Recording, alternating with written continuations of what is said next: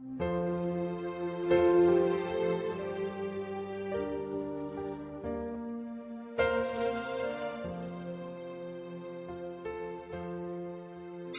Audiobooks presents an unabridged recording of Sons and Daughters, written by Margaret Dickinson, read by Nicolette Mackenzie.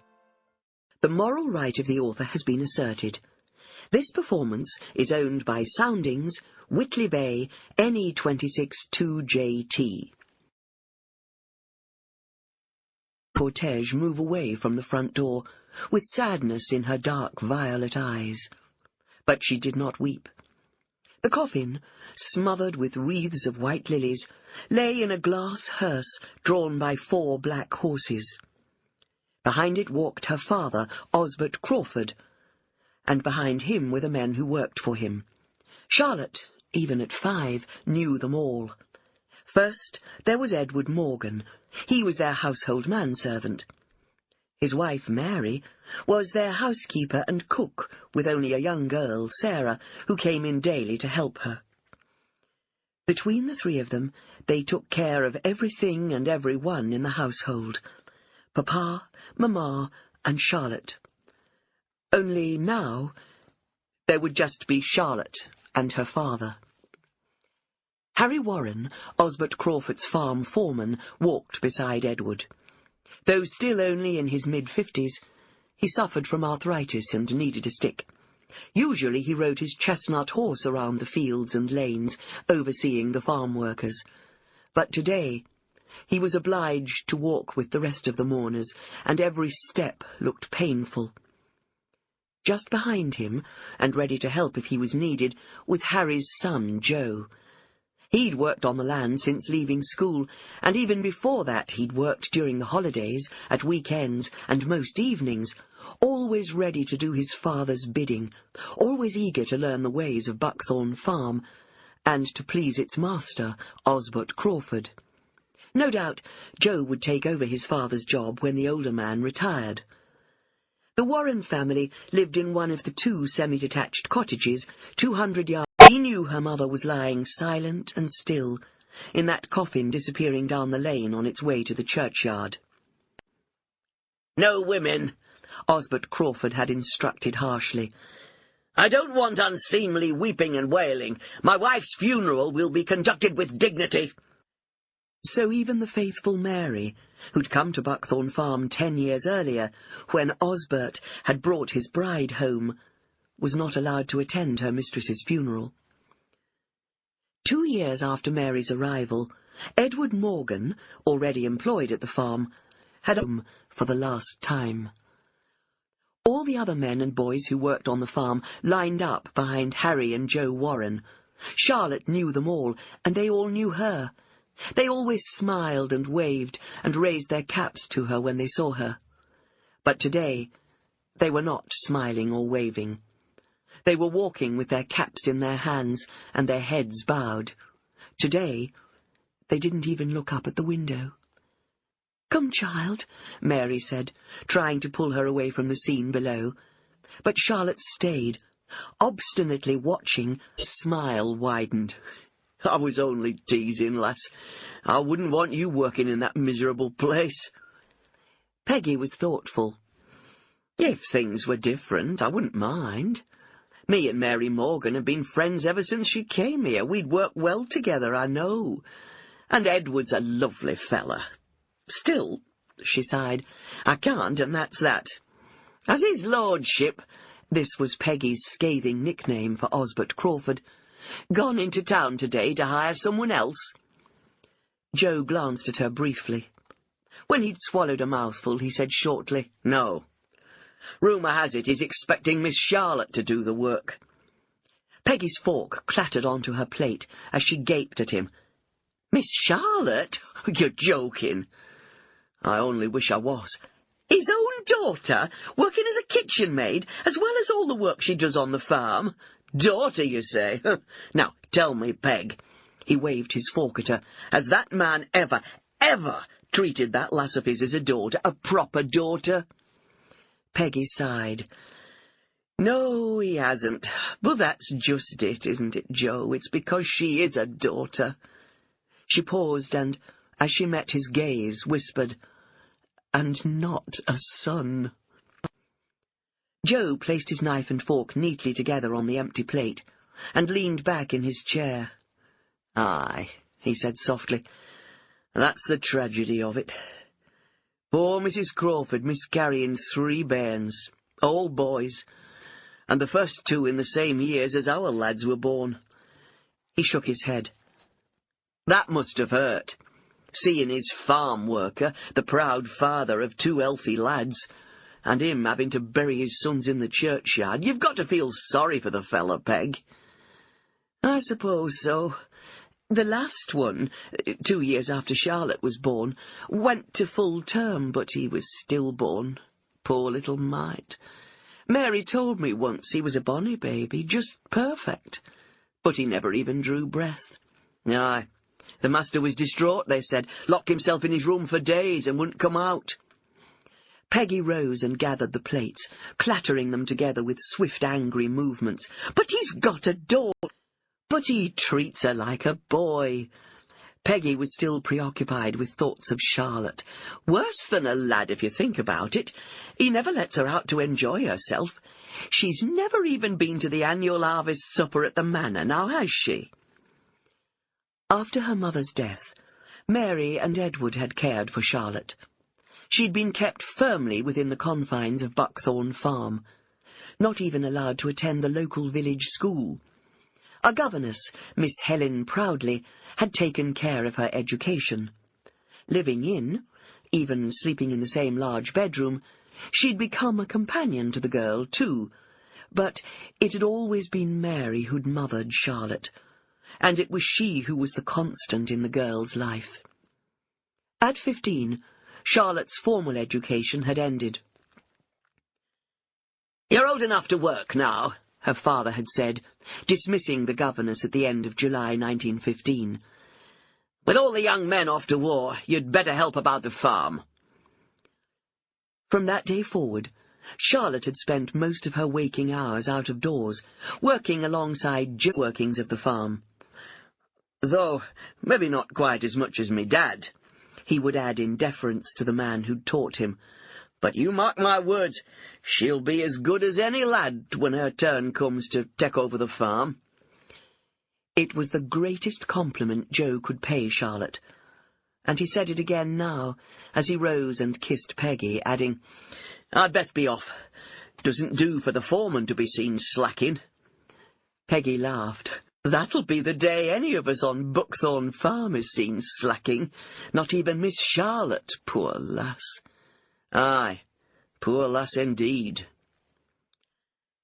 At that moment, the poor lass was laughing her head off in the farmhouse kitchen. "Stop it, Jackson Warren! You're making my sides ache." She took off her glasses and wiped her eyes. "I've got work to do in the dairy. Butter won't churn itself." Rolling pastry at the table, Mary Morgan chuckled too. It was good to see the girl laughing. And her kitchen was the only room in the house where merriment was ever to be found. The older woman watched as the young man stood by the table looking down at Charlotte. "You know, you've got pretty eyes, miss. Violet they are. Shame you have to wear them specs, they hide them." "Go on with you, you and your flirting." Charlotte perched the spectacles back on the end of her nose and looked at him over them like a severe schoolmarm. "I've heard about you and all the village girls, and I've seen you after church on a Sunday, walking with your arm round the waist of some unsuspecting lass." She chuckled and glanced at Mary. "I think we should put up a warning notice to all the town's maidens, don't you, Mary?" "Oh, I think they all know about Jackson Warren. That's why he can't find himself a nice girl to settle down with. Not like his brother." Jackson threw back his head and laughed heartily. "Our John get married? He's been walking out with Grace Whitehead for years. Why she didn't give him the boot, I don't know." "They'll marry when they're good and ready," Mary nodded wisely. "It doesn't do to rush into things." "I don't call 5 years courting rushing," Jackson countered. "He's 30 next month, and Grace must be 26 of a wedding day that never happened and was never going to." She chuckled suddenly. "Another Miss Havisham, that's what I'll be." "No, it's not that. It's just that when Jackson talks about all the fun he has, well, it's only then I feel the loneliness." "But you've a busy life. All the kiddies at the Sunday school love you. And you're always out and about the farm. You laugh and joke with the hands now, don't you?" I know. Everyone's very kind, but there's always this sort of barrier, you know? I'm their master's daughter. They're always so polite, too polite, if you know what I mean. And there was a pause before Mary prompted quietly, "Go on. What is it?" The words came out in a rush. "I think they feel sorry for me." "Oh, lovey, no." Mary dropped her rolling pin with a clatter and moved to put her arm round the girl's shoulders, leaving a flowery smudge on Charlotte's grey dress. "That's not true." Charlotte turned slowly to look at the woman who'd brought her up fields to the church near the railway station in Ravensfleet, whilst Edward drove Osbert Crawford in the Pony and Trap. They aimed to reach the church gate as Edward drew the conveyance to a halt. Then they'd wait until Osbert had descended, and, without a word or even a glance at his daughter, walked up the path between the lines of his farm workers, their wives and families. Again, without a word to anyone or even a glance, he'd enter the church and make his way to the front pew on the left-hand side, whilst the rest trooped in to take up the pews behind him. Charlotte, with Edward and Mary Morgan, sat in the seat directly behind him. No one, not even his own daughter, sat with Osbert. The squire from Ravensfleet Manor had always occupied the right-hand side front pew, but on this last Sunday in March the pew was empty. Old Mr. Davenport had died some months before, without close relatives, and his heir, a second cousin once removed, lived abroad, and had no intention of taking up the occupancy. So the manor, along with the whole of the Ravensfleet estate, had been sold, and a new family was expected. Indeed, the whispers running amongst the congregation said that the new owner had arrived and taken up residence on Lady Day 3 days ago. So now they all waited, craning their necks, to see if anyone would arrive for the service. As the vicar, Cuthbert Iveson, young, eager, and newly ordained and inducted into the parish of Ravensfleet, moved forward to begin the service, there was... As she brought her gaze to the front again, she saw with surprise, indeed with a sense of shock, that her father, sitting directly in front of her, was not paying attention to the vicar either. He was watching the man with his family of sons. As the service ended, the congregation filed out from the back, with the occupants of the 2 front pews leaving last. Just outside the porch, Mr. Iveson stood shaking each and every hand, but his flock was in no hurry to depart, not this morning. They hung about in little groups, spilling out onto the road, pretending to talk to one another, whilst their children chased each other amongst the gravestones. But their glances kept coming back to the church door, watching for the newcomers to emerge. "That must be our new squire and his family, then. Where have they come from? Why is there no woman with him? Where's his wife? He's a widower, I've heard tell. Are those 3 boys his sons, do you suppose? Aren't they handsome young fellas? Except that oldest one, he looks a mardy and snooty, if you ask me." But envy in his tone murmured, "You are indeed a fortunate fellow." There was a fleeting bleakness on the other man's face, as if he carried some secret sorrow. Then he seemed to force a small smile, but, to Charlotte's surprise, he made no comment, no murmur of agreement with her father's statement. She smiled at the 3 boys moving towards her. The eldest, leading the way, looked her up and down with such disdain that Charlotte almost felt the urge to curtsy under his superior gaze. He passed her by without a word. She chuckled and bent down towards him. The gentleman talking to your father, the one I was sitting behind, is my father." Georgie blinked, and for a brief moment seemed lost for words. "Oh," was all he said. Charlotte straightened up and put her head on one side, regarding the boy with wry amusement. "But I suppose you're right. I do work for someone. I work for my father on his farm and about the house. And I suppose I work for the church, too. I teach at the Sunday school. Would you like to come?" "Oh, yes, please. When is it?" "Well, right now, after morning service, but—" Georgie held up his hand, and, almost without realizing how it had happened, Charlotte found his warm little hand grasping hers. "I'll come now." The two men were walking towards them, and Charlotte turned anxious eyes to the stranger. "I'm sorry, "Georgie," his father said easily, "are you misbehaving?" The child turned his blue eyes and his beatific smile. He waved his hand towards her. "So now that you see her in all her glory," his mouth curled with sarcasm, "dithering like some half-wit, perhaps you can understand why I called you a fortunate fellow." Mr. Thornton seemed startled, and a small frown deepened the creases in his forehead. Then he gave a courteous little bow towards her and said quietly, "I'm happy for Georgie to come with you, Miss Charlotte. Shall I send my man back for him at 12? That would be fine." Charlotte, her now, suddenly squeezed her hand, looked up at her and smiled, and her father's words, true though they undoubtedly were, lost some of their sting. Chapter 4. The children came running from all directions into the schoolroom.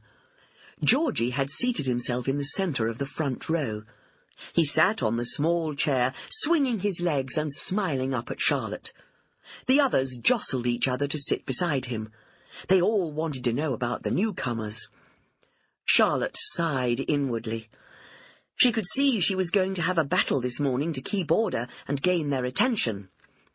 She opened the children's book of Bible stories that formed the basis of her Sunday school teaching, and stood in front of them, waiting patiently until the shuffling stopped and silence reigned.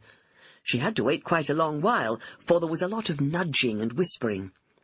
At last she said, "Quiet now, children, please. We must begin.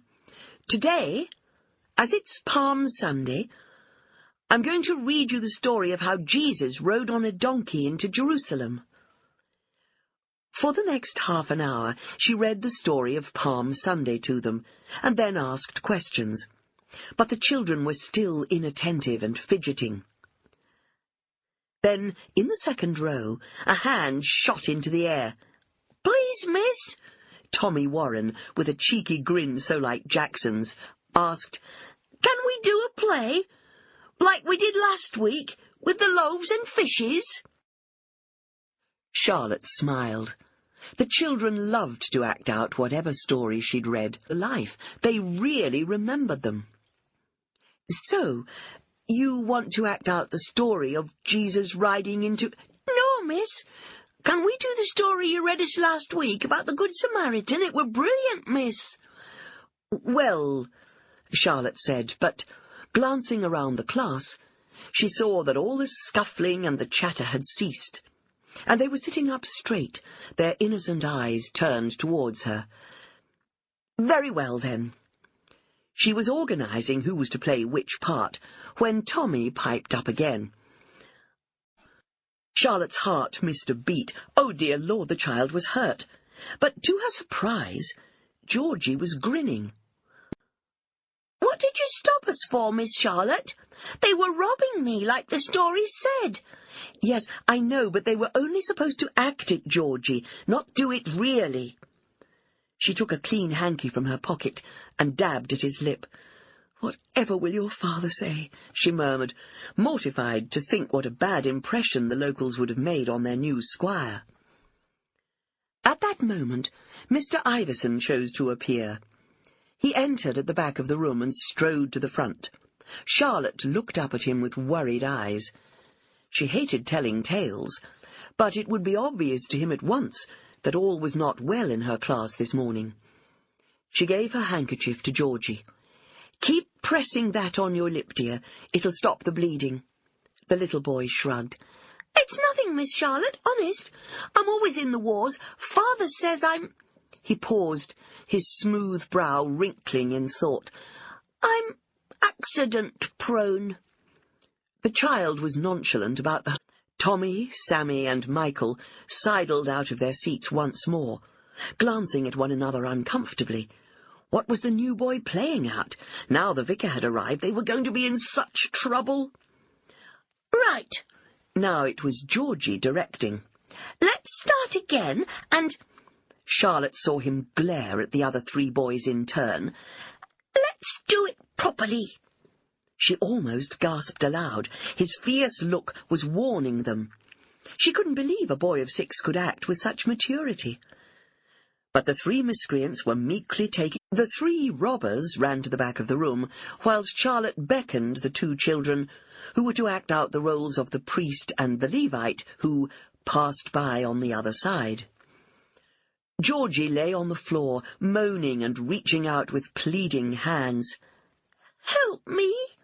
Oh, please help me!" "He's a good little actor, isn't he?" Cuthbert murmured, coming to stand beside Charlotte. "Now you, Phoebe," Charlotte instructed. "You're the Good Samaritan." The girl walked shyly towards Georgie, and Georgie grinned up at her. "There's no need, really, Miss Charlotte. Father always says we must stick up for ourselves and fight our own battles, and not be a telltale," he added. "You're certainly not that. But I feel I must explain to your father. I'm responsible for all the children while they're in Sunday school." Georgie was thoughtful for a moment, then he nodded. "Just so long as you promise not to tell him their names." Charlotte sighed. It would be a difficult interview with the new squire, but she felt duty-bound to see him. She very well when we do our little plays about the Bible stories. We are pretending. So, why did you all hit Georgie? Even as the question came out of her lips, Charlotte already half-guessed the answer herself. Their action had been a kind of primeval instinctive reaction against someone who was different. Georgie was from a privileged home. He wore a smart suit. He was articulate and bright and outgoing. And hearing their mothers gushing over the angelic-looking little chap, the local boys had taken an instant dizzy. Charlotte reassured her swiftly. "Nothing's wrong. I'm so sorry. I never thought." Lily breathed a sigh of relief. "It's all right, miss. It's just me being silly, but you know how bad me grandad gets." "I do, and I'm sorry. I'll call at the cottage on my way home and see your mother, see how things are." "Would you, miss? Oh, that is kind. We've been so busy just lately with the new family arriving." But Lily was smiling as she said it, as if the changes in their lives were very welcome. Lily had worked at the manor since the age of 14. Stuff she would have chosen to be described, but Charlotte was honest enough to realize that it was the truth. "You go and get on with your work, Lily, whilst me and Miss Charlotte here have a nice little chat." When the girl had left the room, Mrs. Beddoes said, "I didn't know how they'd all accept me, to tell you the truth, but since the last cook left of her own accord, it's been easy. They're a nice bunch what works here." She leaned forward, confiding, "And they can't get enough of my chocolate cake. It's a speciality of mine." She nodded towards the half-eaten piece in Charlotte's fingers. "Oh, all right, is it?" "All right. It's delicious." Mrs. Beddoes smiled and sat back. "So, what brings you to the manor?" "I've come to apologise to Mr. Thornton." "Apologise? Whatever for?" Charlotte sighed. "Georgie stayed on yesterday after morning service to attend my Sunday school. We were acting out the Good Samaritan, and the 3 robbers got a little, well, shall we say over-enthusiastic?" "Oh, so that's how he got..." 3 days after little Georgie was born, she got the childbed fever. How dreadful. The master's never got over it, and I don't think he ever will. He must have loved her very much, Charlotte said huskily. Oh, he did, he did. The cook sat a moment, lost in memories in which Charlotte could have no part. Then she shook herself and heaved herself to her feet as Lily came back into the room. "I've told the master you're here, miss, and he says to take you up." Suddenly, the churning stomach and the sweaty palms were back, but Charlotte rose, thanked the cook for her hospitality, and followed Lily up the back stairs and into the hallway. The housemaid led the way to a door on the right-hand side and knocked. She opened the door and announced, "Miss Charlotte Crawford, sir." Charlotte stepped into the room and the door closed behind her. Miles Thornton was seated behind a large mahogany desk, with his back to the long windows overlooking the front lawns. The room was more like a small library than a study, for most of the wall space was lined from floor to ceiling with shelves of books. There was a large marble fireplace on one wall. Above it hung a huge oil painting of a beautiful woman. Charlotte couldn't help staring at the lovely face, framed by blonde curling hair. The woman's mouth curved in a sweet smile, and her blue eyes seemed to follow everyone in the room. This was Miles Thornton's late wife, and Georgie's likeness to her was unmistakable. Charlotte tore her gaze away and let her glance rest on the big dog stretched full length on the rug, towards one of the 2 wing chairs that were placed one on either side of the hearth. Charlotte smiled nervously and went towards one of the chairs. It was not the dog of whom she was afraid, but the man. She bent and held out her hand towards the animal. "I wouldn't. He's not very friendly towards strangers. He's—" Miles stopped mid-sentence and stared in astonishment. His temperamental guard dog was actually licking the hand of this woman. "Well, I'll be damned," he muttered. "I'd never have believed it if I hadn't seen it with my own eyes." Mesmerized, he sat down in the other chair, still staring at his dog. Now Charlotte was scratching Duke's head, and the animal was gazing up at her with a bemused expression. Miles chuckled suddenly, a deep, infectious sound. "Are you a witch?" Charlotte relaxed a little. "No, I just seem to have an affinity with animals." She forbore to add that she felt more at ease with animals and children than she did with adults, especially strangers, and even— "The best, Mary, that's what he said, the best! Whatever's he thinking of? And with such short notice and all, I'll have to have some help, Miss Charlotte." Yes, of course, I'll help you. Oh, more than that, I'll have to ask Peggy Warren to come. That'll be all right, won't it? Of course, if she can leave the old man." "She'll just have to, for once," Mary said firmly. She stopped her agitated pacing and sat down at the table. "But why? Why now, and why them?" Charlotte was silent for a moment. Then she said in a flat voice, it was Miss Charlotte who would own the farm one day, and she would see them all right. Of that they had no doubt. "I don't want you at the dinner party," Osbert told Charlotte the following morning. "I shall inform our guests that you have a headache and have begged to be excused. You can either stay in your room or help Mary in the kitchen." He gave a snort of derision. "Yes, you'd better do that. She's going to need all the help she can get. I hope she's up to the task. I don't want to be shamed in front of our new squire and his sons." Place all her life, and took her interest and involvement as natural. What they did not realize was that the farm was hers now, in all but name. And her father did nothing to disillusion them. In his twisted mind, he still ran things, and his daughter was less than useless. "I'll meet you at the stables in 10 minutes, Charlotte said. "There's nothing in his hoof. I think he's pulled a muscle or a tendon. Rest him for a few days, and I'll come and massage it twice a day. Can you manage with the other two until He grinned toothlessly at her. "You're as good as any vet I've seen. You should have been one." Charlotte smiled sadly, reminded once more that if only she'd been a man, she could have done or become anything she liked. But the truth was, she wasn't even thought enough of by her own father to sit at his table when he entertained.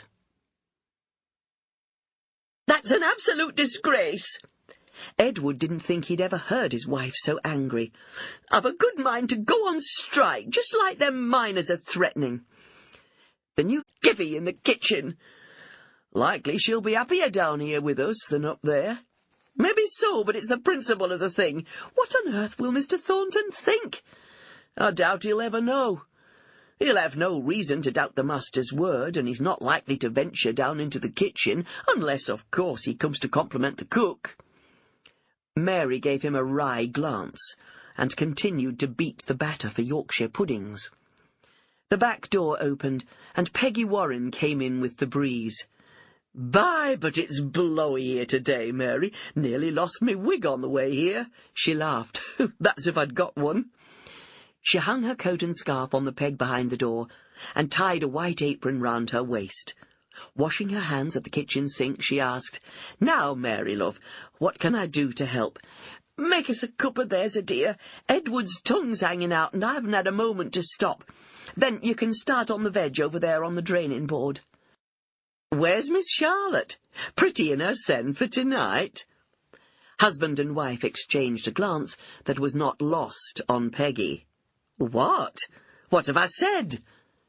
Mary explained. She crossed the path that ran down the side of the house and the farm buildings, walked past the greenhouse, and entered the paddock, where Joe was watching Matty leading the horse in gentle circles. "Hello, Miss Charlotte." Joe touched his cap, and Matty nodded to her. "How is he?" They stood side by side watching the horse. "Improving already, we think, miss. What do you say?" Slowly, Charlotte nodded. "Yes, he's definitely not limping as much as he was this..." "They're fine." "Another day or so, and I'll take Tobias for a short walk, Matty. Then, later on, maybe as far as the beach, before we let him on the land again." When there was little work on the farm for the horses, which wasn't often throughout the farming year, Charlotte took them to the beach further north, near the seaside resort, where the sand was safer and firmer for the horses. In the warmer weather they loved a paddle. It would have done the horse good now, she thought, and today would have been warm enough, but she daren't risk the horse on the soft sand yet. "No one's ever given me flowers before," she murmured. "How thoughtful! How kind!" And how sad, Edward was thinking, that they come from a 6-year-old. The dinner party was going well. Osbert sat at the head of the table, looking around with deep satisfaction. 3 sons! How lucky the man was! And he didn't even seem to appreciate it. If only...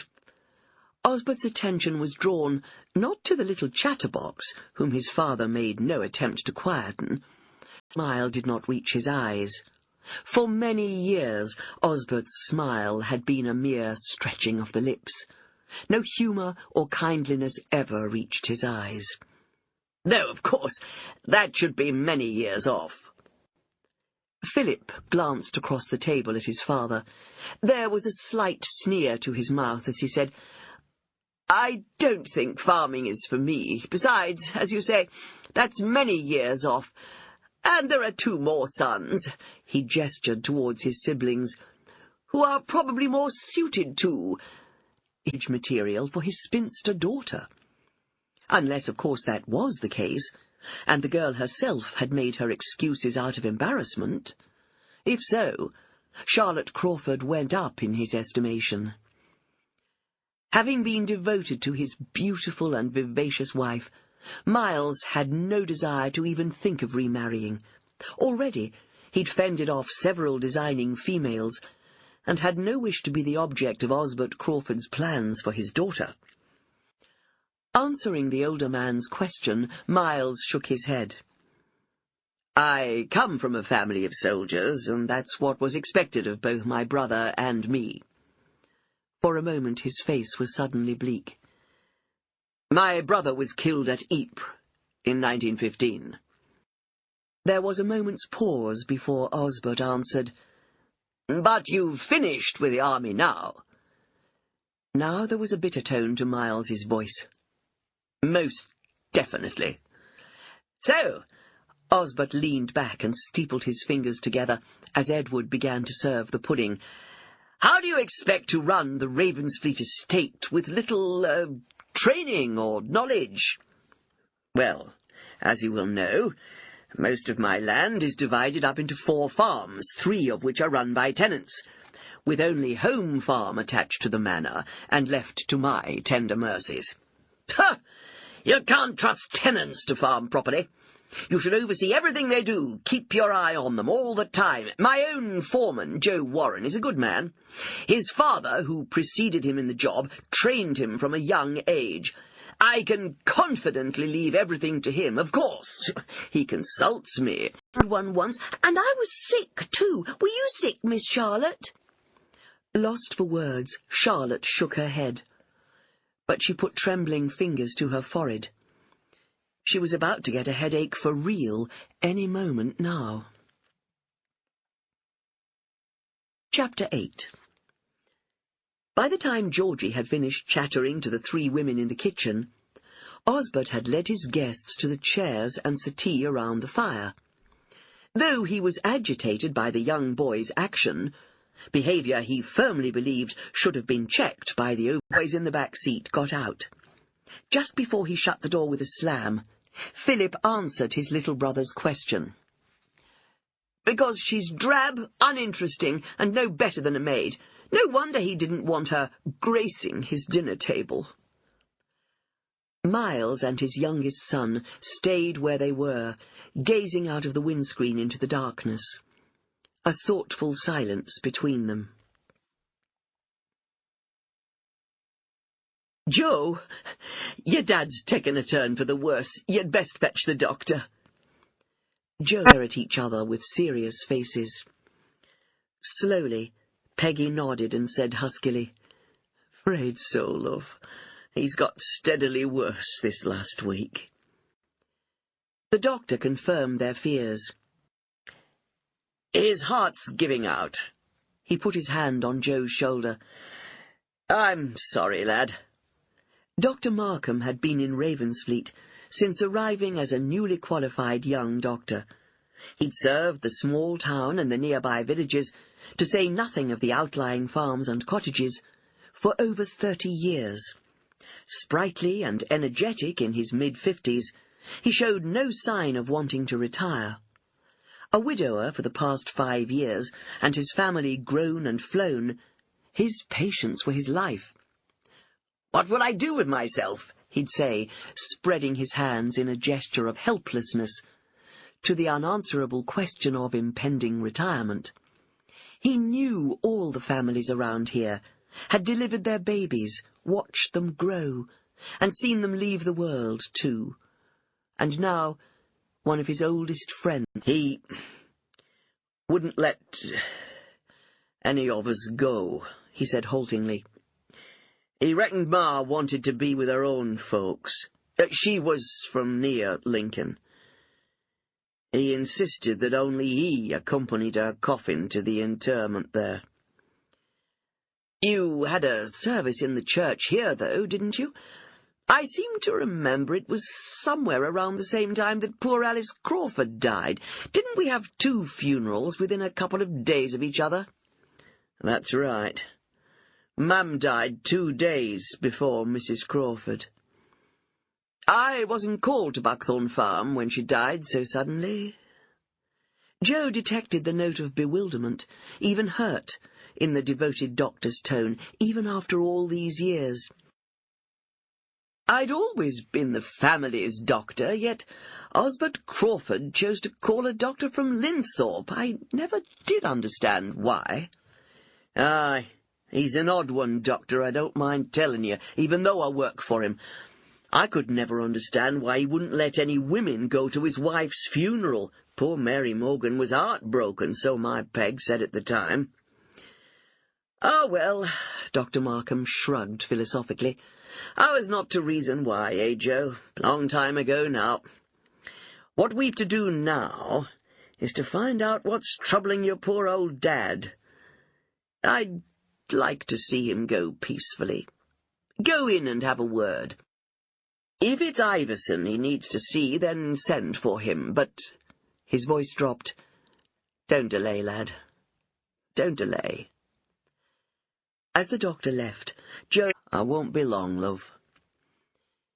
Mr. Iverson arrived, his pale, round face solemn, ready to take the dying man's confession. Though neither he nor many of the locals were of the Catholic faith, he'd already found, during his short ministry, that the dying often wished to confide in him in their last frightening moments. As he sat down beside the bed, Harry, calling on his last reserves of strength, pulled himself up. He waved Joe and Peggy away. "Go. This is private." Then he sat, staring into the middle distance, almost as if he was unaware of the other two people in the room. "So, Vicar," Joe prompted at last. "Where's he want to be buried, then? Lincoln, with me mum?" Cuthbert jumped visibly and blinked rapidly. Well, no," he stuttered, avoiding meeting their eyes. It seems he has a plot already purchased in the churchyard, next to Mrs. Crawford." "Next to Mrs. Crawford?" Joe was shocked. "Are you sure?" Cuthbert pursed his mouth. "Oh, yes, he was adamant. I must look it up in the records," he said. "It was all done properly over 20 years ago." "But surely Mr. Crawford must have reserved a plot next to his wife. I mean—" Peggy faltered. Cuthbert shrugged, but still he avoided meeting their gaze. "I presume he's reserved one on the other side, perhaps. I don't know. I'll need to look it up." He rose hurriedly, took his leave, and was gone. "Mind. What about Tommy? He needs a firm hand. He runs wild as it is." Joe smiled. "He's all right. He can't get up to much mischief that one of us won't hear about." He lowered his voice. "Lily was telling me that he arrived at the manor the other week with 2 other lads looking very sheepish. She reckons they'd got into a fight with young Georgie Thornton." Peggy gasped. "Oh, no, we don't want to make an enemy of the new squire." Joe chuckled softly. "Seems the boys all ended up playing together, so no harm done, eh? Not this time, maybe, but we'd better keep our eye on him. He's Jackson all over again, allus in trouble." "Well, Jackson's not turned out so bad now, has he?" "No," Peggy agreed, "but even so—" She said no more. But Joe's approval of her helping out at Buckthorn Farm had made her think. If it gave that poor lass a bit more freedom, then she'd do it willingly. The thing was, would that miserly old devil agree to it? A newly dug grave. Many thought that perhaps he couldn't bear to see his wife's grave right next to the yawning hole. The headstone bore the wording, "Alice, beloved wife of Osbert Crawford, born the 1st of August, 1876, died the 6th of June, 1905. "2 days after our mum," Joe murmured, standing with Peggy and his family, as they lowered Harry's coffin into the ground. He glanced across at Charlotte, who, white-faced, couldn't help glancing. "He's making a good job on it, by all accounts. Funny your boss hasn't come," he added, looking round. "Old Harry served him well. I'd have thought the least he could do was to come to his funeral." Joe gave a wan smile. "Well, Miss Charlotte's here, and it's her that—" He stopped, not wanting to give away the truth about the running of Buckthorn Farm nowadays. Charlotte had always made it very clear to him that no one was to know. Swiftly, Joe altered what he'd been going to say. "She's here to represent them both. Maybe her father isn't too well," he added. but it'll get me into trouble one of these days." Charlotte smiled and patted Peggy's arm. "Don't worry, Peggy. It was what Harry used to say to me, though I don't think he realized just how very true his words were." "What he meant, miss, was that you'd be as capable as any man to run the farm, and one day you will." Charlotte glanced at her briefly, and then looked away. So, she thought, Joe had kept his promise. Not even his wife knew that Charlotte already ran the farm. Peggy's voice, "Well, now poor old Harry's gone, and my boys are old enough to fend for themselves a bit. I mean, even young Tommy's always out with his pals. What I'm trying to say, Miss Charlotte, is that if ever you need any help at the house, I'll be only too glad." "That'd be wonderful, Peggy. I must ask Mary, of course. I wouldn't like her to think I felt she wasn't coping."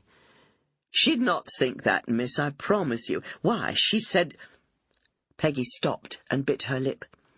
Perhaps she was betraying a confidence. Peggy found out after working a few days at the farmhouse was that Osbert Crawford idled away his days reading and smoking in the sitting-room. "I can't believe it, Joe. Why did you never tell me that it's Miss Charlotte who runs the farm?" "Not allowed, love. There's only me and the Morgans know." "Well, what about John and Jackson?" Joe shook his head. "No, they haven't guessed. And as far as I know, neither's Matty, for all that he's worked there for years.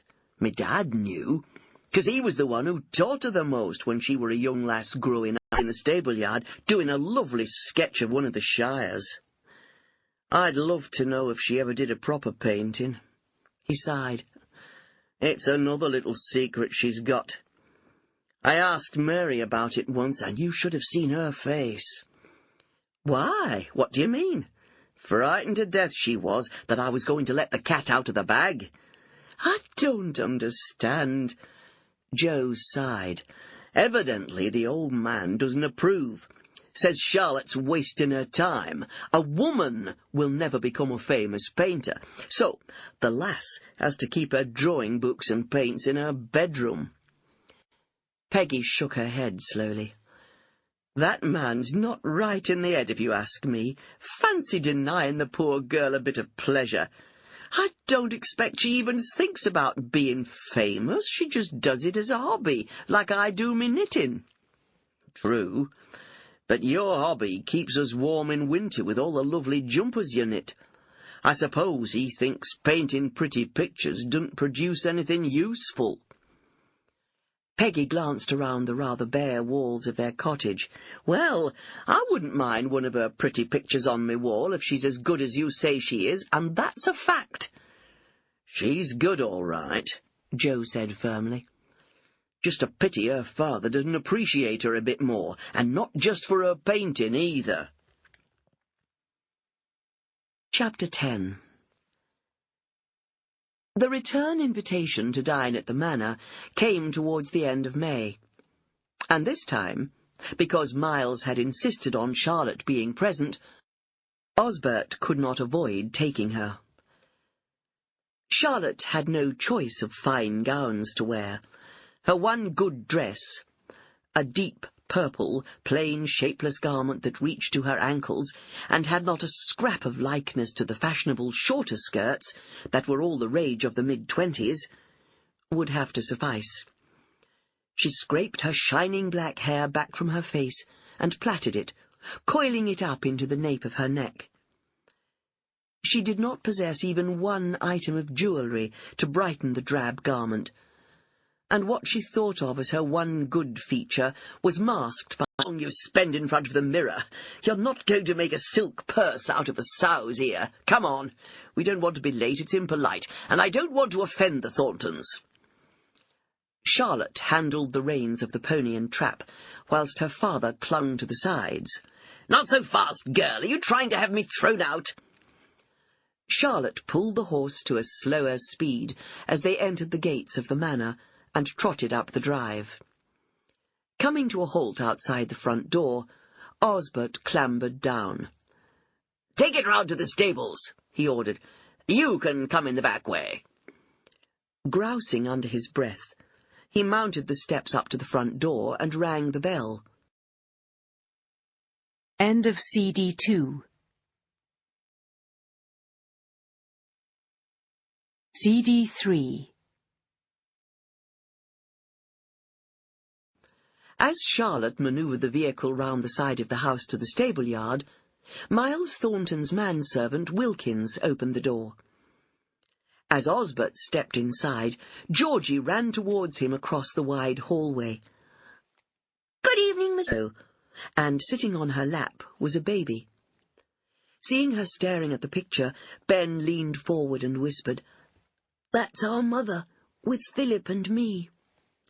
"She's lovely," Charlotte said, smiling at him. She could see the sadness in Ben's eyes. He would have been about 6, she reckoned, when Louisa died, and he would have only fleeting, disjointed memories of her, just as Charlotte had of her own mother. She glanced down the table towards Philip, and saw that his gaze, too, lingered on the portrait every so often, and there seemed no point in arguing with the determined little chap. Charlotte hid her smile. As the meal ended, Georgie raised his voice again. "Papa, thank you for my dinner. Please may I leave the table?" "You may, Georgie." "And may Miss Charlotte and Ben come up to the playroom?" "I'm not sure that Miss Charlotte—" Miles began, but she interrupted swiftly. "I'd be happy to, Mr. Thornton." The three made their escape from the solemn talk at the opposite end of the table, giggling as Georgie led the way to the second floor of the big house. "Oh, my!" Charlotte gasped, as the boy flung open the door of what had once been the nursery. "I've never seen so many toys." In pride of place in the centre of the room stood a huge rocking horse, looking very much the worse for wear. It had obviously been ridden and played with so often that its mane was shaggy, its paint peeling. "This is Starlight," Georgie said, patting the horse's neck. "He was father's when he was a little boy, but now he's ours." Charlotte sworn to it against her will. Georgie got there first. "We don't play with this," he said, opening the front of the house to reveal the tiny, perfectly replicated furniture and the family of dolls in residence. He laughed delightedly. "Father was so sure I was going to be a girl that he bought this in readiness. I think he really wanted a girl, didn't he, Ben?" Gleefully, almost as if he had engineered it personally, he added, "But I was a boy." Charlotte glanced at him, but the child had no sense of manner again. Her heart lifted with excitement, anticipating the pleasure in store. Chapter 11. "I won't be in for lunch today, Mary," Charlotte said, as they got ready for church the following morning. "I'm going over to the manor straight after Sunday school." Mary cast her a quizzical look, but didn't ask questions. Charlotte smiled. "On Georgie's invitation. He wants me to see his pony." Mary smiled and nodded. "That'll be nice." There was a pause before she added, "Are you telling your father?" Charlotte shrugged. "I don't think he'll notice." The remark was made without self-pity, which, to Mary, was remarkable. She couldn't understand why the girl couldn't see that she was treated like a servant. Less than a servant, Mary thought bitterly. At least employees got paid, pittance though it was. Charlotte never took meals with her father, but always ate in the kitchen with Mary, Edward, and the kitchen maid, if there was one. It had always been so. Osbert had, to her surprise, Charlotte saw him begin to smile, as she heard the sound of the motor car from the manor pulling up at the gate. Briefly, his gaze came back to his daughter. "Get inside," he snarled, "and don't let this happen again." Charlotte's mouth dropped open. Her father always demanded that she and his servants enter church, following meekly in his wake. Yet now he was sending them in ahead, whilst he waited to greet the Thornton family. She glanced at Mary, but she was already marching through the door, a grim expression, as he'd been taught to do on taking his place in the church. Charlotte watched him, longing to stroke his blonde curls. As the rest of his family passed her and entered their own pew, she caught Miles Thornton's eyes and raised her eyebrows in a silent question. His glance rested briefly on his small son. He smiled and nodded his approval. But when her father sat down in front of them, Osbert glared round at her and muttered, "I'll see you at home, miss." Just as before, George's tiny hand— "Well, well, well," Miles murmured, his gaze still on his middle son as he walked away. So, the quiet, shy one of the trio did have some spirit after all. The man felt a warm glow. "Huh," Philip muttered, his mouth twisting cruelly. "The worm turns, does it? He'd better watch it." The glow in Miles Thornton's heart died instantly.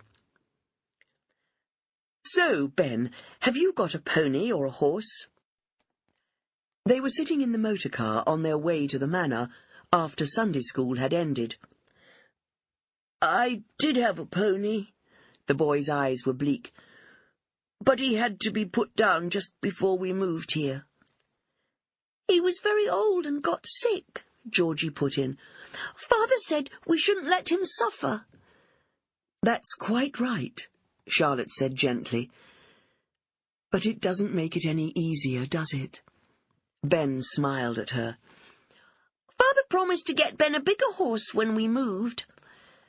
"There's a horse fair at Horncastle. It's not until August, but that's only 10 weeks or so away," Charlotte said. "Would you like me to have a word with your father? Tell him about it?" "Would you?" Ben looked up eagerly. "Of course." The car chugged up the drive and around the side of the house, coming to a halt in the yard. The boys scrambled out. "This way, Miss Charlotte. The stables are this way," Georgie said excitedly. "Look! Philip's got midnight in the training ring." They walked through the yard lined with stables on either side to where, beyond it, was an area of open ground. A huge circle was fenced off. In the centre of the circle stood Philip with a whip in his hand. Near the fence was a magnificent black stallion. Charlotte gasped in horror. The animal was sweating, his eyes wild and frightened.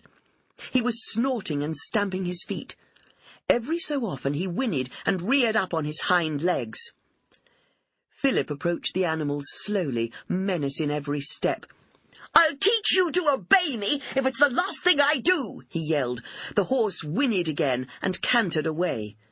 But there was no escape from the circle, and the young man, whip in hand at the ready, followed. Appalled, Charlotte, Ben and Georgie watched as Philip raised his whip and lunged towards Midnight, beating him once, twice, 3 times on his flank. "No, no, Philip, not like that!"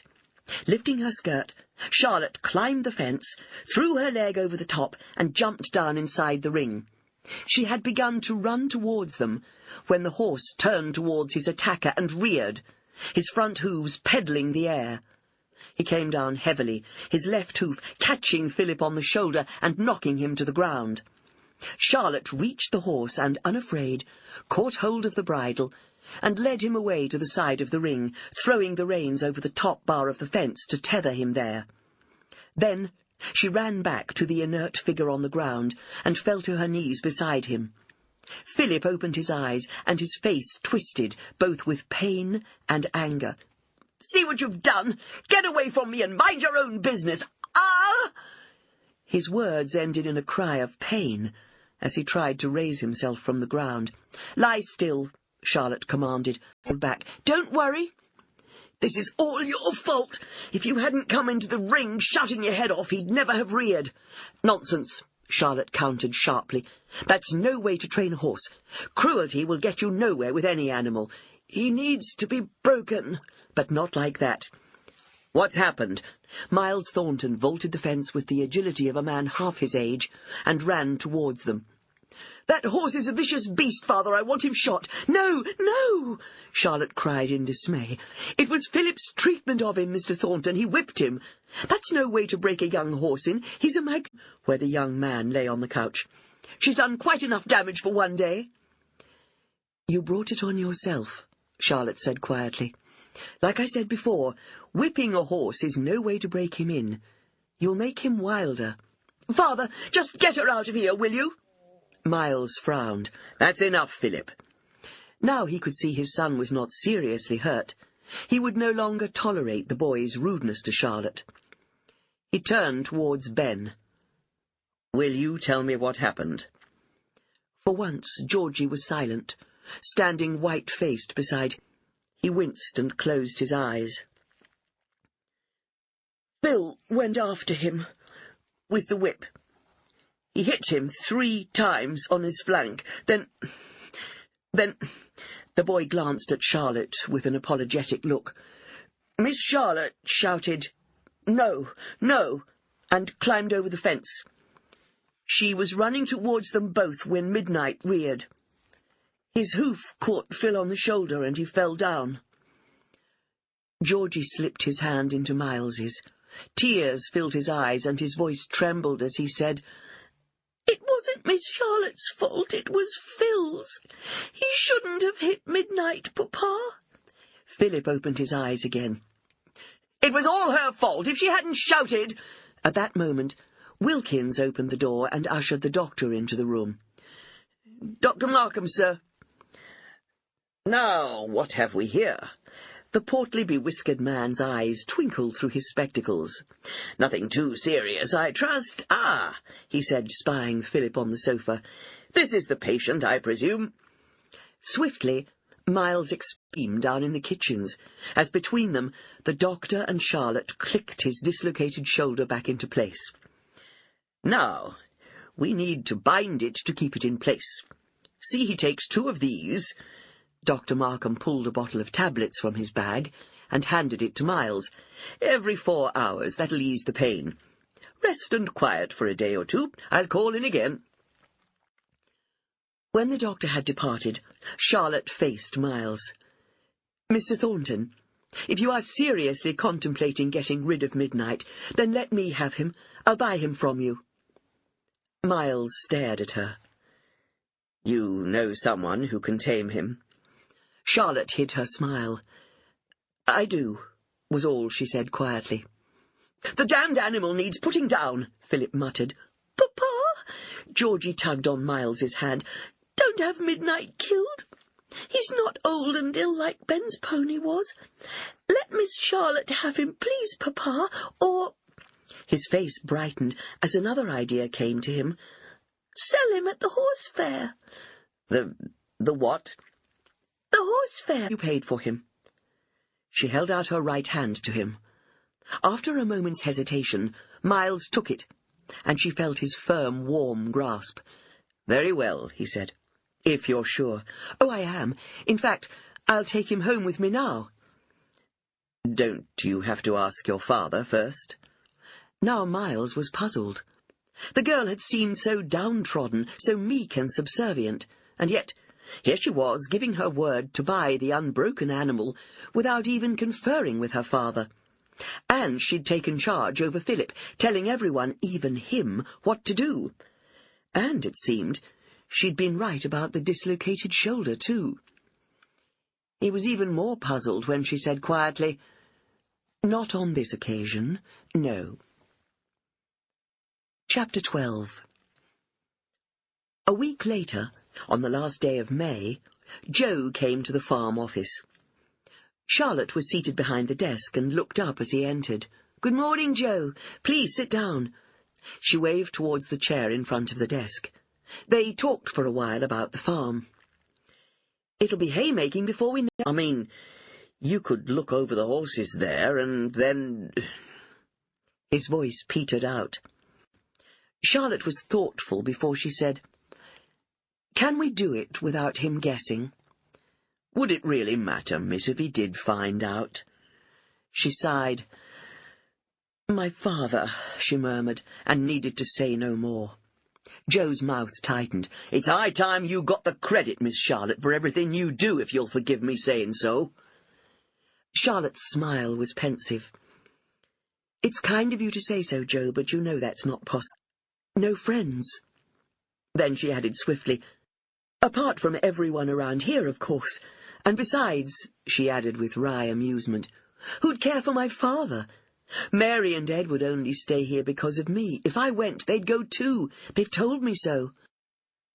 "I know that," Joe said boldly, "and my peg only comes to help out here because of you and all. By heck, I'm opening me mouth and letting me tongue run away with it, sen.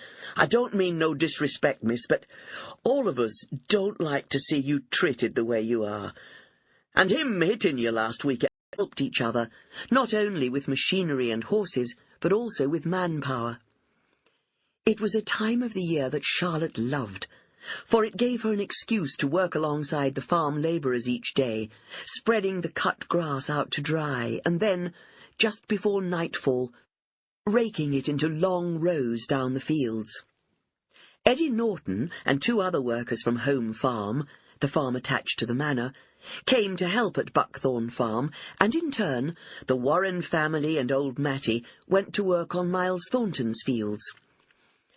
"Even has been working out in the fields as good as any man." As they worked, Georgie and his 3 friends scampered about the field, playing. "Now, Master Georgie," Jackson warned, "don't you go trampling down the grass before the mower comes, else it won't get cut proper." He frowned at his own brother and the other 2 local lads. "You should have known better, our Tommy. Don't go leading this little lad into bother. He don't know country ways, not yet." Georgie stood still and regarded Jackson solemnly. "Why mustn't we trample it?" The workers had all been at Buckthorn Farm for several days, and today, by mid-afternoon, they were almost finished here. Charlotte stood up and eased her aching back. She glanced across the flat fields and smiled with satisfaction at the long rows of cut grass. Then, suddenly, she felt a little hand creep into hers. "Are you tired, Miss Charlotte?" Georgie asked. "A little. We all work very hard at this time of the year. And soon it will be the corn harvest. That's an even busier time. Like samphire." "Samphire? What's that?" Charlotte laughed. "Poor man's asparagus. It grows on the salt marsh, even where the tide covers it. You should try it." Miles laughed. "I doubt Mrs. Beddoes would know how to cook it. You do cook it, I take it?" She nodded. "I'll get Mary to send you the recipe." Moments later, when they'd collected a sack, the 3 walked along the lane towards the sea. "Oh, look, Papa, the sea!" The boy stood on top of the bank, his eyes wide in wonder. The boy nodded solemnly. "I've always been told that if you walk that way," Charlotte gestured to the left, "towards the north, you can beat the water coming in from the right, but it'd be safer not to risk it. I never go beyond the creeks when the tide's coming in. Now, will you remember what I've said, Georgie?" "Do Tommy and the others know?"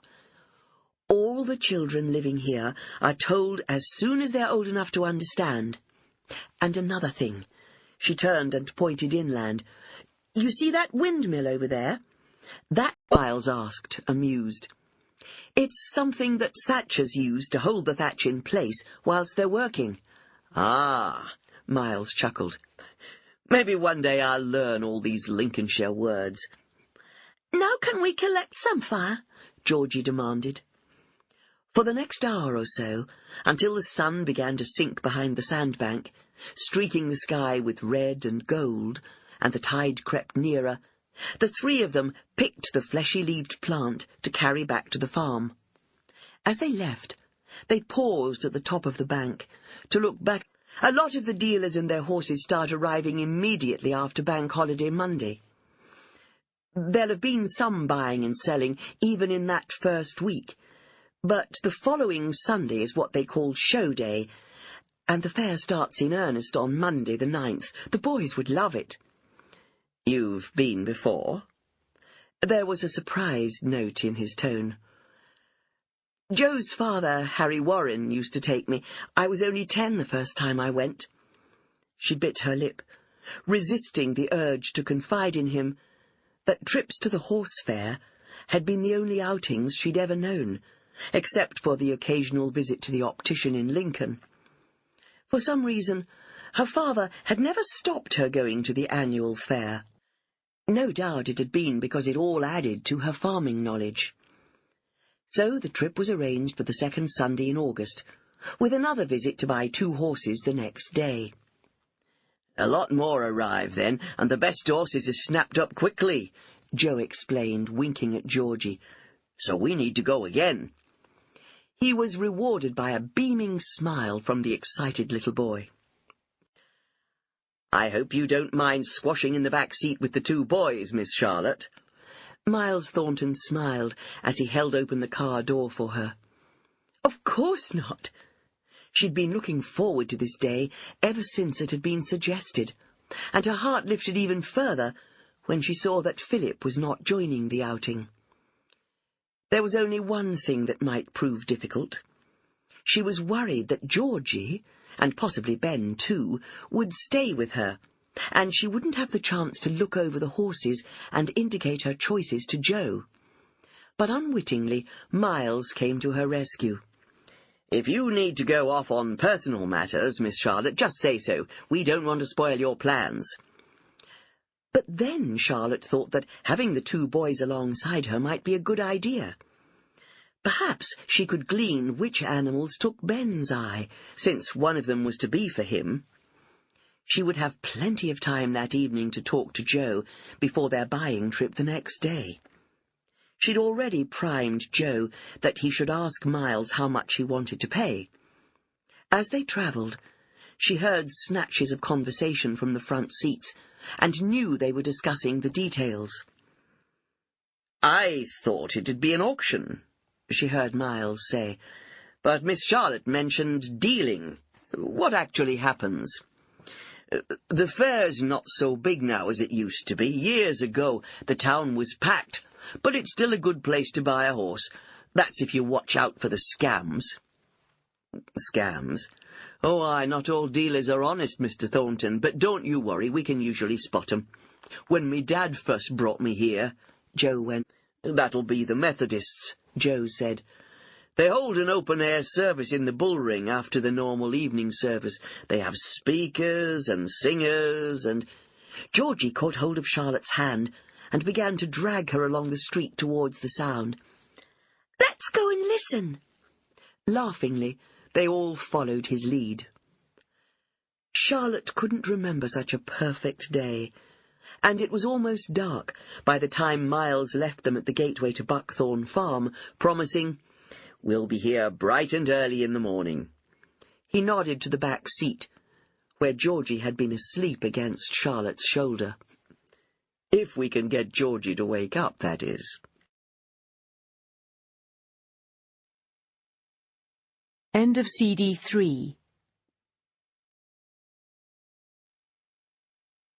CD 4. The following day, Charlotte and Joe were waiting by the gate, almost as if they'd never left it, when the car bowled into view. Georgie was wide awake, bouncing up and down on the back seat. Are we going to Jill? Isn't it a lovely colour? He is, Charlotte said, and, forgetting for a moment to hide her interest, she stepped forward and ran her hand over the horse's back. Then she patted his nose and murmured soothingly, "Now, fella, now then." The dark-haired man holding the reins greeted her. "Hello, Miss Crawford, nice to see you again. Looking for a mount for your son, are you?" Charlotte smiled and blushed. Her secret could be out any minute.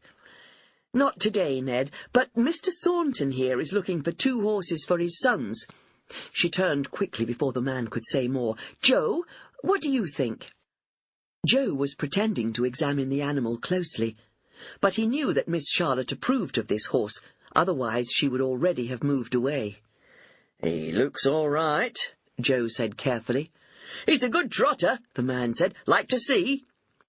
Joe nodded, and Charlotte stepped back as Ned ran with the horse up and down the short stretch of available street. Charlotte and Joe exchanged a glance, and, when everyone else was watching the horse, she gave Joe a slight nod. Old days, prices have gone down since the war. Ned laughed, took off his cap, scratched his head, and then replaced it. 14, then. I can't go no lower, Joe, not even for you. Joe pretended to consider, and then slowly shook his head again. Papa! Papa! Georgie tugged at his father's sleeve. Can't you buy him? Ben likes this one. Shush, Georgie. Leave it to Joe, Miles whispered. But Joe seemed lost, and could do no other than look to Charlotte. Promise to sell the horse to us. Even if he got a better offer, he won't break his word. That horse is Ben's now. After a few moments, Joe caught them up. Ned says there's an auction in one of the innyards at 2 o'clock. He reckons we might find a good mount there for Master Philip. Charlotte glanced at Miles to find him watching her. "Is that all right?" she asked him. "Whatever you say, Miss Charlotte." He smiled, and she had the uncomfortable feeling that he was beginning to guess just exactly who was choosing the horses. Miles and Joe were standing close by. Miles, under Joe's guidance, was to do the bidding. The two boys were lost in the proceedings, whispering every now and again to Charlotte, asking her questions. Then Georgie wriggled with excitement and squeezed Charlotte's hand. "This is Phil's." The horse was paraded in front of the crowd, and the bidding began. As Miles watched and waited but made no move, Georgie became agitated. "It's all right," she murmured to the boys. "Just wait and see." And the other man continued backwards and forwards until, at last, the other man shook his head. The gavel fell, and Joe turned with a wide grin to Georgie and Ben. "And he's a fine mount, but gentle. I think he'll suit your brother." Ben nodded, and Georgie clapped his hands in glee. "What shall we call him, Ben?" "I don't know. Maybe he's got a name already. Like Ned said mine's called Blaze. Besides, Phil should decide." "It's Prince," Charlotte said, quite full. Miles couldn't supervise his eldest son every minute of the day. There were bound to be times when the young man was riding alone. And what would happen then? Chapter 14. 2 days after the horse fair, Charlotte took Midnight to the beach further north to avoid the treacherous marsh. It was the first time she'd ridden him any distance from the farm. Gentle patience, coupled with a firm hand, had earned the animal's trust.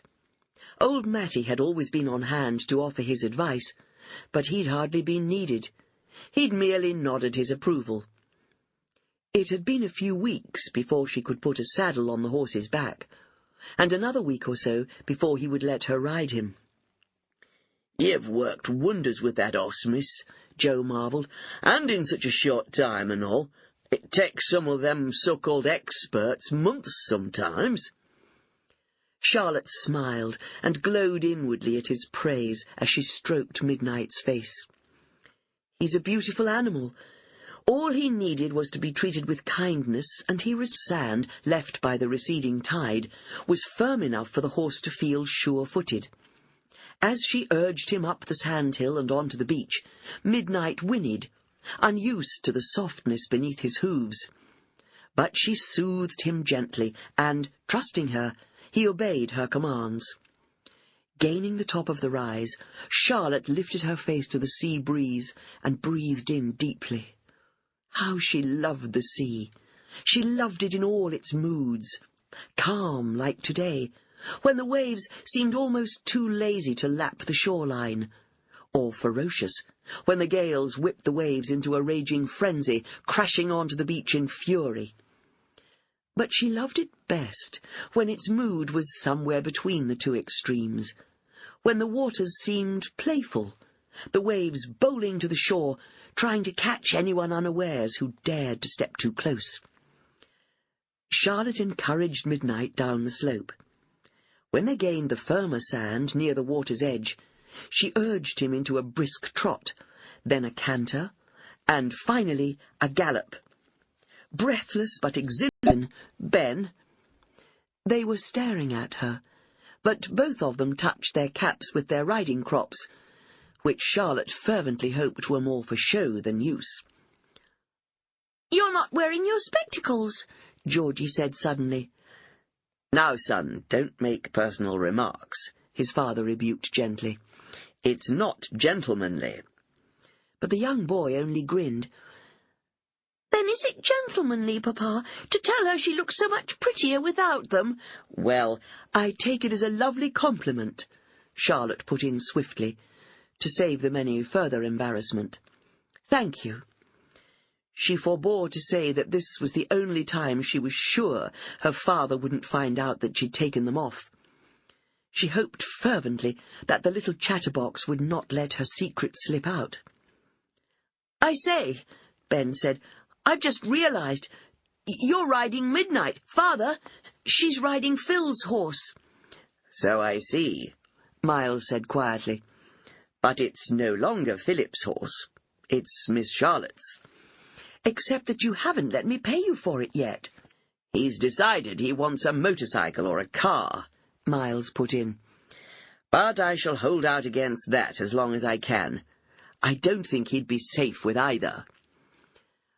They rode together companionably until they came to the end of the short lane where Charlotte turned for home.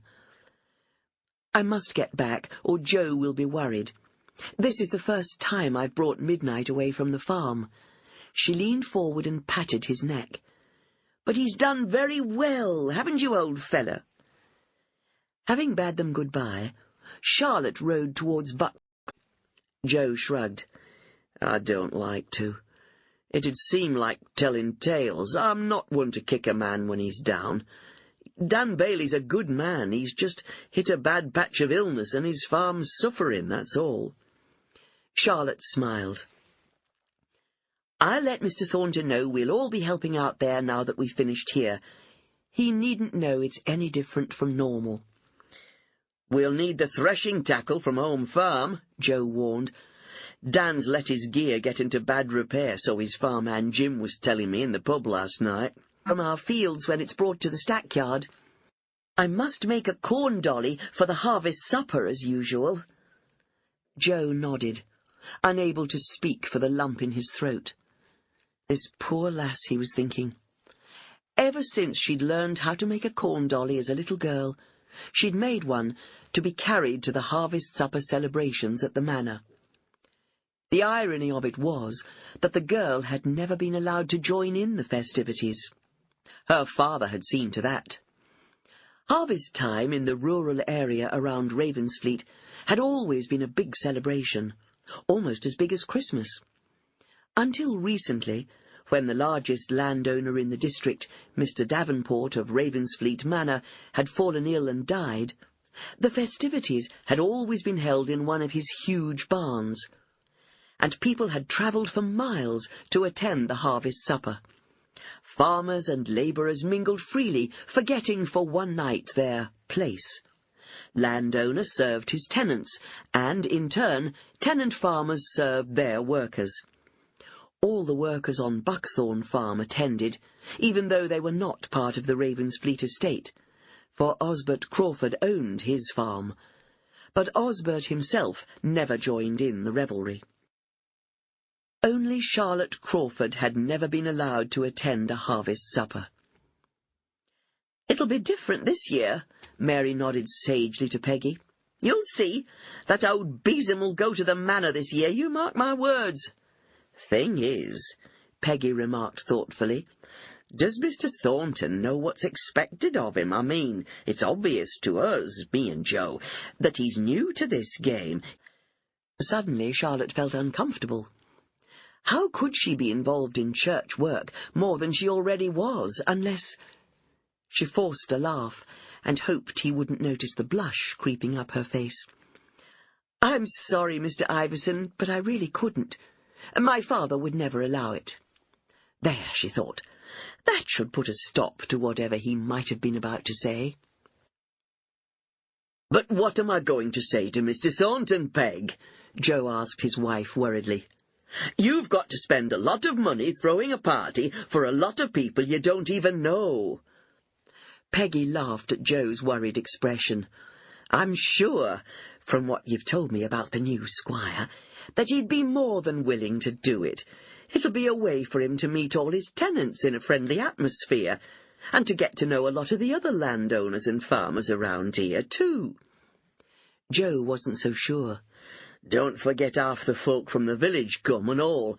I hadn't forgotten, but they're all part of this community. They may not actually work on the land themselves, but they're involved. Where would the greengrocer be without his supply of fresh vegetables straight off the land? Where would all the little shops be without the custom of all the farm workers and their families? I don't think you need worry about Mr. Thornton, Joe. But," she added, putting her head on one side and smiling mischievously at him, "you could always get Miss Charlotte to speak to him herself." Joe shook his head vehemently. "Oh, no.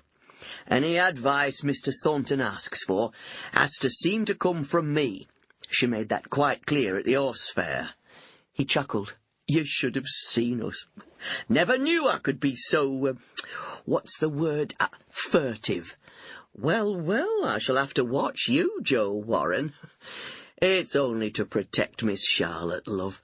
I'm an honest sort of bloke most of the time, but I wouldn't want to bring more trouble on her head, poor lass."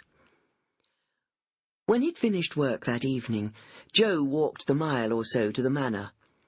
It was growing dusk when he reached the back door. He'd already raised his hand to knock, when he heard a scuffling in one of the outhouses nearby. He paused, listening. Then he heard girlish laughter. He stiffened. "That's our Lily's laugh," he thought. "I'd know it anywhere." He'd already turned, ready to stride towards the outhouse, when the girl herself appeared, straightening her apron and smoothing her hair. At the sight of her father, even through the gloom, her eyes widened and colour suffused her face. "Dad, what are you doing here?" "I might ask you the same question, girl."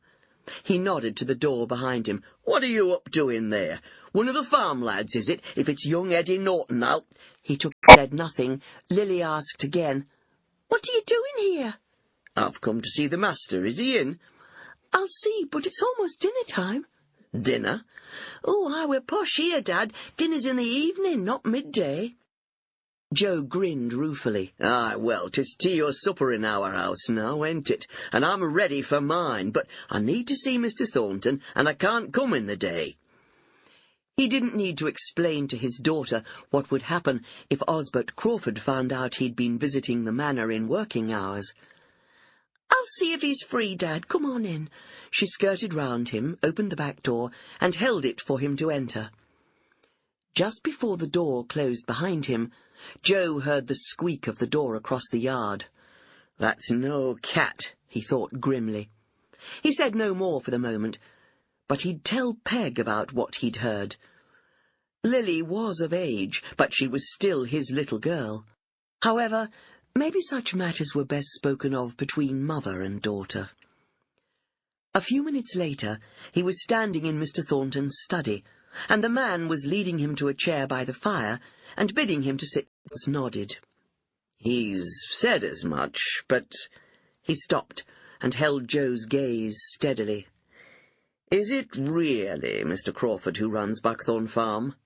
Joe held his breath, fearing the end to the question. "Or you?" Joe breathed again and smiled lopsidedly.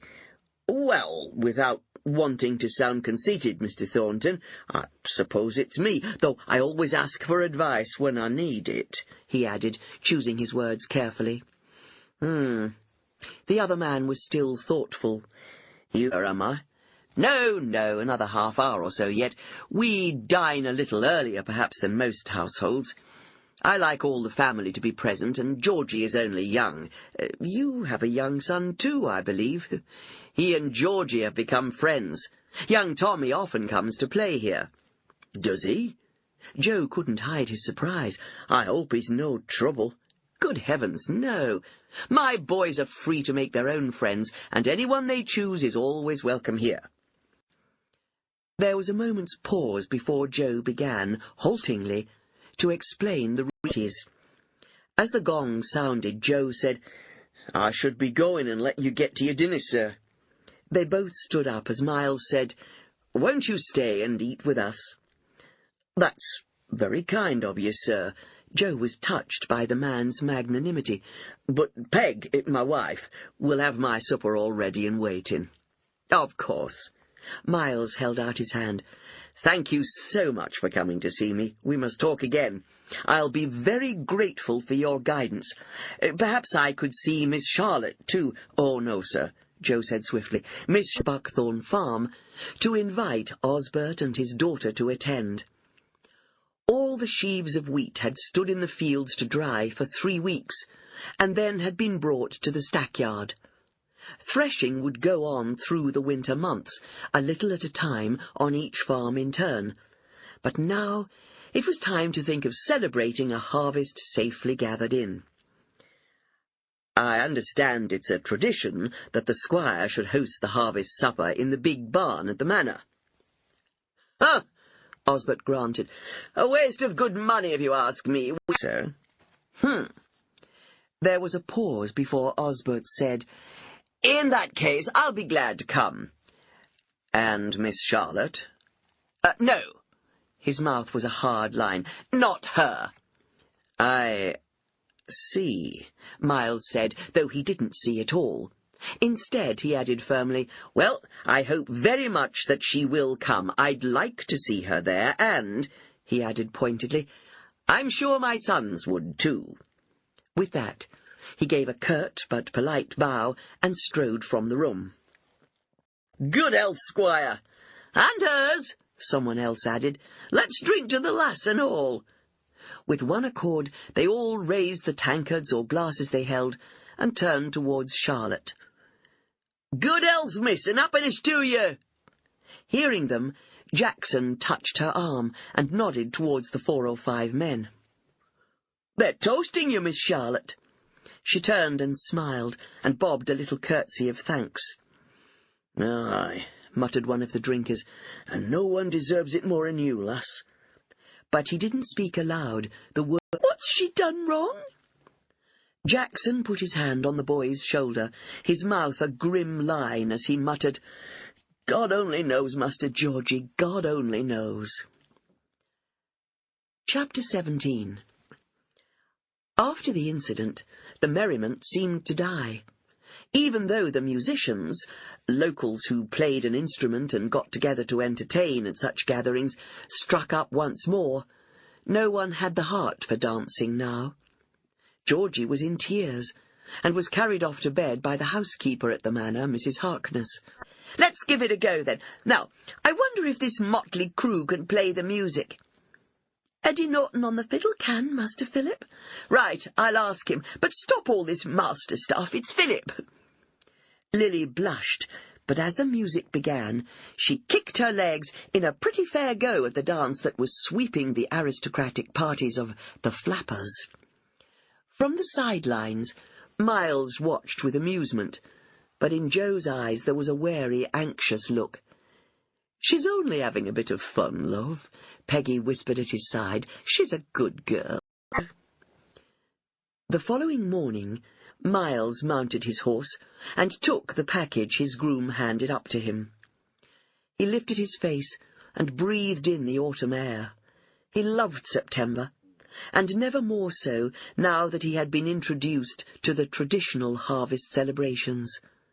There was a special smell to autumn, and the colours were so glorious, though here on the flat open land there were few trees.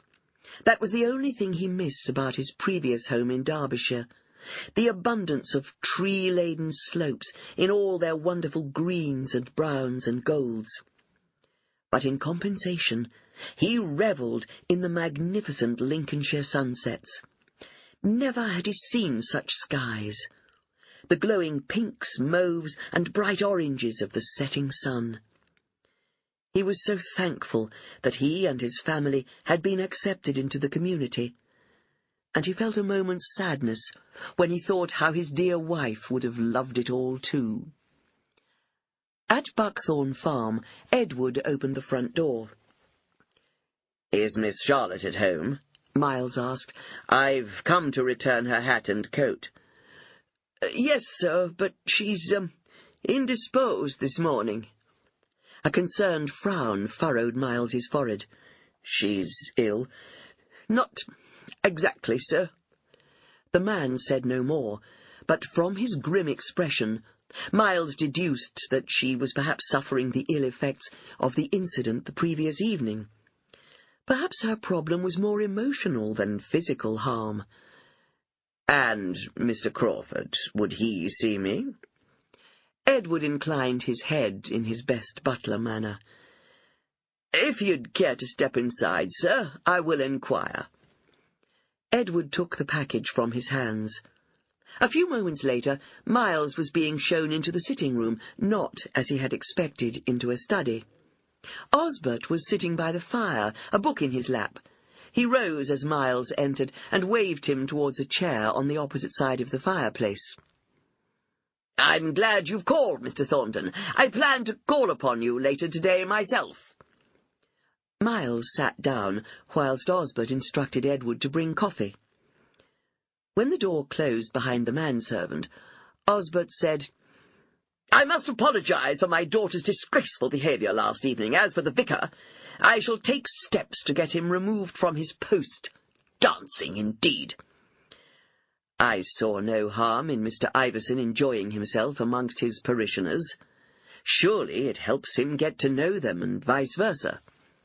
Osbert glared at him. "You think so? I'm afraid I cannot agree. A man of the cloth should keep himself aloof, be an example. There's one good thing come out of it, though," Osbert went on, his mouth a hard, bitter, unforgiving line. "It's made me come to a decision. That's what I was coming to see you about." Miles waited. "I have realized that I am getting on in years, and I need to make a will if I am to safeguard the future of Buckthorn Farm. Since I have no son of my own to carry on the family farm, I intend to bequeath my farm and all my possessions to your eldest son, Philip. I've taken a liking to the young man, and he will be a worthy landowner and employer, I've no doubt." Miles's jaw dropped open. But what about your daughter?" he spluttered. "It's her inheritance." Osbert glared at him, but offered no explanation. "What I want to do with my farm, and the reasons for it, is my business," he said tartly. "But you hardly know us." Osbert shrugged. "That's of no consequence. As I say, I've taken a liking to your boy. If it should come about that he proves unworthy of my confidence in him, then I could—" and to his mind ridiculous, suggestion. As if sensing the other man's doubts, Osbert leaned forward to press home his point of view. "Even if Philip doesn't want to manage the farm himself, I'm sure his brother would oversee it for him. Just think how the addition of Buckthorn Farm would enhance the Ravensfleet estate. Between them, your sons would be the biggest landowners for miles." "But your daughter—" Osbert leaned back. Now there is a proviso. As you can see for yourself, she is unlikely ever to attract a suitable marriage partner. She is plain, dull, and useless. But I suppose I must make provision for her in some way." His eyes narrowed. "In return for me leaving my farm to a member of your family, most likely Philip, I would expect you to marry her." Miles stared at him. Was he in a dream? Or rather, a nightmare? The man must be crazy to think up such a preposterous scheme. It was tantamount to being back to the days of arranged marriages amongst the landed gentry, when unions were sought for reasons of wealth, possessions, or power. Well, he would have none of it. He stood up suddenly, the coffee cup he still held clattering in its saucer. "I'm sorry. I cannot agree to such a suggestion. It is totally unacceptable to me, my family, and, I'm sure, to Miss Charlotte, whom I presume you have not even consulted." He gave a small bow. "I wish you good day, sir." As he turned away, Osbert said in a silky tone, "I beg you not to be so hasty. You are throwing away a superb opportunity for your son." But Miles, incensed by the man's arrogance, marched towards the door, flung it open and left the house, passing a surprised Edward in the hallway without a word. Chapter 18. That evening, after work had finished for the day, Miles again rode over towards Buckthorn Farm. He would have enjoyed the gentle ride through the dusk of the balmy September evening, but his mind was still reeling. This time he did not go to the farmhouse, but stopped at the farm workers' cottages. The two semi-detached cottages each had a piece of ground at the back, cultivated as a vegetable garden, and room at the far end for chickens and a pig. Horse and rider came to a halt outside the Warrens' cottage. Through the lighted window, Miles could see the 5 members of the family sitting down to their evening meal. Only Lily was missing. Whilst he had no wish to interrupt them, the matter he wished to discuss with Joe, and possibly with Peggy too, was gnawing at him.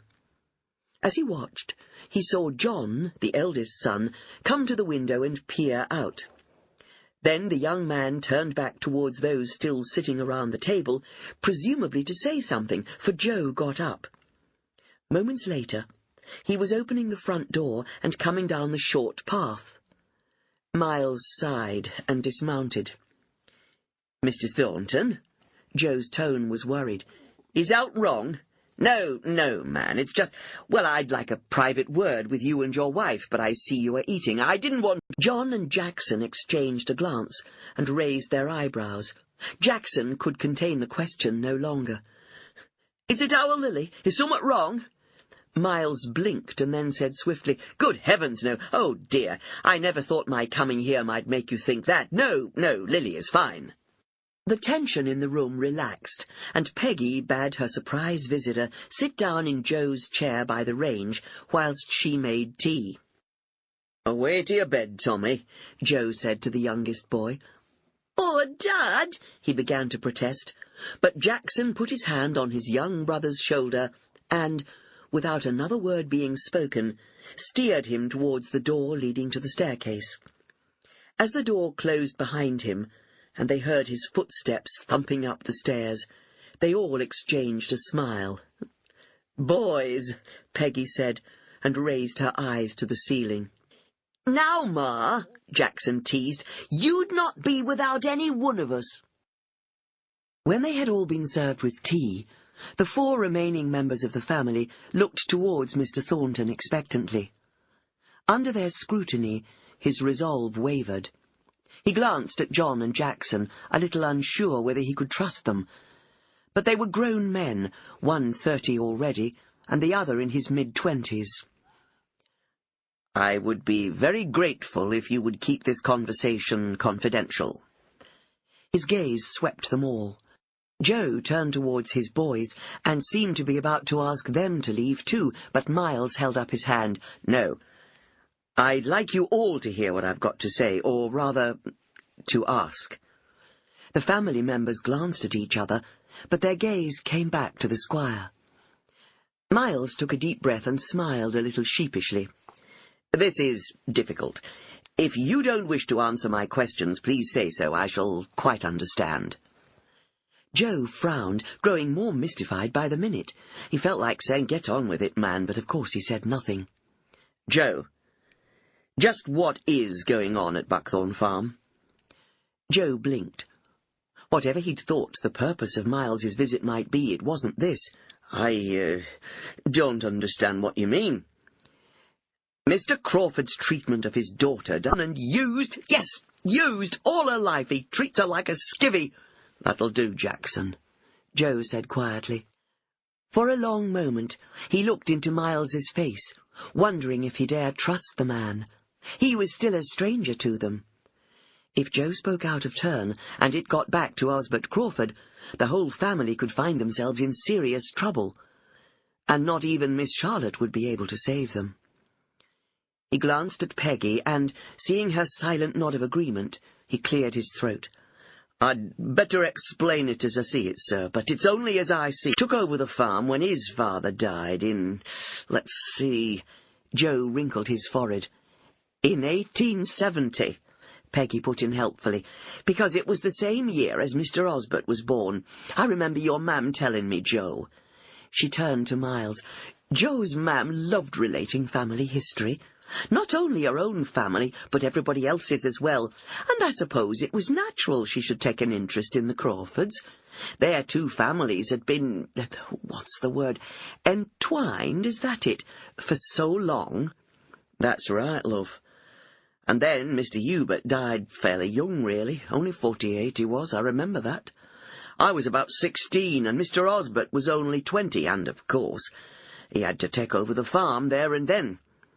That was in 1890. 5 years later, he brought home a bride." Alice Hall. Peggy took up the tale briefly. "But where she came from and how we met her and courted her, none of us ever knew and never have known." She glanced at Joe and murmured, "That's when it all began to get a bit mysterious. They were married the same year as the careless candour of the young, that she was prettier without her spectacles."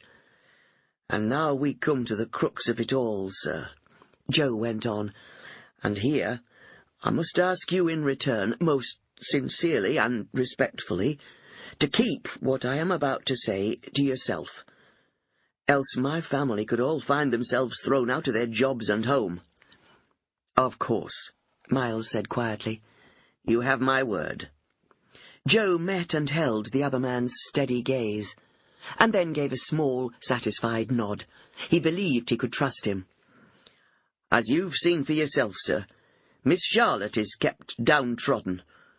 It's as if he's punishing her for not being a boy. Thing is..." Even now he hesitated in telling the secret he'd held for years. He glanced once more at Peggy for her reassurance, but then, taking a deep breath, said, "The thing is, it's Miss Charlotte who runs Buckthorn Farm. You say I'm knowledgeable. Well, yes, I've learned a bit about running the farm from me dad, like you say, but I still go to her for a lot of help and advice about things. And it was her that chose them horses for you at the fair. We had to be careful you didn't see." "I didn't. Not really. And yet there was something about that day I didn't quite understand," Miles murmured, amused and yet appalled at what he was hearing. "Now I do. If the girl was clever enough to run the large farm, knowledgeable about horseflesh, then why—" "The master does nothing, sir, not a thing now. He did in the early days, of course, but for the last, almost 10 years he's done nowt. It's her sits in the office at the back of the house, her does all the books, pays the wages, buys everything we need. Together, her and me, we plan the crops, buy and sell beasts, sheep and pigs at market, and yet he treats her as if she's worth nothing. And she works out on the farm alongside us, and not just at harvest," John said. "She's first up in the morning to do the milking and last to bed at night when she shut up the chickens. And I'll tell you somewhat else and all," Jackson put in. "She's a clever artist. I've seen her out with her sketchbook, drawing, painting too sometimes." Miles frowned in puzzlement. "I don't understand." "My mother was buried in Lincoln," Joe explained. "Dad said at the time that she wanted to be buried with her own folk, and that's where she'd come from." "Was that true? I mean, did her folks come from Lincoln?" "Oh, yes. We used to go there to see me granddad and grandma, and Mam had brothers and sisters there too, though we've lost touch now." "So, what are you saying exactly?" "It just seemed odd that me dad didn't want to be buried alongside her. They were a loving couple, none closer. But he bought a plot here in the churchyard at Ravensfleet." "Well, presumably you went to your mother's funeral in Lincoln, so you know—" "No, sir, that's just it. None of the family went from here. Dad insisted he went alone.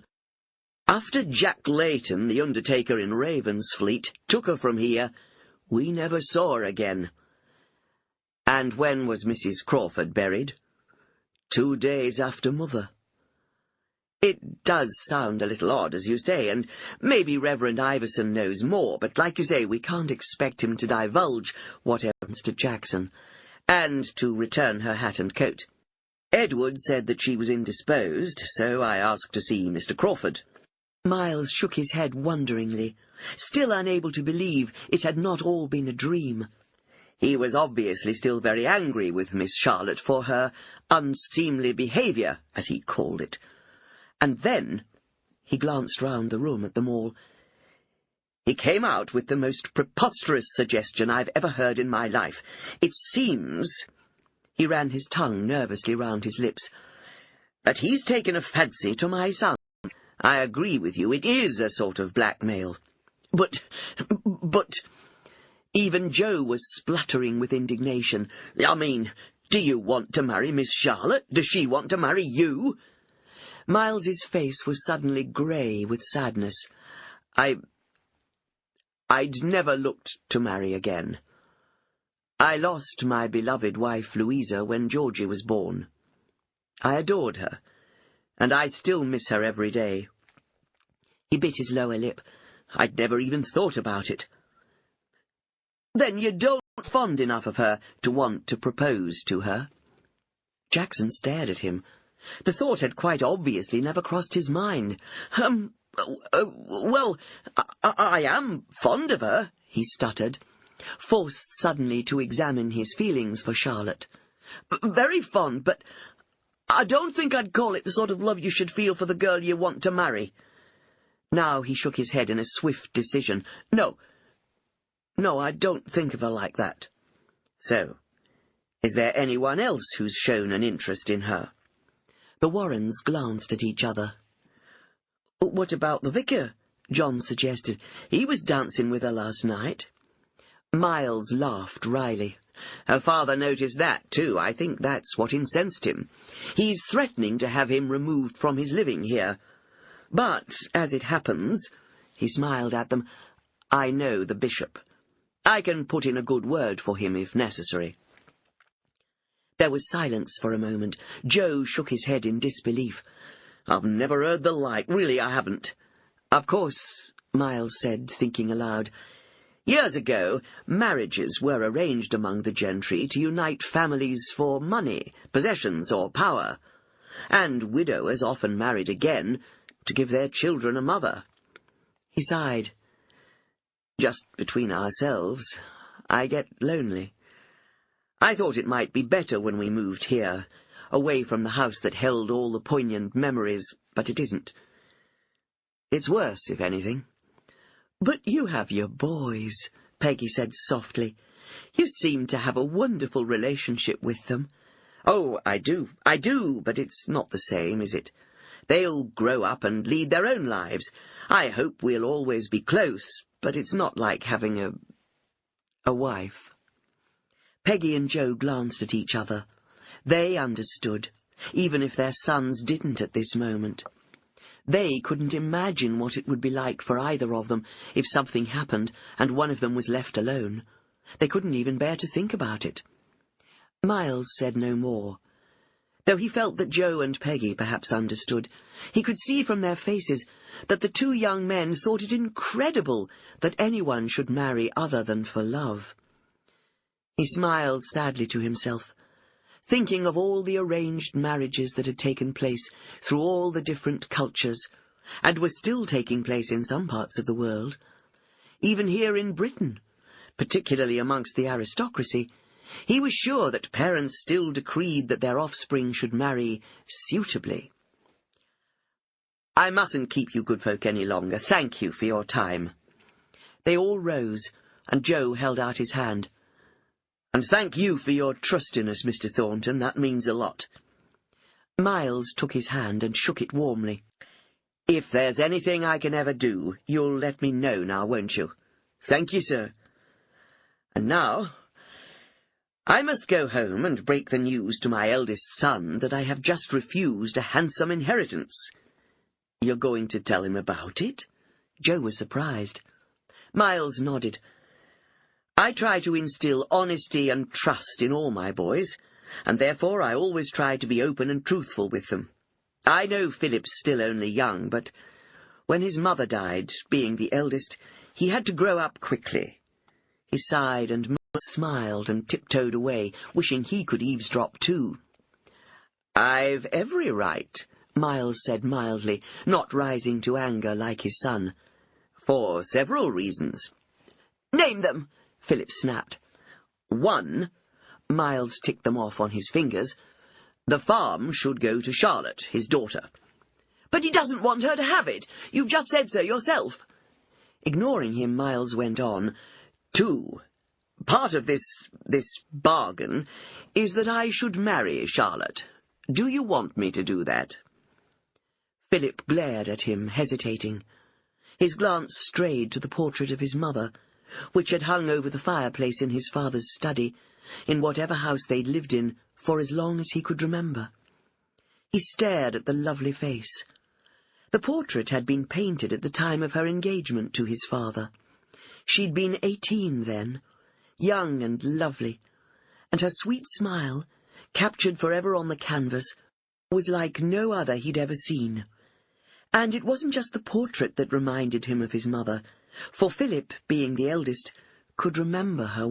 "You're very precious to us all, Georgie, and I wouldn't change a hair of your head."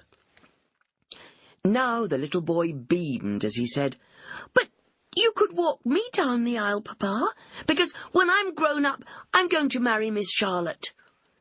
There was a moment's stillness before they all burst out laughing. The following morning, neither Osbert nor Charlotte was at church, nor were Edward and Mary. Cuthbert Iverson, his pale face blotched with patches of pink, conducted a nervous service. "A word, if you please." The vicar, about to turn away to go back into the church, hesitated. "Mr. Thornton?" He ran his tongue nervously around his lips. "Have you heard anything from Buckthorn Farm? I'm concerned for Miss Charlotte." For a moment, Cuthbert stared at him before saying hesitantly, "Would you step into the church a moment? There is something I would like to tell you." Together they stepped into the dim interior once more. Sitting down in one of the pews, they faced each other. "I had a hand-delivered note from Mr. Crawford this morning," Cuthbert began, his already high colour deepening yet further, "informing me that he intends to write to the bishop about my disreputable behaviour at the harvest supper and demanding my dismissal from this living." "Then I will also write to the bishop and tell him that your behaviour was perfectly correct. You were merely joining in the harvest celebrations. And even dancing with Miss Charlotte." Miles spread his hands. "Well, no declaration of love or even affection, just that she would make a suitable wife for him. How cold and calculating. The man was almost as bad as the girl's father." Miles bit back a retort, and instead asked, "And was there any indication in his letter as to how Miss Charlotte is?" Cuthbert shook his head. "No, none. I suppose we'll just have to wait and see what happens," he murmured. But Miles had the distinct feeling that the young man was more concerned for his own future than for Charlotte's. He almost regretted his promise to write to the bishop on his behalf, but his innate sense of fair play came to the fore once again. The vicar had done nothing wrong, and it was only right that the bishop should hear the truth. Miles rose. "I'll visit Buckthorn Farm again, see what I can find out." Cuthbert rose too. "He's a manipulative and dangerous man," he burst out suddenly. "He seems to think he can run the lives of all those around him, certainly the lives of the people who work for him." Miles stared at him. "What do you mean?" Cuthbert turned away. "I'm sorry," he muttered. "I've said too much already." Miles watched him as he hurried up the aisle towards the altar steps, where he knelt and bowed his head in prayer. Chapter 20. In the afternoon, Philip was missing. "I think he's gone to Buckthorn Farm, Papa. I saw him riding in that direction." "Has he indeed?" Miles said grimly. He suspected his son had gone to plead with— "Sit down, sir. I'll make a cup of tea." "It would be very welcome, Mrs. Warren, but please don't go to any trouble." "No trouble, sir," she smiled. "Edward and Mary never say no to a cuppa." As he sat down, he said, "I just wanted to know how Miss Charlotte is. I can't seem to get any kind of answer from her father." The other three in the room glanced at each other uncomfortably. Mary spoke up. "To tell you the truth, sir, we don't rightly know ourselves, and we're worried about her." Shocked, Miles glanced from one to the other. "We've knocked and called, but there's no answer. We've all tried." "Her father, too?" Mary snorted. "Not him, no. He wouldn't care if she were alive or dead, and he's up to summat, I know he is." "Mary," Edward said softly, warningly. Miles and Peggy exchanged a glance, and he knew she'd done as he'd asked. She'd kept the conversation he'd shared with her family to herself. But perhaps it was time that these good people, the Morgans, who obviously had Charlotte's welfare at heart, knew too just how devious "She might be ill." "That's what I'm afraid of, sir," Mary said, recovering a little. "She walked all the way home from the manor on Friday night with no coat or hat. I'm so afraid she might have taken a chill." Miles stood up and set his empty cup down on the table. He glanced round at the three anxious faces. "I'm willing to do whatever it takes. But you do realize, don't you, that this could cause trouble for you, all of you, because if I get involved, he'll know it's come from you." Edward nodded. "We know that, sir, and we're not bothered for ourselves, just Miss Charlotte. Though, maybe Peggy should go home. Keep out of it. She's her family to think of." But Peggy shook her head adamantly. "No, Joe would back me up, and so would the boys. If he turns us all out, then so be it. We've that poor lass to think of." Miles nodded grimly. "Very well. First of all, Mrs. Morgan, you go upstairs and have one last try to get her to open the door. If only she would. It would make things a lot easier." Mary got up eagerly. "You come and all, Peggy. Shall we tell her you're here, sir, and want to see her?" "Of course, if you think it'll help." The two women disappeared, and the two men were left to wait anxiously in the kitchen. Several minutes passed before Mary and Peggy returned, shaking their heads. "No sound, sir. We can't hear a thing." Miles smacked his fist into the palm of his other hand. "Then we must take drastic action." He looked at Edward again. "You really haven't got a key?" "As far as I know, there's only the one, and she's got that." Miles turned. "Let her be!" The man waved his hand. "She'll come out when she's hungry." "It's been 2 days. If she was all right, she'd surely have come out by now." He glared at the man who was lying back in his chair. Anger boiled up inside him. "Have you a key, sir?" he shouted. Slowly, Osbert turned his head. "No, I have not, and even if I had, I wouldn't give it to you." "Then you have 2 choices," Miles burst out. "Either I break the door down, or I call the police." "Father!" Philip was on his feet. "Be quiet, boy." Peggy and even Edward were waiting for him at the top. "This is her door, sir," Mary said, gesturing to her right. He knocked gently on the door and called out, "Miss Charlotte, it's Miles Thornton. We're all anxious about you. If you can, please open the door." There was silence, not even the sound of movement from within the room. Miles turned the doorknob, though he knew it was futile. "Charlotte," he called now with more firmness in his tone, "if you don't open the door, I shall break it down. Can you hear me?" Still there was no response. Mary moved close to the door and cried, "Please, Miss Charlotte, open the door. Mr. Thornton means what he says." Silence. Miles turned and nodded towards Edward. "Right, let's give it a go." Edward looked at the door doubtfully. "I don't reckon we can break it open with just our shoulders, sir. 'Tis a solid door and the lock's sturdy." "We'll try. If we can't, we'll have to fetch something to use as a battering ram." "Right," Miles said, putting his shoulder to the door. Unable to contain his impatience any longer, Miles pushed the door wider and stepped into the room.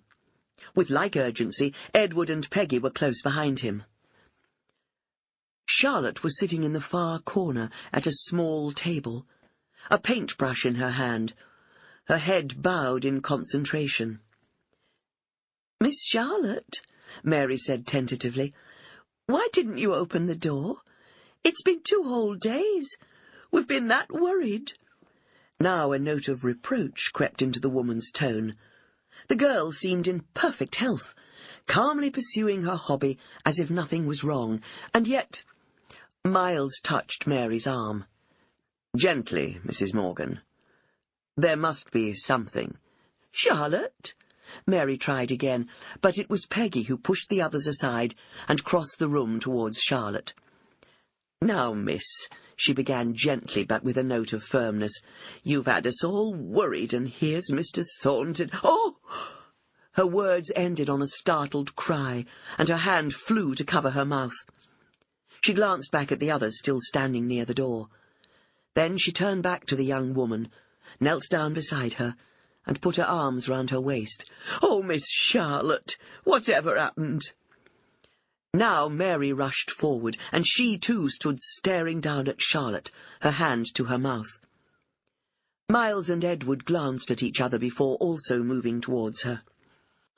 With a sigh, Charlotte laid down her brush and turned to face them all.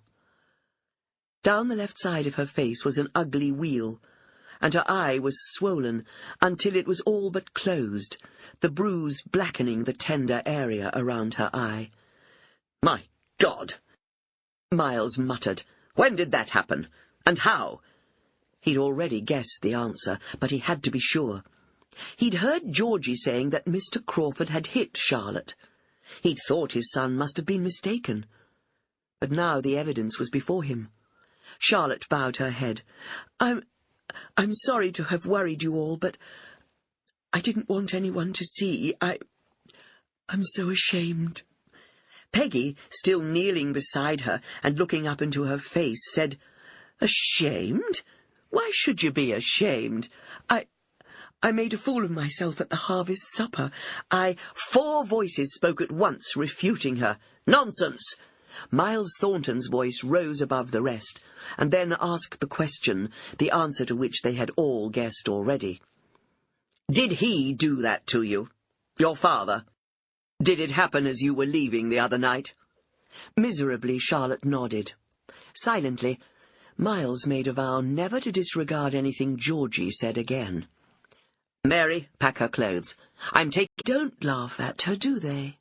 Ben put in quietly. His father and brothers all turned to look at him. Such was the rarity of Ben putting forward his opinion that when he did, everyone listened. At church, all the villagers greet her and talk to her. They're fond of her, you can see they are, and the children, her Sunday school class, they all love her. It was a long speech for Ben, and by the time he'd finished, he lowered his head, his face red. "That's right," Georgie said excitedly. Miles sighed, his anger dying, to be replaced by a great sadness.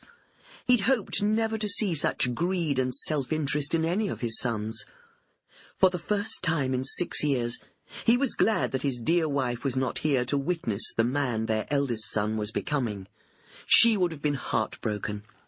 He leaned back in his chair and merely made a gesture with his hand, dismissing what he'd been about to say as if it was of no consequence. "Miss Charlotte could always come here, Papa," Georgie suggested. "You wouldn't—" as he interpreted her words as meaning Charlotte was at her desk in the farm office. but he gave no indication that he knew, and Peggy turned away, lest her face should betray her. "We don't know how to thank you, sir, for helping us yesterday," Mary went on. "If you hadn't come, goodness knows how long she might have stayed locked in her room." "Would she see me, do you think?" "Best not try today, sir, if you don't mind. She's still embarrassed about it all." Very well, then. But will you tell her from me that if she needs any help... Chapter 22. The matter of the vicar's dismissal was more easily remedied. As he'd promised, Miles wrote to the bishop and received a friendly letter in return. Every incumbent of the parish of Ravensfleet seems to displease Mr. Crawford eventually. He had a previous one removed, I believe, in the days of my predecessor. Despite his complaints, I shall not be taking any further action in the case of Mr. Iverson, as indeed I have not on 2 previous occasions. Miles folded the letter away and put it in his drawer. Later, as parishioners in the porch, Cuthbert scurried back to the vestry, and then to the vicarage. He did not, for the first time ever, visit the Sunday school to inspect its progress and take part. On his return home, Georgie couldn't wait to tell Miles. "Did you see, Papa, that Mr. Crawford walked straight past the vicar after the service? He didn't even shake his hand.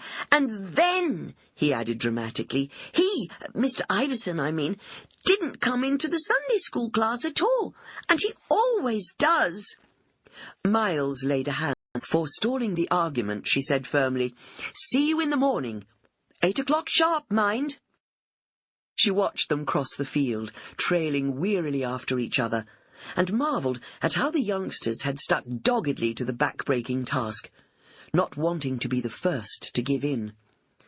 But she'd seen the relief on all their little faces when she'd called a halt. "Can I go and all, miss?" Jackson mimicked a child's high-pitched tone. "I like lemonade and scones." "You most certainly cannot, Jackson Warren." She laughed and bent again. "Then, if you are free this evening, I do hope you will come." Now he'd embarrassed her, for she blushed and avoided his gaze. I'm sorry, I don't think we'll be able to." "No matter." Miles smiled, trying to ease her discomfort. "Perhaps at New Year." She smiled weakly and nodded. "Perhaps." "Don't let's stand here getting chilled, and you, Georgie, out here without a coat. Dear me, Lily will have a ducky fit, as she calls it." "I'll take midnight round to the stable yard, shall I?" Charlotte said. Yes. Whilst Mr. Thornton and Georgie returned inside, Charlotte led the horse round the side of the house. As she rounded the corner, she almost bumped into Philip and Lily, hurrying hand in hand in the opposite direction. "Oh!" Lily cried, and snatched her hand from Philip's, blushing a bright pink. "Oh, miss, But smoothly, Philip covered her embarrassment. "Lily is going home for the afternoon, as we're having a party tonight, and she'll be here over Christmas, too." His eyes challenged Charlotte. "I was just making my head on one side." "He's rightfully still yours. Your father wouldn't let me pay for him, so I thought now that he's had a little training, it's only right that you should have him back. He'll be fine now, if he's treated properly." Philip's face was thunderous. "How dare you speak to me like that? Who do you think you are?" His mouth curled. "I suppose," he drawled sarcastically, "you think that one day you'll be a woman of property, because Buckthorn Farm will be yours when the old man dies. Well, let me tell you, Miss..." A sense of fairness had made her make the offer, but now she regretted it heartily. The horse might have been tamed, but she doubted the boy ever would be. The preposterous idea that he, a comparative stranger, was to be her father's heir astounded her. Was it really possible that her father would do such a thing? Philip's next words confirmed her worst fears. He'd plunged the knife into her heart, and now he twisted it with vicious delight. "He's taken a liking to me. He looks upon me as the son he's never had, and he's... Oh, I'm sure I'm not." She shook herself free of his grasp. No doubt my father was saving this little piece of information for an appropriate moment. She forced a smile. But I'm very grateful to you for telling me, Philip. Very grateful indeed. At least it allows me to make my own plans. I can leave now without any guilt, without any shred of filial duty left. And as for the farm, I hope you're up to running it, because, unless you take over right now, by the time you inherit it, it won't be worth the paper his... If you'll kindly let me pass.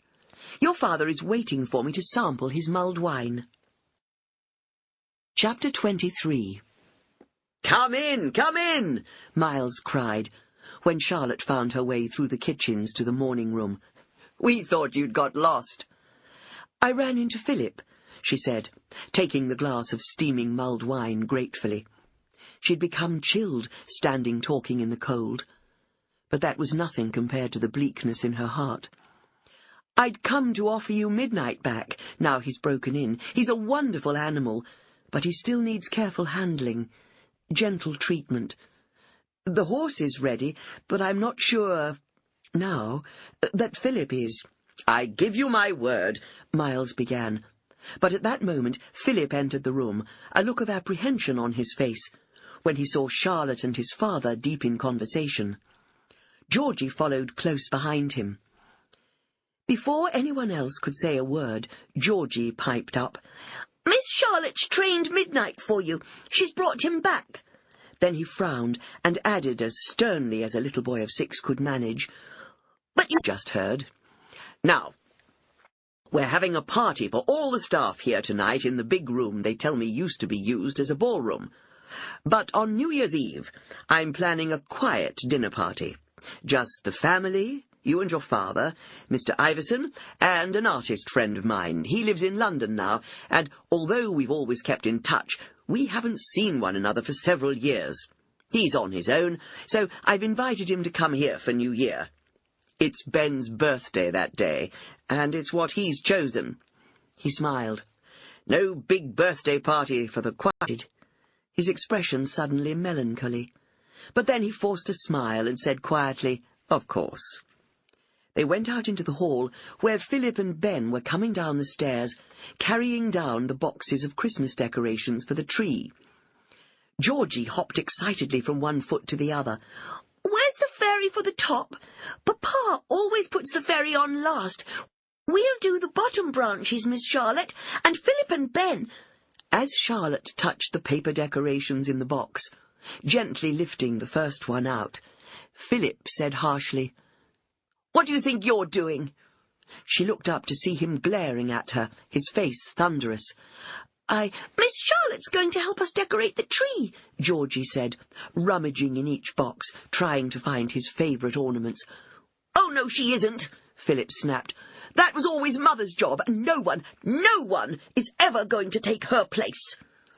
As he glared at her, Charlotte could see that he was not just referring to the decorating of the family Christmas tree. She dropped the paper chain as if it was burning her fingers. Huskily she said, I'm so sorry. Phil! And as she walked home, she was proud of herself that she'd managed to carry off her conversation with the rest of the family without giving away the fact that she was in a state of shock. Who else knew about this? Did Mary or Edward? And how could she find out anything more without causing embarrassment to them?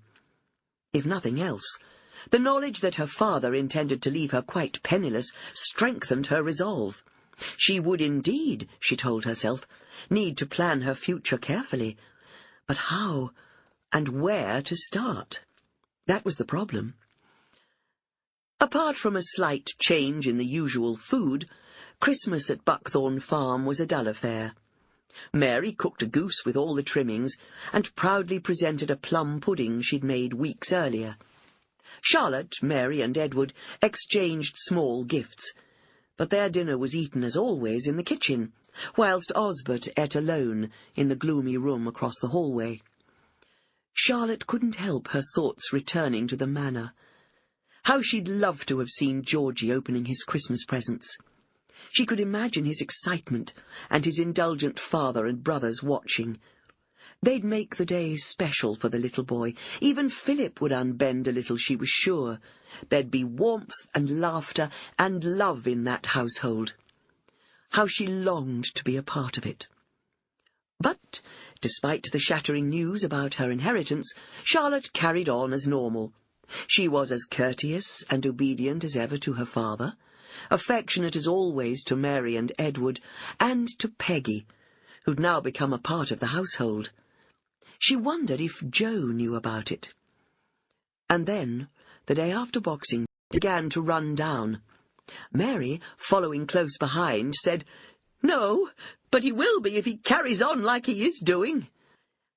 As they reached the hall, Charlotte heard raised voices in the sitting-room, her father's voice loud and angry above another female voice. It was not a voice she recognized. She hurried into the room. There were 2 visitors in the room with her father, but it was immediately apparent that they were not welcome. Osbert was standing in front of the fireplace, holding on to the mantelpiece as if for support. But he was shaking his fist at the woman standing straight-backed before him and shouting, "Get out! Get out of my house!"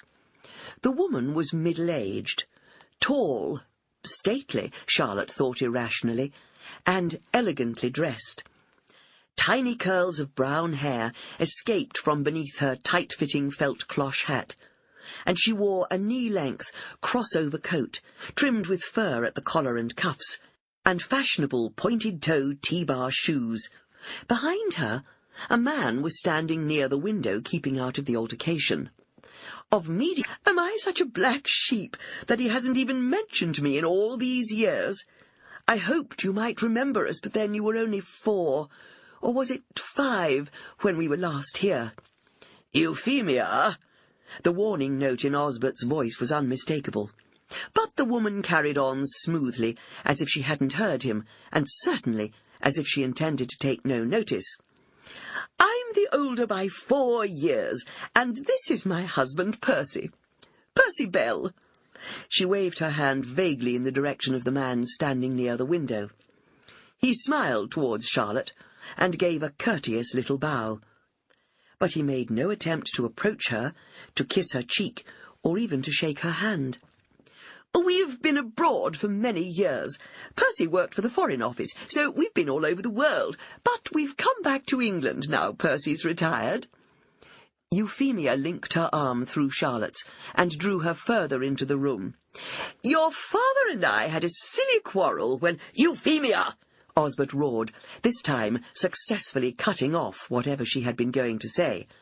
"That matter is never spoken of in this house. Charlotte caught her breath. So, she thought, her father's antagonism against girls went even further back. It sounded as if his attitude towards his sister had been the same as it was now towards his daughter. But at her aunt's next words, Charlotte realized that the feeling went back a generation further. "Father always made it perfectly clear that I, as a daughter, would inherit nothing." "That's why he wanted you to marry well, so that you'd be provided for and not be a burden on me." He glanced with a sneer at Percy, who was still smiling benevolently. Charlotte doubted the man could be offended, however hard one tried, and it seemed her father was trying to do just that. Osbert sniffed. "He didn't think a junior in the Foreign Office would ever amount to much." "Well, he was wrong," Euphemia said tartly. "Percy did amount to something. He rose to an important position, as a matter of fact. We've had a wonderful life, and he's retired on a very nice pension, which allows us to do just what we like. But I would have married him anyway, and you would not stop me becoming acquainted with my own niece, especially if, in view of Percy having done so very well in his career, I give you my word, brother dear, that I shall never become a burden on you or your daughter when she inherits. That's if I outlive you, of course." Osbert's eyes gleamed. "There's no fear of that." His voice was silky with malice. Euphemia laughed. "What, that I shall outlive you?" Osbert shook his head. "No, not that." His eyes narrowed as he silence in the room. Everyone seemed like a statue, stunned into stillness. Osbert, having delivered the bombshell, calmly sat back down in his chair.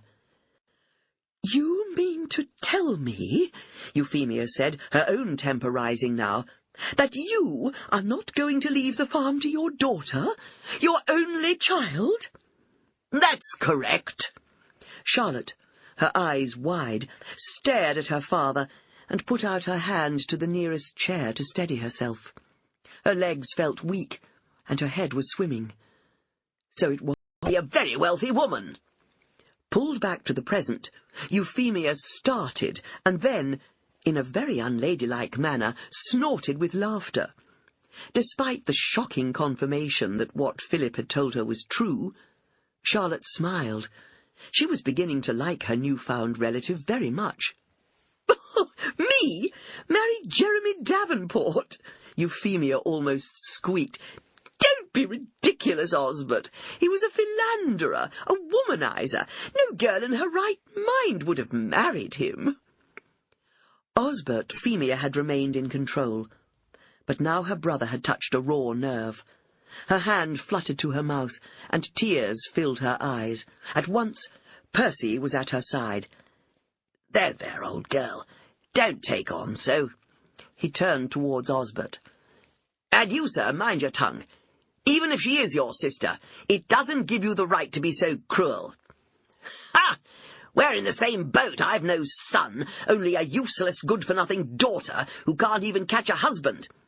I tried to arrange a marriage with Miles Thornton, but even he won't have her, not even to secure his son's inheritance." "Father!" Charlotte gasped. "What are you saying? What do you mean?" This she did not know. He turned to her now. "I intend to leave all my lands and possessions to Philip Thornton, but I tried to make provision for you. As a condition, I proposed that his father, Miles, should agree to marry you, but he refused." His lip curled disdainfully. "But who can blame him? Look at you, just look at you. Drab, colourless and spineless. Who on earth would ever want you for a wife?" Hurt, and washed her face. Then she unwound her plait, brushed her long, shining black hair, and replaited it. She looked at herself in the mirror. Her violet eyes stared back at her.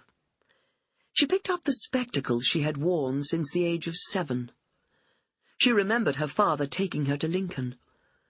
It had been such a rare occasion that he took her anywhere, that the day was still clear in her memory. They'd gone to an optician, where her father had insisted the man test her eyesight. When she'd done reading all the letters, "Have our visitors gone?" A glance passed between husband and wife. "They've gone, but they left you a message, miss," Edward said. "They're staying at the White Swan in Ravensfleet, and they'd like you to contact them there." Charlotte placed her cup back in its saucer with deliberate care. "Do you know them, Mary?" Again, Mary and Edward exchanged a swift look. When they didn't answer, Charlotte said, "It was my aunt and uncle. It seems—" She paused with a wry smile. "That my— "Here, miss." "It's all right, Edward. Mary, please don't distress yourself." Charlotte tried to reassure them both, though secretly she was puzzled over their reaction to what seemed to her a simple question. "Euphemia," she smiled, trying to lighten the tension. "It seems my paternal grandparents had a penchant for ridiculous names for their children." She chuckled and repeated, "Euphemia." Then she went on, "From what I can gather, my father and his sister fell out some years ago, and the feud has lasted all this time. So like my father, don't you think?" she added dryly. "And they've been abroad for many years. Uncle was with the Foreign Office, did you know that? But now he's retired, and they've come back to England." She shrugged. "And I suppose my aunt wanted to see her only living relative. Well, relatives, if you count me, too." Mary nodded and whispered, "Yes, miss." Then she seemed to pull herself together. "I must get on, Miss Charlotte. I've got a lot of work to do. Peggy's not coming today. Joe came in to tell me. with food and walked down the lane to the Warrens' cottage. She hadn't been able to concentrate properly on her paperwork today. Plans for spring planting had been pushed aside, not only because of the sudden appearance of relatives she'd known nothing about, but also because, obliterating everything else, of the revelation about her father's intentions towards her. She'd always known that she was a bitter disappointment to him, but it was only recently that she'd realized she was not treated as a daughter should be treated. She'd been naive, swears by 'em. Charlotte smiled. She is very knowledgeable about such things, I know, but just promise me, John, that if you're worried about her, you'll call the doctor. You needn't worry about the bill. I'll see to that. You're very kind, miss. Mary's sent this just to help out. John took the basket and smiled his thanks. I really wanted to see Jackson, but he's on the mend, and he'll be out and about in a day or so, I shouldn't wonder. Will it wait till then? Charlotte bit her lip. Of course, she said, but was bitterly disappointed. His seat behind the desk, but sat down in the chair opposite. What brings you here? Charlotte took a deep breath. Several reasons. First, the Warren family has influenza. At least, Jackson and Peggy have, and I wondered if you'd allow Lily to go home to help them. I know it's an imposition of me to ask, especially as you have a guest coming and the dinner party on Friday evening. Of course, she must go at once. He made as if to stand up that instant to send for her, but Charlotte put up her hand to stop him. Would you mind if I told her myself? I want to impress upon her that they must call Dr. Markham in. She smiled. Peggy is just like most of the country folk. They try their own remedies first when they get sick, but sometimes... She shrugged and spread her hands in a helpless gesture. Miles nodded. I understand. Of course you must see Lily yourself. There was silence before he prompted, And what else? Putting off the real reason for her visit for as long as possible, she said, How is Philip getting along with Go if I let him? Charlotte smiled at the thought of her daring golden boy. But he's fine with me, Miles went on, so I hope you don't mind. Of course I don't. He's your horse. But you trained him for Philip. I know. Her eyes twinkled merrily as she added, But to tell you the truth, I'm relieved. Because it's not Philip riding him. Well... She hesitated to criticize his son yet again, but Miles only laughed. Perhaps you're right. I think my eldest son has some growing up to do. And learning the right way to treat animals, and people if it comes to that, is part of it. Anyway, you need have no worries for the present whilst I'm riding him. We're getting along fine. He's a beautiful animal, still a little willful, but we respect each other, I think. I'm glad. He waited a moment before saying softly, But there's something else, isn't there? Charlotte took a deep breath, but at that moment Wilkins returned with a tray of tea, freshly baked scones, jam and cream. Thank you, Wilkins, we'll see to it. As the butler left the room, Miles said, Will you pour? Of course, Charlotte said, but as she reached for the teapot, she was trembling so noticeably that Miles touched her hand and said gently, Allow me. As he handed her a cup, her hands were still shaking so that the cup rattled in its saucer. My dear girl, whatever's the matter? Charlotte set her teacup down. I scarcely know where to begin. He sat back in his chair, waiting patiently until she regained her composure sufficiently to explain. You can tell me whatever you like, you know. It will be in the strictest confidence, I promise. I've had 2 shocks recently. One was that, out of the blue, an aunt and uncle I never knew existed arrived at Buckthorn Farm. She's my father's sister, and they've not seen each other for years. Some sort of family feud, it seems. She's trying to make it up, but my father... Her voice trailed away. And the second surprise? Charlotte bit her lip, not wanting he won't accept it, I'll make sure of that. I don't think he, or you, will have any choice. I think my father can will his estate and his possessions to whomsoever he pleases, can't he? No doubt, Miles said curtly. But I'm taking legal advice from my solicitor. He's looking into the matter. There may be some way round it. And if there isn't? She asked softly. You will always have a home, I promise you. I would see that you were provided for. I don't want charity, she snapped, and then added swiftly, I'm sorry that came out all wrong. I know you meant it kindly, but don't apologize. I'd feel exactly the same in your place. There was silence between them before he asked tentatively, Charlotte, is there anyone in your life? A young man? What I mean is there any possibility that you could get married? She pursed her lips and glanced down at her lap as she twisted her fingers together nervously. She shook her head and said huskily, No one. He's never let anyone get close. And if there's ever been the slightest sign, well, he gets rid of them. Miles knew that was true because of Cuthbert Iverson. It's strange, she mused, thinking aloud. You'd think he'd be just the opposite, wouldn't you? That if he doesn't want me to inherit, he'd want to encourage suitors to get me off his hands. Miles laughed wryly. You're too useful to him. You run the farm, don't you? He raised his hand as she began to refute the suggestion. Don't might liven things up a bit. Charlotte gaped at him and then started to laugh too.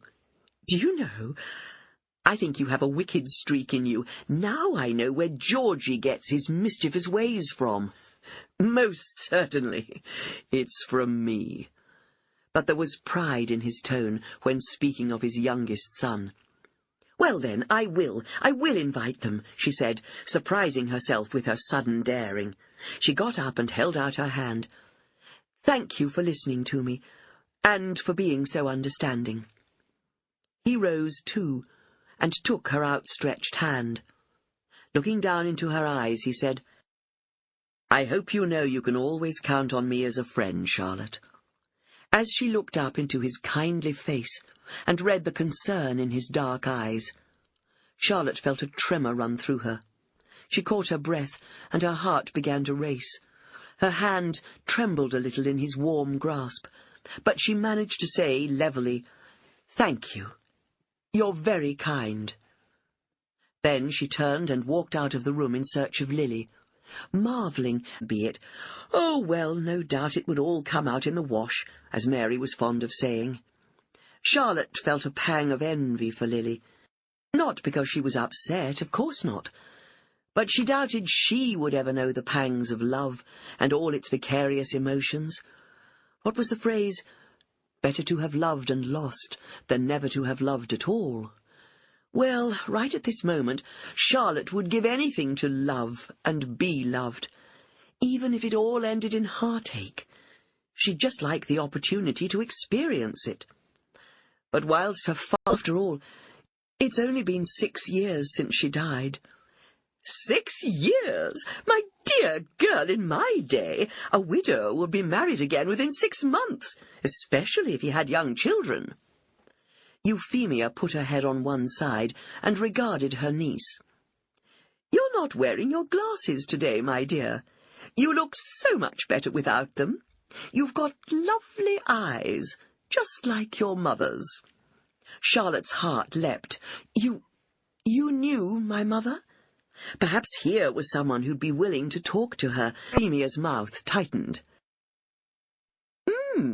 Was all she said. So, you will accept Mr. Thornton's invitation? Just try and keep us away. Osbert was incensed when he heard. What on earth is the man thinking of, inviting those two? You should have put a stop to it, girl. How did he know anything about them? Charlotte answered him calmly. I mentioned their arrival to him, and he said he'd like to invite them. You've no right to mention private matters to strangers. Greatly daring, Charlotte snapped back, "They're hardly strangers now, since you intend to leave Buckthorn Farm to Philip." He glared at her. "Well, you'd better undo your meddling, miss. I won't have them anywhere near me." His eyes narrowed. "Have you seen them again? Answer me!" His tone was a whip-crack. Charlotte lifted her chin with a defiance she'd never realized she possessed. "Yes, I went to the White Swan." He took a step towards her. "You deliberately disobeyed me, girl. I won't have it!" He was shouting now, enough to bring Edward to the other side of the door, bending so that he could listen, and poised to enter if the row got any uglier than it already was. "You keep away from them, do you hear me? I don't know what my sister's been telling you, but you're not to believe a word of it. It's all lies to discredit me. She wants to get her hands on my farm. Well, she won't. Not now, not ever. And nor will you. And the sooner they go back abroad, the better. Out of my way." "They're not going abroad again. They're going to settle in England now." "Well, they needn't think they're going to stay around here. I won't have it." For the first time in her life, Charlotte retorted, "I don't think you'll have any say in the matter." Osbert stepped close, and for a moment Charlotte thought he was about to strike her. Instead, he shook his fist in her face. "Don't you back-answer me, girl, else you, for one, won't be going to any dinner party, or staying in this house for much longer. I'll throw you out without a penny to your name or clothes on your back. You hear me?" Charlotte turned away and headed for the sanctuary of the farm office. Her father's threats no longer frightened her. She'd heard them all before. He wouldn't throw her out, not yet. He needed her to run the farm. "I don't want to go down to the cottage again myself, however. It might look as if I'm, implying he shouldn't be off work. Do you think you could go down there, or maybe find John and ask him? If they've all fallen victim to the influenza, we must do something to help." "Of course, Miss Charlotte. I'll go at once." Edward was gone a long time, and he returned with bad news. "You were right, miss. Joe's got it now, and John too. Lily's looking after them all, but she looks very peaky. She's sickening for it and all, I reckon." "We must call the doctor." "I've already done that, miss. That's why I've been a long time getting back. I went into Ravensfleet and left a message for Dr. Markham to call to see them all. I thought it'd be what you'd want." "Shall I pack another basket of food, miss? Edward can take it down." "I think you'd better make it a hamper, Mary," Charlotte said wryly. "Poor Lily won't have much time for cooking and baking with all of the mill. And I'd better see if Mattie's managed all the milking." Mary nodded and bustled into her pantry. "Soup," she murmured. "That's what they all need. Nourishing sound," but asked no more questions. "Let me know if there's anything else we can do, anything they need." "We will, miss." Chapter 27.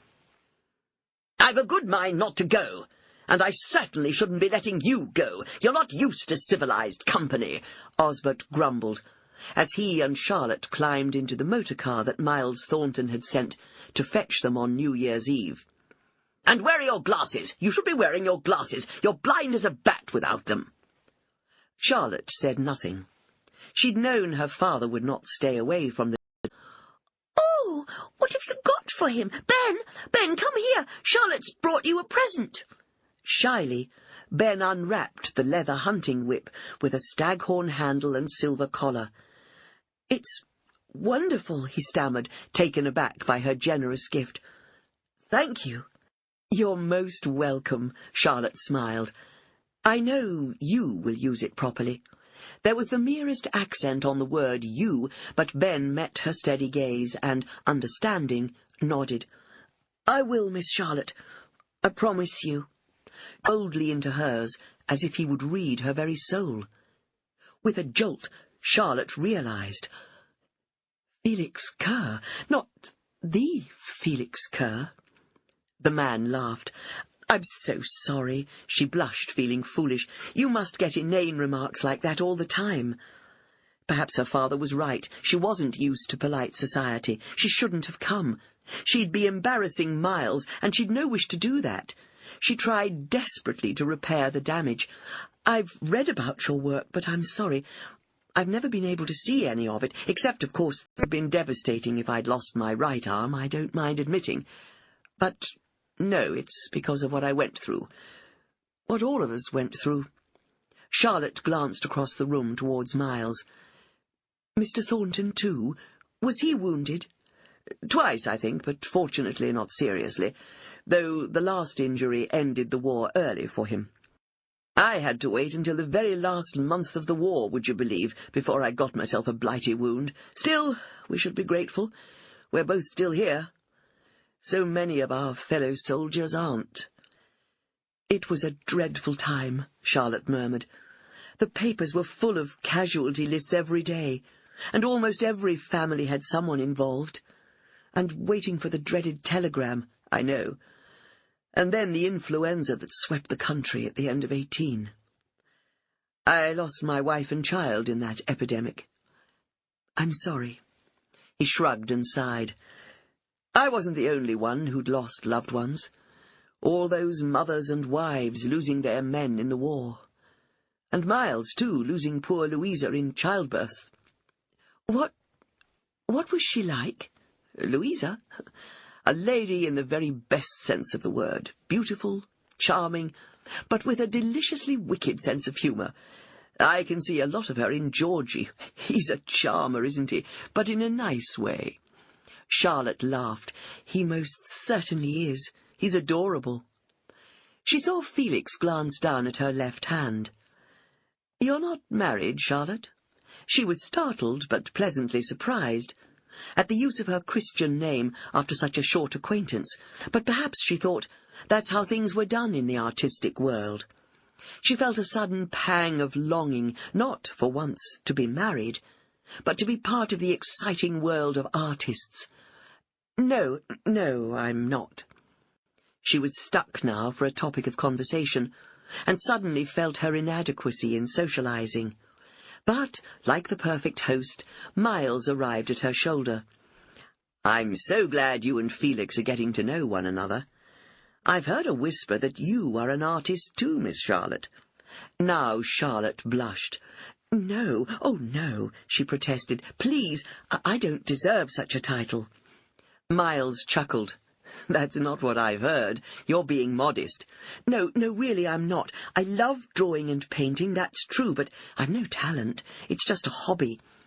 She glanced across at her father as she added, a secret hobby. A secret? Felix was scandalized. You should never keep a talent hidden, my dear. You should be proud of it.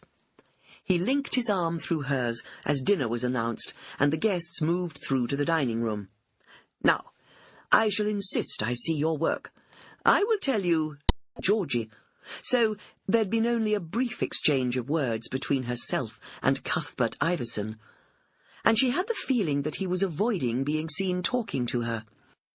Besides, at the dinner table, it was Euphemia who held sway, regaling them all with tales from their days of living abroad. As for Osbert, his attention was taken up by Philip sitting opposite him. Miles sat at the head of the table, surveying his guests, and making sure they were looked after and entertained. He watched Charlotte and Felix talking, and was fascinated by how the girl's face came alive as she talked and listened to Felix. But she was attentive to Georgie, too, turning every so often to make sure he was not left out. She's a kindly soul, he thought, who deserves a better life than the one she's got. As the party broke up at about 11, Felix squeezed her hand. I don't know when I last enjoyed myself so much. Nor me, Charlotte said with guileless honesty. And you must let me see your work. I'm staying the weekend with Miles. Perhaps he could come over tomorrow and bring some of your drawings and paintings. What's that? Her father was at her side. He had his hat and coat on, and was carrying his walking stick. I was just asking your daughter. Oh, please, Charlotte whispered, suddenly frantic. Don't. You're the artist fellow, aren't you? Without waiting for a response, Osbert turned on Charlotte. What have you been saying? Making a fool of yourself again, I don't doubt. He grasped her arm and began to pull her towards the door. Get yourself home. You're a hasn't changed in all these years. That poor girl. It was a sentiment echoed by all of them except one. Philip Thornton turned away with a smirk on his face. When they arrived back at Buckthorn Farm, Osbert hustled her into the house through the door Edward was holding open. "Stay here," Osbert commanded. "Morgan, see that she does, else it'll be the worse for you." White-faced, Charlotte watched her father mount the stairs. "What's wrong? What's happened?" Edward whispered urgently. Charlotte realized that she couldn't remember when her father had ever called her by her name. She had always been girl, her, she, or even on occasions, it. Seeing that he was not going to get beyond the stronger, fitter Edward, Osbert turned away. "Go on, then, get out, do your worst, see if I care. There's plenty more to take your place, and you can take her with you and welcome. I never wanted her in the first place." As the door swung to behind him, the three in the kitchen were left staring at it. Chapter 28. The following morning, Charlotte rose with bleary eyes and a heavy heart. Whilst she'd never been really overwhelmingly happy, she'd never been sad. She'd never realized that her life should and could be very different. But now the misery lay like a heavy weight on her chest. "I'll go and see Jackson," she thought. "Maybe he's well enough to talk to me." But it was Peggy who opened the door of their cottage, and when Charlotte saw her face, she raised her head and scrubbed at her face with the corner of her apron. "It'll get round eventually, miss, bound to. You can't keep summat like this secret for long. Everyone'll know soon enough. But we're so ashamed, miss. We never thought summat like this had happened to our little family. We've tried to bring the bairns up proper, to know right from wrong, but this, it's destroying my Joe. Lily was the apple of his eye, and now she's brought shame on all the family." Realization began to dawn in Charlotte's mind. She's not... Peggy nodded. "She's got her son into trouble." "Who's the father?" "She won't say. We thought it might be Eddie Norton. You know, the stable lad at the manor. Seems he's always been sweet on our Lily, but Jackson went to see him. Gave him a bit of a leathering, I reckon, but the lad still denied it. When they'd both calmed down, Jackson says Eddie was genuinely shocked." "She really won't tell you? But surely, perhaps they could get married." Her memory. Lily emerging from one of the outbuildings, and Philip appearing moments later. Lily and Philip holding hands in the icy weather. Lily and Philip... Oh, surely not. Charlotte hugged Peggy again, feeling tears stinging her own eyes too. Then she stood back and said briskly, "Now, come along. Let's see what we can do to sort this out. May I come in?" "I don't know, miss. Joe won't—" "Never mind Joe, I'll deal with him." With a sigh, Peggy gave way. She was obviously troubled about her husband's reaction, as she led Charlotte with me life.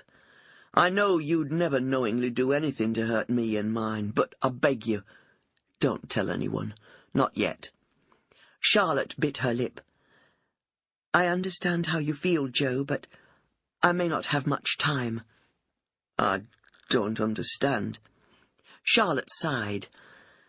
"There's been trouble at home. My father's more or less told me to leave. Mary and Edward, too. At the moment, I don't know if he was serious or whether it was just said in a fit of temper. All I know is my own future is uncertain." She took a deep breath. "It seems my father intends to leave all his worldly goods to someone else, leaving me penniless.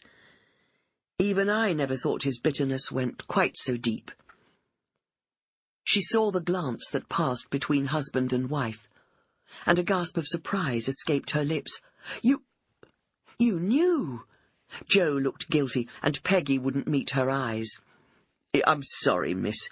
Mr. Thornton told us in confidence." "And did he tell you too?" Charlotte added bitterly.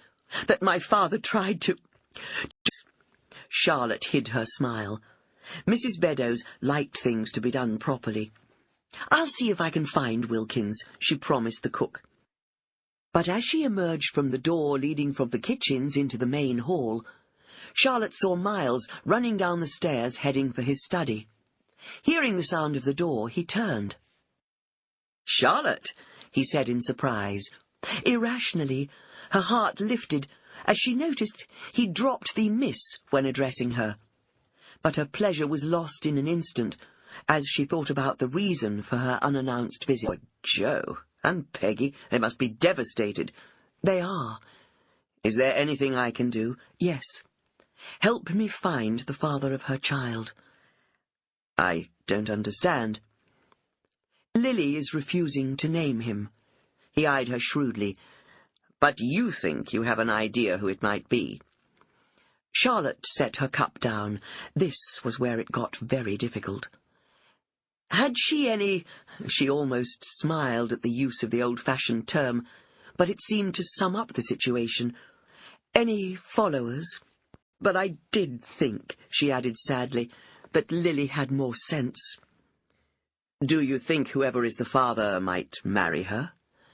Charlotte shrugged. "That rather depends on who it is." She avoided meeting his gaze. A suspicion had begun to grow and take root, but it was one which, until she knew more, she could not share with Miles. Especially not with Miles. She finished her coffee, set the cup down, and stood up. "If you'll excuse me, the sooner I start, the sooner I can find out, and we might be able to— in too." For the moment, Charlotte confided in the cook, keeping her voice low so that Jane should not hear. "Mrs. Beddoes, I'm so sorry, but I don't think Lily will be coming back. She's in trouble." The woman's mouth dropped open, not because she didn't understand at once what Charlotte meant, but because she was shocked to hear such a thing about the girl she liked so much. "Lily is?" Her surprise was as great as Miles's had been. "Do you know if she'd been walking out with anyone?" Mrs. Beddoes pursed her lips. "I don't encourage it, Miss Charlotte. Oh, I know you can't stop it like you could in the old days, but—" She sighed. "Look where it leads." Silently, Charlotte thought maybe it wouldn't have if you'd allowed her to meet her young man openly. "It'll be that Eddie Norton," Mrs. Beddoes said grimly, nodding her head as if agreeing with her own statement. "He's always hanging about the kitchen when she's about. I've had to clear him off many a time." Charlotte sighed. "Apparently not. Thank you, Mrs. Beddoes." As she went towards the scullery, she heard the woman muttering beneath her breath, "Wretched girl! Now I've got to train another one to me ways." "Jane?"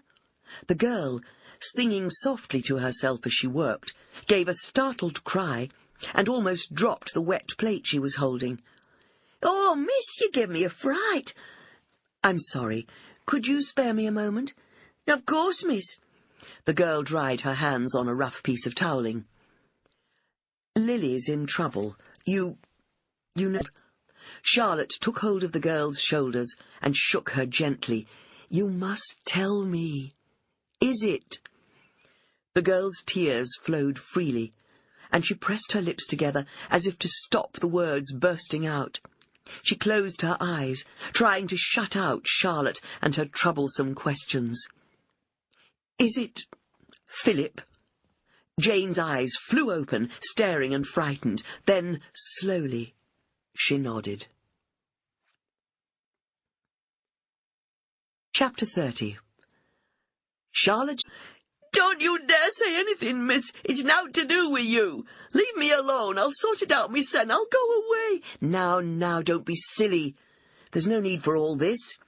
Your family's shocked and hurt, but if I know them, and I think I do, they'll stand by you. I'll stand by you. She wasn't sure how she was to do it, when her own future was so precarious, but somehow she'd see the girl cared for. Suddenly, the girl was crying heart-wrenching tears. She sobbed against Charlotte's shoulder. "You promised me." Seeing her genuine distress, the tension in the room eased. The Warren family came together in their love for this daughter, this sister who'd been so hurt. "Who is it, Lil?" Jackson demanded. "Just tell us who it is, I'll bloody kill him." "Aye, well," Peggy said, holding her daughter close.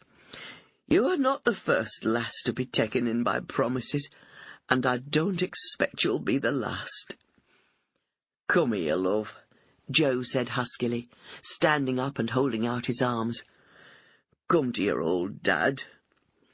As Lily went into his embrace, Charlotte couldn't help feeling tears prickle her eyes. How wonderful to have a father who loved his daughter enough to forgive her anything. "Don't worry, Lily," John spoke up too. "If he can't or won't marry you, we'll take care of you and your bairn. Fancy!" He smiled round at the rest of the family, trying to lighten the tension even further.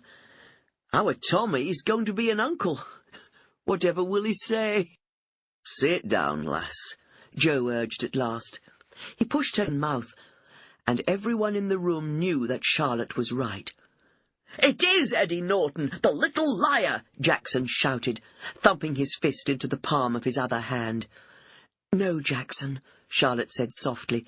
"It isn't Eddie, though—" She stopped herself mid-sentence. She'd been going to say that if the father of Lily's baby had been Eddie, then she'd no doubt the lad would marry her willingly. Charlotte pulled in a deep breath before she said, "It's Philip, isn't it, Lily? Philip Thornton." "At once!" she shouted. As she pushed her way through, she saw to her horror that the two boys fighting were Tommy Warren and Georgie Thornton. "Not you two again," she said, grasping them strongly, one in each hand. "Stop it, the pair of you!" As she pulled the two boys apart, they stood glaring at each other, gasping for breath. Georgie had a bleeding nose, and Tommy's eye was beginning to swell alarmingly. His lip was cut and bleeding too. Still holding them, Charlotte turned back to the other children. A way could stop him, landed another vicious punch to Georgie's tender chin. Then he turned and began to run, shouting as a parting shot, "You wait, Georgie Thornton, I'll get you! You won't allus be able to hide behind Miss Charlotte's skirt."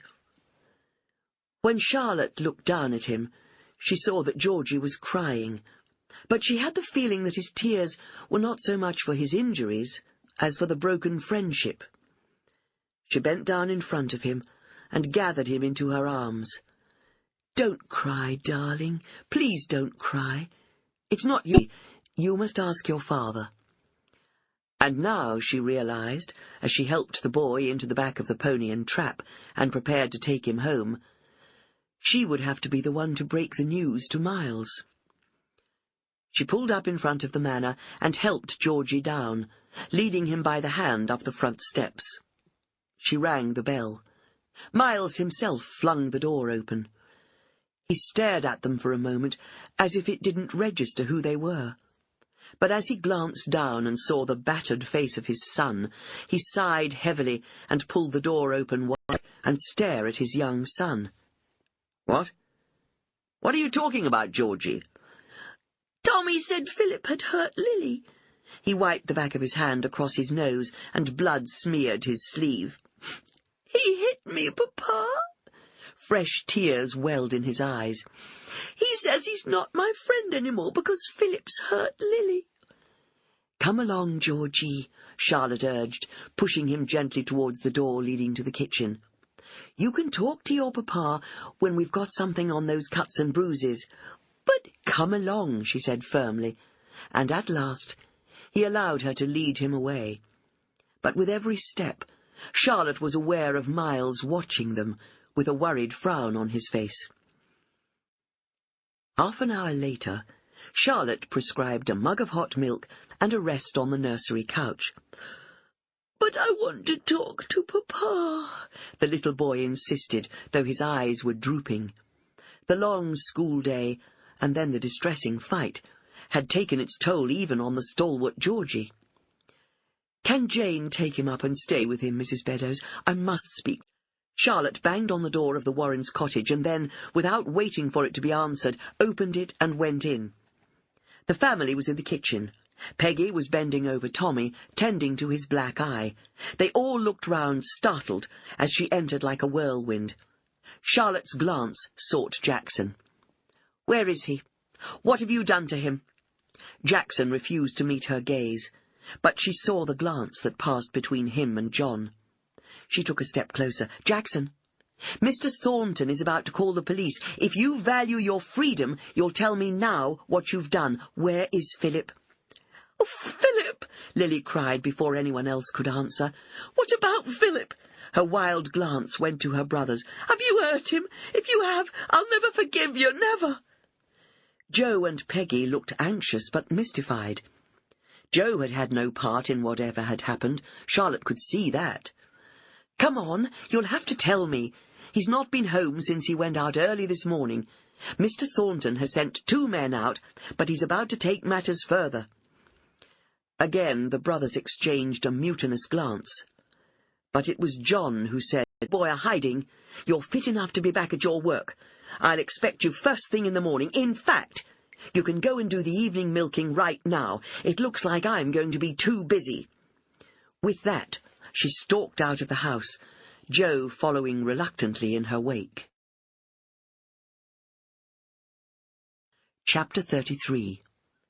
Back at Buckthorn Farm, they saddled 2 horses and rode towards the town, then veered to the left. Neither spoke, each busy with their own thoughts and trying to keep an overwhelming fear in check. They found him lying motionless in the long grass at the edge of the copse, as if he'd been thrown there and callously abandoned. "My God," Joe breathed as they both dismounted and ran towards him. "What have they done to him?" "He's alive," Charlotte said, feeling for the boy's pulse. She took off her coat and laid it over Philip. "You'll have to fetch something to carry him home on, and a farm cart. If he's been thrown from his horse and then set upon, there's no knowing what injuries he's suffered. Go to the manor, Joe, it's nearer." "Can't we—" "No," she said firmly. "We might cause more damage." Beneath her breath she added, "if that's possible." They both glanced across at Philip's horse. It was writhing in agony, trying to stand and falling again. "Bring Eddie back with you and tell him to bring a gun. That poor creature's not going to make it." She forbore to add the word either. It took a while, longer than the half-hour she'd promised Miles, but at least Philip had been found and carried home and upstairs into his own bed. His father had not called the police, at least not yet. Now it was the doctor they called. Whilst they waited, Miles said, If he lives, it will be thanks to you, Charlotte." His glance rested upon her as he added quietly, "But you seem to know what's happened. Will you tell me?" "Of course. When the doctor's been, I'll tell you everything." "He'll have to go into hospital for observation. None of his limbs are broken, but he's concussed, and I'm worried about his spine. I can't tell if there's damage there." Then, to her surprise, he muttered, "It's no more than he deserves. If it had been my daughter. If I'd been blessed with a daughter." His voice broke with such an unexpected depth of longing, almost loss, that Charlotte was shocked. "I would have done exactly the same. I hope Philip's not permanently injured. Of course I do, but I can't blame those lads, even though I know I should." "You really are a most extraordinary man." She'd spoken the words aloud without meaning to, but now it was said, she went on, "You're so kind and considerate of others' feelings, and very understanding." "I must go and see the Warrens at once," he said. "Do you want me to come with you?" He shook his head. "No, I must face the music myself." Charlotte smiled sadly. "I think they'll be thinking they've music to face now, too. But just one thing, Miles." The name came naturally from her lips. She didn't even stop to think about it now. Just remember, it's not all Philip's fault. It takes two, because I am sure of one thing. Philip didn't force himself upon her. She was a willing... She couldn't think of an appropriate word, but Miles understood and nodded. "And you," he said huskily, "are very generous to be so fair-minded. My eldest son hasn't exactly treated you with the courtesy and respect you deserve." "He's young." Miles's face clouded again. "But not too young to sire a child, it seems." Charlotte returned to Buckthorn Farm to face her own particular music, whilst Miles saddled Midnight himself and rode over to the Warrens' cottage. Joe, grey-faced, opened the door and held it silently for the man to enter. Miles removed his hat and bent his head as he passed through the door. As he went into the kitchen, he saw that the whole family were gathered there, even Lily, almost as if they were waiting for him. Young Tommy was standing in the corner, his eyes fearful. Miles glanced round at them all, and then spread his hands. "I don't know what to say to you. I'm so very sorry." He saw glances pass between them, surprise, shock, and the beginning of relief. Joe spoke first. "We expected the constable, sir." "The constable? Whatever for?" Joe gestured towards his sons. "We knew Miss Charlotte would tell you. Oh, she had to, don't get me wrong. But we thought, when you found out what my boys had done..." "Is he badly hurt, sir?" "He's in hospital, and his back may be damaged. I don't know yet." Lily let out a wail and buried her head against her mother's shoulder, sobbing and distraught. "He shouldn't have brought our Lily down," Jackson burst out. "We didn't mean to injure him, sir, not like that, not permanent-like, but—" "I know," Miles said gently. "Like I said to Miss Charlotte, in your place I'd have done the same. Maybe not brought him off his horse, perhaps. But I'd have given him a good thrashing. In fact," he added grimly, "if he wasn't lying in a hospital bed right now, I probably still would." "So, you're not bringing charges against them?" Joe still couldn't quite believe what he was hearing. Miles shook his head, and his glance went to Lily. "No. It's Lily and her child we must think of now." Joe stuck out his hand awkwardly. "You're very generous-spirited, sir. The lads shouldn't have done what they did, but I'm sorry to say I can understand why they did it. And they've lost you a valuable horse and all." Miles shrugged. He was a kind man, and the harm that had befallen the animal distressed him, but the welfare of his son was what mattered most. Solemnly, he took Joe's outstretched hand. "There is just one more thing." As he released Joe's hand, his eyes sought Tommy, skulking in the corner. The young boy had been listening to every word, yet taking no part. Miles crooked his forefinger, beckoning the boy towards him. Tommy came, dragging his feet and hanging his head. Miles put his hand gently on the boy's shoulder. "It's all right.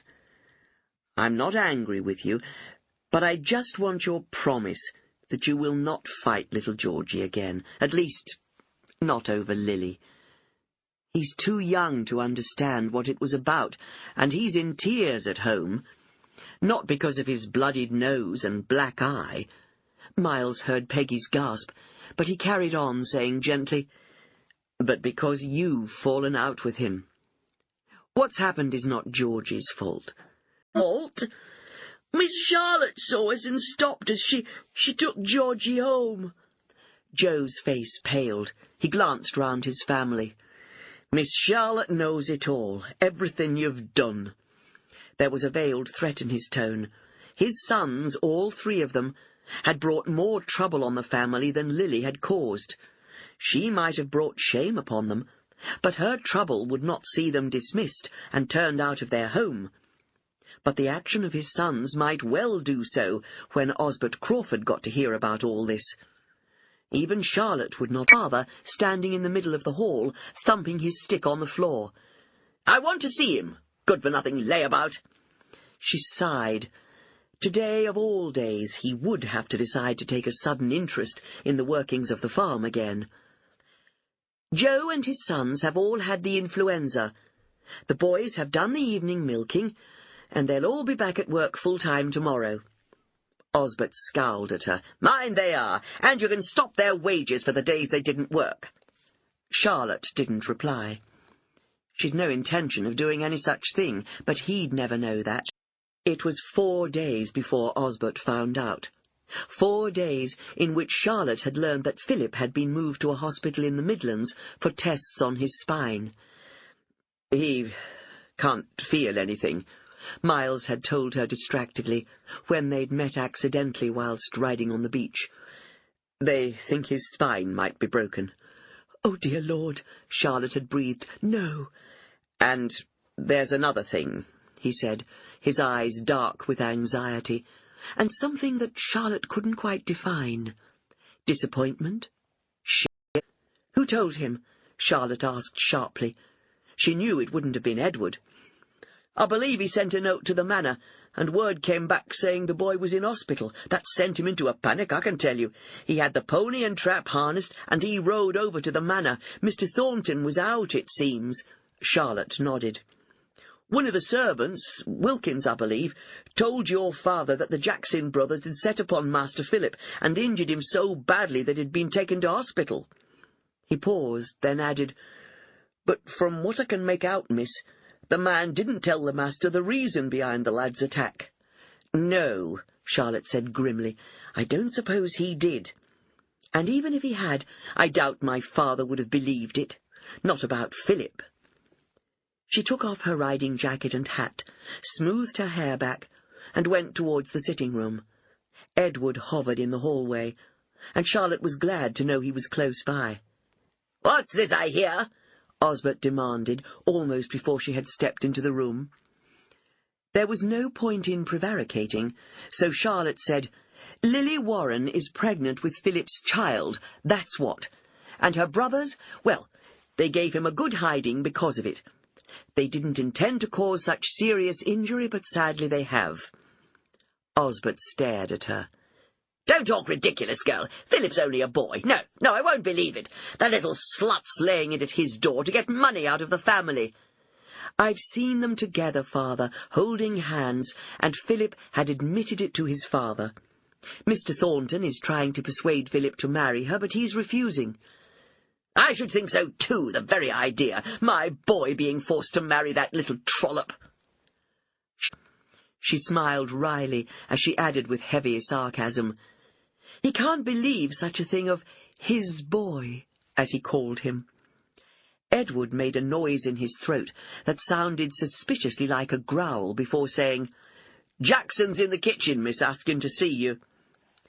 Charlotte sighed and followed him along the passageway. Jackson was standing nervously by the table, turning his cap through agitated fingers. "We're back at work, Miss Charlotte, all of us. That's if you want us." "Of course I do, Jackson." "He's standing firm. He's not going to agree to marry the little slut." And then he added the words that Charlotte had been dreading. "And as for those Warrens, they're to be dismissed and turned out of their cottage. Do you hear me, girl? They're to be given notice." His pronouncement delivered, he glanced at Edward. "You may serve my dinner now." Charlotte sat in the kitchen, her elbows resting on the table, her head in her hands. "What am I to do, Mary? What am I to do?" "Nothing, for the moment, love." Mary placed her dinner in front of her. "Now eat up." Charlotte pushed the plate away. "I can't eat a thing." Edward and Mary sat down to their own meal. "He'll not want to lose Joe Warren. Where would the farm be without him and his sons? That'd only leave old Matty, and you'd be in a pretty pickle, miss." Charlotte sighed. "He'll only say there's plenty of folk looking for work to take their place." "Aye, maybe so, but not half as good." "But he'll do it. I know he will." chapter, especially Tommy Warren. Only when he reached the front of the church and was about to step into his family's pew did he glance up to his left and give Charlotte a watery smile. She smiled down at him and touched his shoulder. Cuthbert Iverson seemed even more nervous than usual. When it came to the part in the service where he made special prayers for any parishioner who was ill, he said in a halting voice, "We pray for the recovery of Philip Thornton and for his family in their time of trouble. And we ask you to forgive those who perpetrated the attack upon his person. Lead them to repentance, Lord." Cuthbert mumbled on, but his words were lost to Charlotte. She glanced up to see that Miles had raised his head and was staring angrily at the vicar. Then suddenly he stood up. "Come," he said to his sons, "we're leaving. This is a mockery." A shocked gasp rippled through the congregation as, prayers forgotten, they watched Miles lead his two sons out. The door banged behind them, and, as Charlotte turned back to face the front, she saw Cuthbert glance down at her father. Osbert was smiling and nodding. He'd arranged that, she thought, not Miles. Miles wouldn't do something like that. But her father would, and his reaction to the vicar's words proved it. When the service ended, the members of the congregation trooped out, their faces solemn or puzzled. They stood in small groups, those who knew what had happened whispering the tale to those who did not. Charlotte glanced around, smiled, and bobbed a curtsy. As they left the room, it was Miles who was left with a small smile on his face. What good people there were in these parts. At least, some of them were. His face sobered as his thoughts returned to all the problems that faced him. There was a small tap at the door, and Wilkins entered again with a letter on a silver tray. "This was delivered by hand, sir, while you were at church. I do apologize for not handing it to you sooner." "No matter, Wilkins," Miles said mildly. Yes, after all, there was some truth in Cuthbert Iverson's sermons. For, at this very moment, it seemed as if some, if not quite all, his prayers had been answered. But for now, he must make his unexpected guest feel welcome in his home. That evening, Miles rode over to the Warrens' cottage once more. "I'm sorry to disturb your evening," he began, but Joe held the door wide, inviting him in. "'Tis already disturbed, Mr. Thornton. We're in the throes of packing up our belongings. Please excuse the chaos. Who wouldn't be? Her own father striking her like that. And it's not the first time, is it?" "She's going to stay at the manor for a day or two until things calm down," Miles told them. "But she's insisting on going home. She says the farm won't run itself, and she—" He paused, his final words coming out on a sigh. "She still feels she has a duty to her father." "I wouldn't go back if I was her," Jackson muttered. "What about Edward and Mary?" Peggy asked. "I'm going to see if you'll forgive me saying so. Has not been run as well as it once was." Miles chuckled. "If you say so, Joe, if you say so. But here's the thing. Mr. and Mrs. Bailey are moving down south to live near their married daughter, it seems." "That'd be Elsie, their eldest. She married, must be 10 years back and moved away," Peggy put in, always ready with a bit of family history. She perked up a little, now her thoughts had been distracted for the moment from their problems. Mr. Thornton fingered the letter, turning it round and round. "The thing is, I'll be needing new tenants, won't I?" Joe stared at him, and Miles returned his gaze steadily. "Now, I'm not sure what acreage it is, but is it big enough to support you and all your family, Joe?" Joe stared at him open-mouthed. You mean... He was overcome and couldn't get the words out, but Jackson could. "You're giving us first chance of the tenancy, Mr. Thornton?" "If you want it, yes. Jackson gave a whoop of delight, jumped to his feet, and "Old man is treating you any more than his daughter does. I don't know if there's anything I can do to help her. Not yet. But I can help you, and I want to, if you'll let me." He held out his hand to Joe. Slowly, not quite knowing how this good fortune had befallen him, Joe took his hand and shook it firmly. After all the heartache and tragedy of the past few days, Joe felt humbled by this man's goodness. "We'll not let you down, master," he said huskily. "We'll make a go of it and turn that farmer. Now Joe and the boys are leaving, I must seek more workers. And Edward and Mary, I must find out what is happening to them." "They're fine," Miles insisted. "I saw them yesterday, and their only concern is for you. Your father seems to have conveniently ignored Edward's actions. I expect it suits him to do so," he added wryly. Charlotte smiled weakly. Father can be very perverse. She leaned forward across the breakfast table. "I don't want to go. You and the boys have made me so welcome." "Persuading Georgie to let you go." Laughing together, they left the breakfast room to go in search of the little boy. Charlotte entered Buckthorn Farm by the front door. "This is my home," she told herself. "No skulking in by the back door any more." She went at once to the sitting-room. Osbert looked up as she entered. "Ah, it's you. Come to beg forgiveness, have you?" "I most certainly have not," Charlotte said quietly, but with a firmness that had never before been in her tone when addressing her father. "Until this can't move, can't feel his legs. He's not even trying. He's just lying there letting everyone wait on him. And his behaviour, well, there's no other word for it, it's disgraceful. He shouts and screams at the servants. He throws anything he can lay his hands on. He threw his dinner last night at poor Lucy. That's the new girl Mrs. Beddoes took on to replace Lily. She's from Ravensfleet. She's a good little thing, but I doubt she'll stay long if she's treated like that.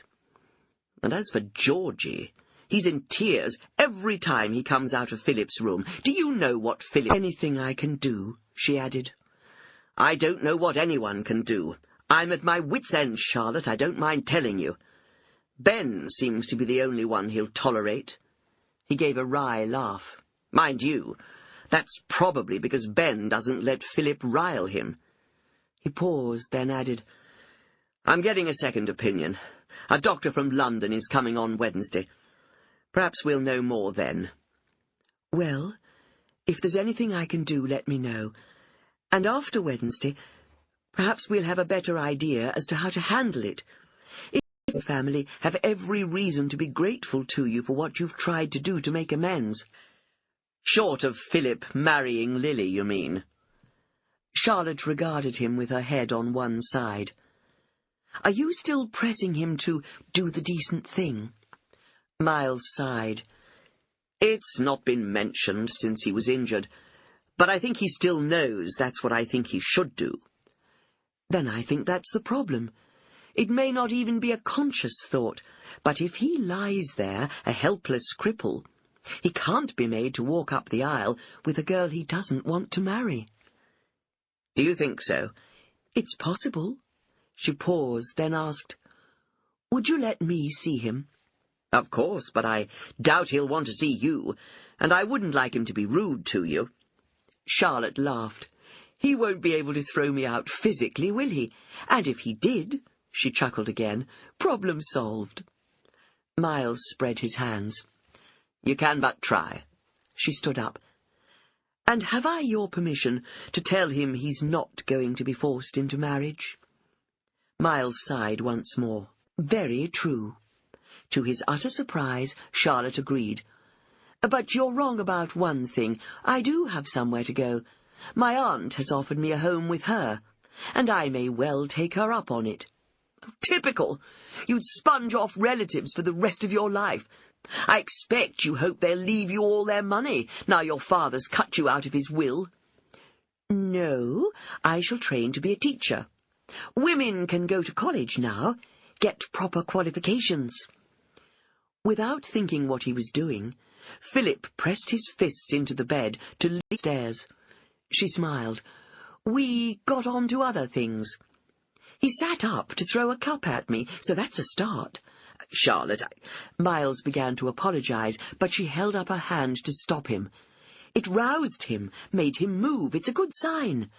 He's still in a filthy temper, though. Anyway, I'll come again tomorrow. Well, Miles was still doubtful, but felt obliged to say, the specialist from London did say we're not to pamper him. We won't do that, I promise you. He needs breaking in, just like midnight, and sometimes you have to be cruel to be kind. You have to let them know just who's the boss. I thought you trained your horses with gentleness and kindness. He couldn't hide the surprise and the amusement in his voice. Sometimes. It depends on the nature of the animal you're dealing with. If it's a nervous creature, it needs soft handling. But a bad-tempered, brutish beast needs taming. Anyway, I must go. Joe's coming to see me this afternoon. He has someone in mind to take over as farm foreman when he leaves. And it was so bad, miss, if you remember. Just at the end of the war. We was only 18, but we was both serious, if you get my meaning. We'd talked about marrying, but then she got ill and she died, miss. I'm so sorry, Eddie. I wouldn't have asked you if... It's all right, miss. I suppose one day I might meet someone else. Me mum's allers on at me to find a nice girl and get wed. I had thought that me and Lily might... He shrugged his strong shoulders and sighed. But you know all about... I just thought you might need a home of your own, that's all. At the end of the month, the Warren family moved into Purslane Farm. It's the end of an era, Joe, Charlotte said, as she stood watching them load all their belongings onto the farm cart. There'd be 1 or 2 more trips before everything was moved. Eddie's here, helping. His ma and Peggy have never been what you'd call close, but they're making up for lost time now. Edith and Eddie live just down the lane from Purslane Farm, so we'll be seeing more of them. It'll be nice for Peg. And followed Edward out of the door. She was unaware of Mary, her hand to her throat, and something akin to terror in her eyes, watching her go. Chapter 38. We shall have the most marvellous time, and I have a lovely surprise for you when we get to Derbyshire, Euphemia burbled, clapping her hands like a small child at the thought of a special treat. Now, Euphemia, Percy said, smiling benignly. You promised. I know I did, but I can hardly keep it to myself. But I'm on a trip to Lincoln, where she swept her into one of the main department stores in the city. There she bought dresses, coats, hats, shoes, and even 2 handbags. Now, you really should have your hair cut into an Eton crop. It's the very latest fashion for the young, and you have such a well-shaped head it would suit you to perfection. But here Charlotte stood firm. Aunt, it's very kind of you, but I really don't want my hair cut short. Not to seem ungrateful, she added, but what I would like... She knew he was going to be very angry with her for what she'd already done. She had no wish to make her father ill, but at almost 27, it was high time she stood on her own 2 feet. And tonight we're staying in a hotel here in the city and going to the theatre, Euphemia went on. Then tomorrow we must go home and pack all these lovely new clothes for our trip to Derbyshire. You have been so generous, Aunt, but I can't let you pay for all this. You must let me. Euphemia flapped her hands. Nonsense, my dear. Besides, if I'm not mistaken, But wouldn't you have wanted a son? She asked him. He wrinkled his forehead as he considered the question. Not particularly. You know the old saying, a son is a son till he takes him a wife. A daughter is a daughter all of her life. I've never heard that, Percy said, stroking his moustache. Haven't you, my dear? But more to the point, neither has your father, I suspect. More's the pity. He turned to his wife. And now, Let's book into the hotel, and then I'll leave you two ladies to try on all these fripperies." But his eyes were twinkling as he said it. "I shall go for a walk up the hill to have a look at that magnificent cathedral." Charlotte had never been to the theatre, had never seen people acting out a story on stage. She'd read all her life. It had always been one of her greatest pleasures to lose herself in another world and escape from the loneliness of her own life, shut away from all society at Buckthorn Farm, except for Mary and Edward. But it was a kind of scarcely suppressed excitement. She toyed with her food, and kept glancing at the long case clock standing in the corner, solemnly ticking away the hours. After a while, her glances were directed towards the door, as if she was expecting someone. As they left the dining-room, she linked her arm through Charlotte's. "My dear, do you remember that when I proposed this visit to Derbyshire, I promised a surprise for you? A nice surprise, of course." "I do, Aunt, but I thought that it was perhaps all the out and clutched at Euphemia for support. No, it couldn't be." But the woman was coming towards her, her arms outstretched, tears in her fine violet eyes. "My darling girl." Charlotte stared at her, her head whirling, and then everything went black. Chapter 39. She thought she was in her own bed, at home at Buckthorn Farm. Yet there were people bending over her. Someone was cradling her head and trying to get her to drink something. She groaned, and heard a strange voice say, "She's coming round. Oh, thank goodness. We shouldn't have sprung such a surprise on her, Euphemia." "She'll be all right. She'll be fine, and so happy to see you. She must have so longed all these years to find you." Euphemia patted Charlotte's hand. "Now, come along, my dear." Charlotte opened her eyes and slowly pulled herself up. The stranger was still holding her, her arm about Charlotte's shoulders. Slowly, Charlotte turned to look into the woman's face, and found it was like looking into an older version of her own. But this woman was beautiful. She was skillfully made up, wore lovely clothes, and had her hair professionally cut and styled. But you're dead," Charlotte blurted out. She was still not thinking rationally. "I must be dreaming." She closed her eyes momentarily, and then opened them again, but the woman, her mother, was still there, in the flesh, smiling at her.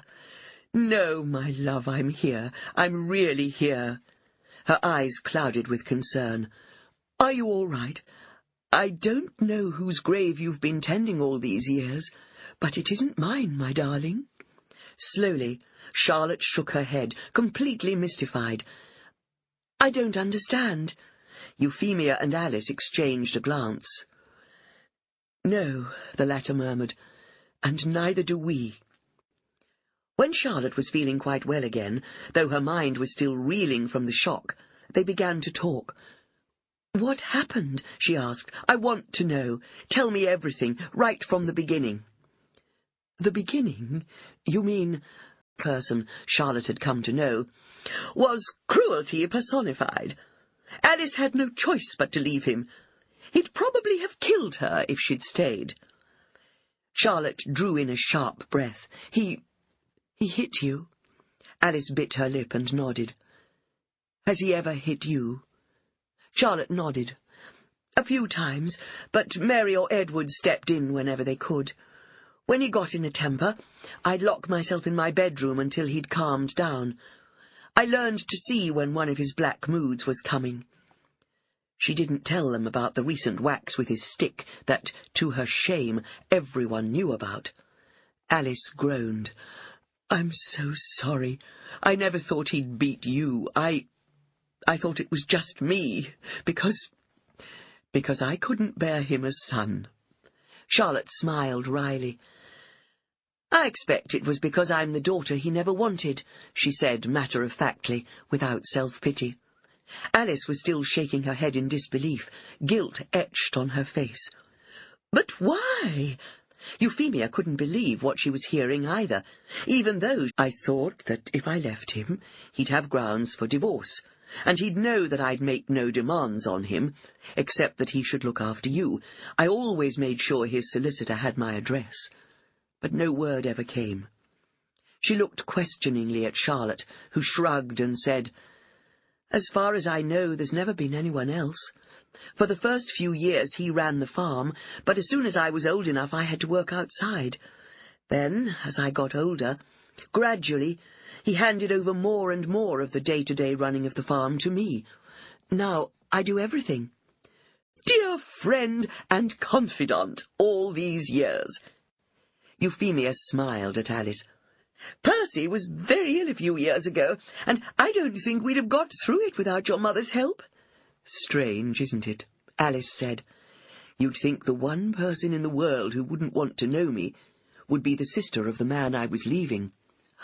"I knew my brother. I knew what he's capable of, at least." Euphemia hesitated. "I thought I did, but this last, leaving Buckthorn Farm to strangers, out of the Crawford family, just because you're a girl, well, that shocks even me." "Indeed it does, my dear," murmured Percy. "And if only we'd known how your father was treating you, well, we'd have come for you too. We'd have taken care of both of you." He chuckled. "We could have shared in your daughter, Alice." Charlotte smiled at the dear man. She believed him. Then she turned back to her mother. "I still can't believe that he would deceive everyone into thinking you were dead. Hold a mock funeral." Then she remembered what her mother had said earlier. She looked into Alice's eyes as she said softly, still not quite able to believe it, You said Mary knew that you hadn't died." Alice nodded. "We worked it all out between us. She and Edward would stay and look after you. But even I never thought for one moment that Osbert would stoop so low. I expect poor Mary felt trapped. She and Edward would have to obey him or be turned out, and she'd given her promise to me. Besides, she loved you dearly. They both did." "But she's deceived me all these years," Charlotte murmured. "She could have told—" Euphemia laughed. "Well, after what you've just told us, Charlotte dear, I release you from that promise with the greatest of pleasure. My word, Alice, what a girl to be proud of! What spirit she has!" Now Charlotte threw back her head and laughed. "If the folks who knew me back home heard you say that, Aunt, they'd laugh. They think I'm this downtrodden good little daughter. But they're all about to find out that the worm has turned." At the end of the week, a week in which she had got to know her mother and her aunt and uncle so much better. "Not that I blame your poor mother," he added swiftly, lest it should sound as if he was criticizing Alice. "The poor woman had no choice. Things are very different now for women than they were in '05. Very soon all women will have the vote. You can have careers and, thank God, you can marry whomsoever you choose. It's a very different world now compared with then, and in most ways a better one." Charlotte smiled as she said softly, "I certainly mean to change my world. Whether or not it means leaving home, I don't know before anyone else. Miles Thornton." "Miss Charlotte, Miss—" Georgie was running down the drive to meet her, but he stopped suddenly and stood quite still, staring at her. "Oh, I thought it was Miss Charlotte." Then he squealed with delight. "It is you!" He ran towards her and took her hand, skipping beside her the rest of the way to the front door. "You've got your hair so different, and you look so pretty. Papa, Papa, come and see," he called as he bounded up the steps and in through the front door. "Miss Charlotte's home, and just look at her." Miles appeared from his study, and Ben, halfway up the stairs, paused and turned to look down at her, his mouth gaping open. Blushing a little, Charlotte submitted herself to their scrutiny. Dressed now in a fashionable coat and hat, she knew she looked very different from the drab creature they had known before. "My dear, you look wonderful. What a transformation. Oh, I'm so sorry," Miles added at once. That sounds dreadfully rude. Charlotte affectionately. And Ben only pokes his head in now and again. He tried to read to him, but Philip only snatched the book out of his hands and flung it across the room. I'm sorry to hear that. I'll see what I can do later, but first, could I talk to you, Miles? I need your advice. Miles blinked. My advice? It's usually me coming to see you for advice about farming matters. This has nothing to do with farming. Ah, well, in that case, please come into the study. Georgie, run and play, there's a good boy. Please may I ask Brewster before he died, and how he'd been buried next to Alice Crawford's grave, a woman who, Miles now learned, was not dead at all. Leave it with me, Charlotte. I have a suspicion as to how it was done, but will you trust me to find out for you? She nodded. Of course, she said simply. I can hardly ask my father, can I? What do you plan to do? She sighed. I don't really know. I have Mary and Edward to think of. They've devoted their lives to me, even though they've hidden this secret all that time. Don't blame them, said at once, and then asked gently, But what of your father? I know you're angry with him, and you have every right to be, but would you really leave him? She shrugged. He can employ people to do everything I do. But they wouldn't be a daughter to him. Charlotte looked him straight in the eyes, and her words broke his heart. He'll not miss me. He's never wanted me. All he's ever wanted was a son. Chapter 41. It was getting late when she entered Buckthorn Farm and went straight to the kitchen.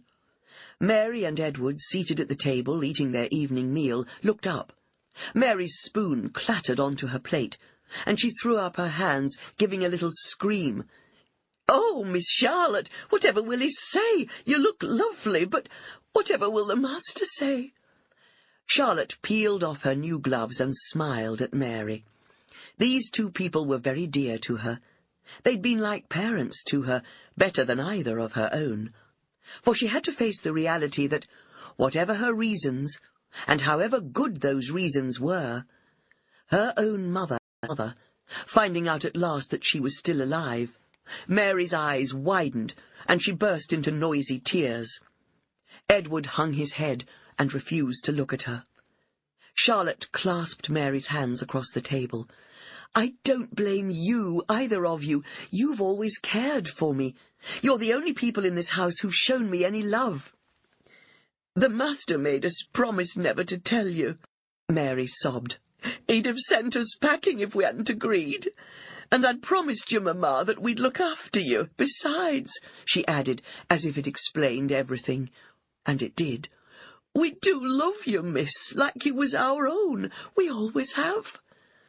"And do you know how he managed to arrange that travesty of a funeral, because that's what it was?" Again, Mary and Edward exchanged a glance. "No, we don't, miss," Edward said. "We never did know, that I promise you. When we got to the church gates that day, he sent us all packing. Said he wanted to be on his own, just him and the vicar. None of us knew what happened after that." He glanced at his wife. "Of course, me and Mary knew it wasn't real. Wishes, thought herself better than the rest of us. We Crawfords have always worked for our living, and worked hard." "And you think I haven't?" Charlotte said, deceptively softly. He gave a low growl, and his disdainful glance raked her from head to toe. "You've been useful, I grant you that." It was the closest he'd come, or was ever likely to giving her praise. "So, you can take off those fripperies and get back to your work." "You told me to leave not so long ago." "You'll do as you're told, miss." "Why should I work to keep this fine mark?" "Well, if you're turning me out, that's what I may have to become." "I couldn't do it, Mary," Charlotte laughed ruefully. "There I was, coming home dressed in all my finery, thinking I was this changed woman who would stand up to my bully of a father, and at the last minute I couldn't do it." "Maybe now's not the right time, Miss Charlotte." Mary's relief was obvious. "I mean, do you really need to tell him at all? Isn't it enough that you know, that you can keep in touch with your mother in secret, maybe see her from time to time?" Charlotte took the older woman's hands in hers. "Mary, darling Mary, what are you so frightened of?" "Him. I've always been frightened of him." Tears spilled down her face again. "The times I've had to stop Edward from squaring up to him. And sometimes I haven't been able to stop him, and I thought we'd be thrown out on the spot. But I think the master knows that he'd be hard-pressed to find anyone to take our place." Charlotte laughed wryly. "It would be impossible, I'd say. He's hopping mad that the Warrens have left. But he gave them notice. He said it in front of half the village." I know. But your father says these things, and he doesn't mean them. They're all threats to keep people under his thumb." She smiled wistfully. "But he threatened your mamma once too often, and she went." "Leaving me," Charlotte whispered. "That was the last thing she wanted," Mary cried at once. "It broke her heart. But she knew that if she took you, he'd hunt her down." "I don't know why. Cruelly used. I never blamed her for running away. She suffered cruelly." Mary paused and looked at Charlotte. "I hope you can find it in your heart to understand and forgive her." Charlotte nodded, but at the moment could not make that promise wholeheartedly. Not yet. "What happened to her when she left here?" Mary wanted to know. "Did she tell you? Has she been all right all these years?" Charlotte stared at her, realizing for the first time that Mary had never known what had become of Alice from the moment she'd died. She began to smile and shook her head slowly. "You're not going to believe this, Mary, but she went to my Aunt Euphemia for help, my father's own sister. They, Euphemia and Percy, took her in and cared for her, even took her abroad with them." Mary's mouth dropped open, and then they both began to laugh. Chapter 42. "So," Charlotte said brightly, entering Philip's bedroom the following afternoon, "isn't it time you made an effort to get up out of that bed, and in even suggesting such a thing?" "Georgie'd love it. He'd like you as a stepmother. Ben too, probably, but not me." Philip pulled himself up off the pillows. He was scowling at her, and in his anger he was completely unaware of what he was doing. "I'll never see the day you ensnare my father." But Charlotte was not looking at his face. She was staring at the bedclothes covering his legs. Slowly, she raised her eyes to look at him. "Philip, how long are you going to go on with this charade?" He lay back, as if exhausted. Miles watched with quiet thankfulness, and as for Charlotte, she turned away with tears in her eyes. Her job here was done, and she could make a decision about her own future. But she was devastated that she now had no excuse to come to the manor most days, no more excuse to see and be near Miles. Life at Buckthorn Farm had settled down into its old routine. In some ways little had changed, but in others nothing was the same. She still had Mary and Edward as before, and her father had slipped back into always a home with them. But something held her here, and it was not just her desire to see Philip well again. No, Miles filled her mind and her heart, and that, more than anything else, kept her at Buckthorn Farm. Even though she now had a gateway to freedom and a new life, she no longer wanted it. Chapter 43. "Could I have a word with you, Miss Charlotte?" Eddie was standing before her desk in the farm office, twisting his cap round and round between nervous fingers. "Yes, well, that's easily solved. Since you're employed on Buckthorn Farm, you can have the Warrens' cottage. I did offer it to you before, and it's still empty." Eddie beamed. "And would you mind me ma'am living with us?" "Of course not. But I thought she wanted to stay in the house where she's always lived." The young man shrugged. "She says she'll not know what to do with us, and Never lived on her own, see, but she'd be willing to do jobs around Buckthorn Farm and here in the farmhouse if Mrs. Morgan ever wanted any help. I'm sure Mary'd be delighted. I know she's missed Peggy's help. So, that's settled then. You can move in whenever you like. So, what was the other problem? Eddie's face sobered again. Telling Mr. Thornton, miss, after all, Lily's bairn is his grandchild. Charlotte stared at him, unsure where this conversation was leading. You mean, you expect him to help support the child? Oh, no, miss. Eddie looked hurt. I wouldn't want anyone to think that of us. We don't want money. We want nothing from them except approval, I suppose. And I'd like to know what they want us to tell the little un as it grows up like. Miss Sen, I'd believe in being honest and telling it the truth, but maybe the Thorntons wouldn't like that. I want the kiddie to have my name and all, just so it didn't get called horrible names as it's growing up. He shrugged. See, folks round here have got long memories. If we're not honest with it, poor little thing'll likely be told in the playground, don't you think? Eddie Norton, you are a remarkable young man, Charlotte said, and I'm sorry if you think I thought badly of you. I didn't. Let me do something.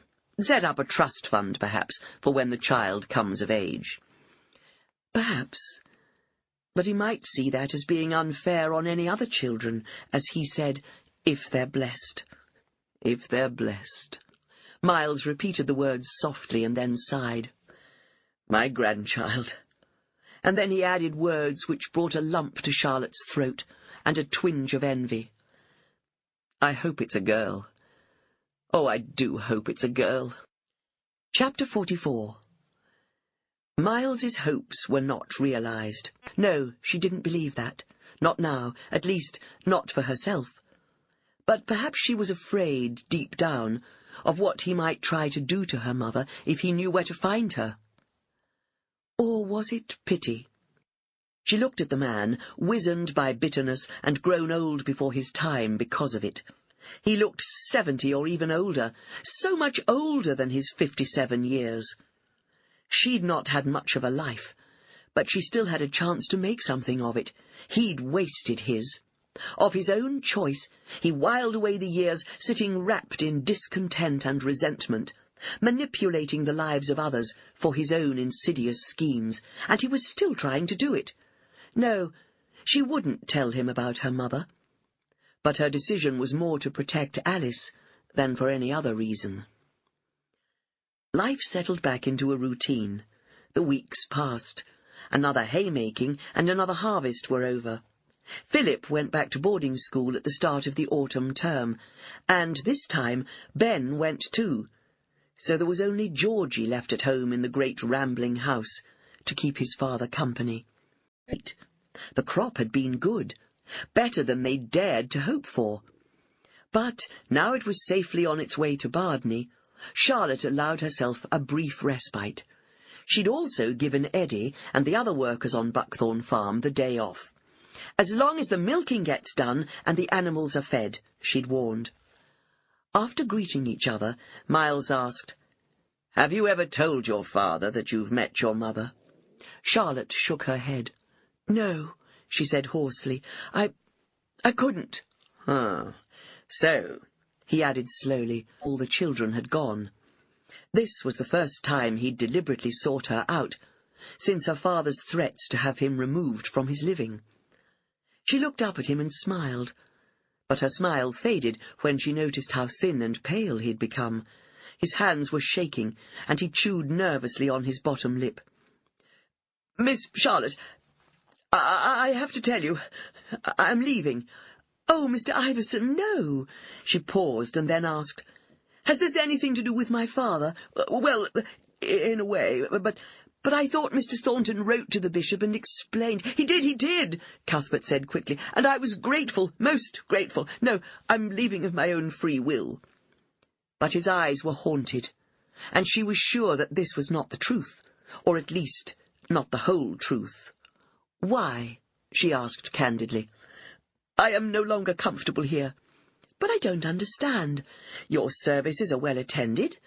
The church is almost full, well, most of the time, and always on special occasions like harvest and Christmas and Easter, so why?" He avoided meeting her gaze. In anyone else, she would have described his manner as shifty, but in a vicar, heaven forbid, she thought. "There are things I can't tell you about. Confidences, you know." "Like confessions, you mean?" "Well, sort of. Look, I'm sorry, I just have to go. Make a fresh start. I had hoped—" He looked at her now, meeting her gaze. "There was a time I'd hoped that you and I—" She touched his hand and said gently, "I know." But there was no regret, at least not on her part. Now she knew how it felt to fall in love. She knew she could never discuss this with the bishop. "Yes, and? He advised me to move away. It was none of my making, you understand, something that happened years ago, but I'm finding it hard to cope with the knowledge." "I see," she said slowly, but of course she didn't understand at all. And yet, as they parted company, there was something nagging at the back of her mind, but she couldn't quite think what it was. As she walked back towards the farm, she was deep in thought. Then, suddenly, in the middle of the lane, she stopped and said aloud, "A terrace," when she walked to the manor later that week. He was looking out over the flat land, most of which he owned, apart from Buckthorn Farm's acres. But, she thought, even those would one day belong to his family. He turned and saw her walking towards him. "Charlotte, how lovely! Just in time for afternoon tea when Georgie gets home from school. Brewster has just gone to fetch him." He laughed. "I think Georgie is the most popular boy in the school when my motorcar turns up. Brewster says he can hardly drive sometimes for the number of excitable boys squashed into the vehicle. I'm not sure it's entirely safe, but there you are. Thank goodness for quiet country roads." Charlotte laughed. "I think your motor car is one of the few round here, so I shouldn't worry." "Can you stay for tea?" "I'd love to, but first, before Georgie gets home, there's something I want to ask you." "Did you know that the Reverend Iverson is leaving?" Miles raised his eyebrows. "No, I didn't. Why? I thought that business with your father was all sorted out after I wrote to the bishop." She nodded. "I don't think it's because of that—" His tone hardened at the cruelty of such an act. Cruelty not only to the child Charlotte had been then, but to the mother, too. "The mystery of your mother's supposed grave in the churchyard, and why Harry Warren demanded to be buried beside her. Why he'd bought the plot next to her in readiness." Charlotte bit her lip and lowered her gaze. "I wondered about that myself. I thought perhaps there'd been something between them, between my mother and Harry, an affair perhaps, and that was why my father was so bitter. My mother's never said anything, but then perhaps she wouldn't confess to such a thing, not even to me. That's why, for a while, I didn't want to know, but now—" Miles squeezed her hands gently. "I don't think it was anything like that at all. What I think happened, and I don't believe even Joe knows this, was that your mother did leave your father, just as she told you, because of his cruelty to her. But her leaving happened at the same time, by sheer happy coincidence from your father's point of view." Miles released her, and Charlotte felt a sense of loss. Her hands and her heart were suddenly chilled. "By the way," Miles whispered with a chuckle, "now that both his brothers are away, Georgie feels himself second in command, so he's calling me father now, and no longer the childish name of Papa." "What a shame," Charlotte murmured, before she had stopped to think. "They grow up so quickly, don't they?" "Yes," Miles said with a wistful tone. "That's just what I feel, too." But they could say no more, for the young boy was hopping up and down in front of them. "Come and play, Miss Charlotte. Tommy has come to tea, and Sammy Barker too. We'll have a party." And indeed they did. It was a merry, impromptu tea party, all the more enjoyable because it was unexpected. Almost, Charlotte thought, letting her imagination and her longing run riot, like a proper family, a mother, father, and 3 little boys. Afterwards they played a noisy game of football on the lawn, and when it was time for the boys to leave, Miles walked down the lane with her towards Buckthorn Farm. Charlotte mind. Joe and Peggy exchanged a smile. "Because," Peggy said softly, "we always thought Mr. Iverson was sweet on our Miss Charlotte, and she'd make a lovely vicar's wife." "Did you indeed?" Miles murmured, so softly that only Charlotte, seated next to him, heard. On the way home, Miles was quiet and withdrawn. As she alighted from the car, he gave her a cursory nod and drove away at once. Heavy-hearted, Charlotte went into the house to find Mary in a state of panic and wringing her hands. "Miss Charlotte, thank goodness you're home. Your aunt and uncle are here, and there's such a row going on. Your father's so angry. He's shouting. Oh, no, she hasn't told him, has she?" Chapter 46. Flinging open the door of the sitting-room, Charlotte stopped to take in the scene before her. Her father was standing behind his chair, but hanging on to it for support. Euphemia stood before him, her head thrown back, her bosom heaving with righteous indignation. Percy, meanwhile, had withdrawn as far as the front window, keeping out of the argument as much as he was allowed. "Aunt Euphemia!" Charlotte moved forward, trying to ignore the raging row, but her father, purple in the face, shook his free fist at her. "Keep out of this, girl! Go to your room this minute!" She ignored his order and went to his side. Gently she said, "Father, sit down. You're distressing yourself." His whole body was shaking, his eyes bulging, his face puce. "Please, do sit down," she urged him again. "But it's about you, my dear, you and your mother." Startled, Charlotte gasped, "Please, don't, I beg you." She lowered her voice to an urgent whisper. "You haven't told him, have you? You haven't told him that—" Behind them, Charlotte heard a strange gurgling sound, and turned to see her father slumped in the chair, his eyes staring, his mouth gagging open.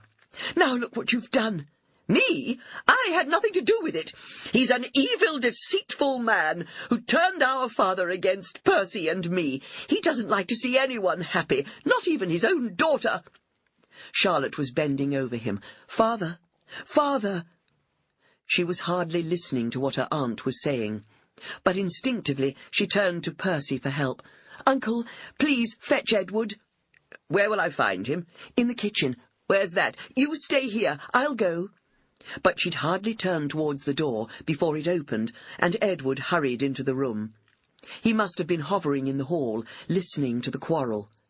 "The doctor, Edward! We need the doctor at once! Get Eddie to go for him, and ask Mary to come." Deception. Bribery, she thought, or threats. In the case of Harry Warren, she supposed, it had probably been a mixture of the two. A threat that he'd be dismissed if he didn't carry out Osbert's wishes, and, at the same time, a promise that he and his family would always have work and a home if he went along with his employer's devious schemes. But even so, Charlotte could not comprehend Harry agreeing to his wife being buried in someone else's grave, with no stone to mark her final resting place, and nowhere for his family, his hatred almost, because she'd been born a girl and not the son he craved. She felt only pity for him. He'd wasted his whole life yearning for something that could not be, was never going to be, after he'd treated his young wife so abominably that she'd been forced to flee for her life.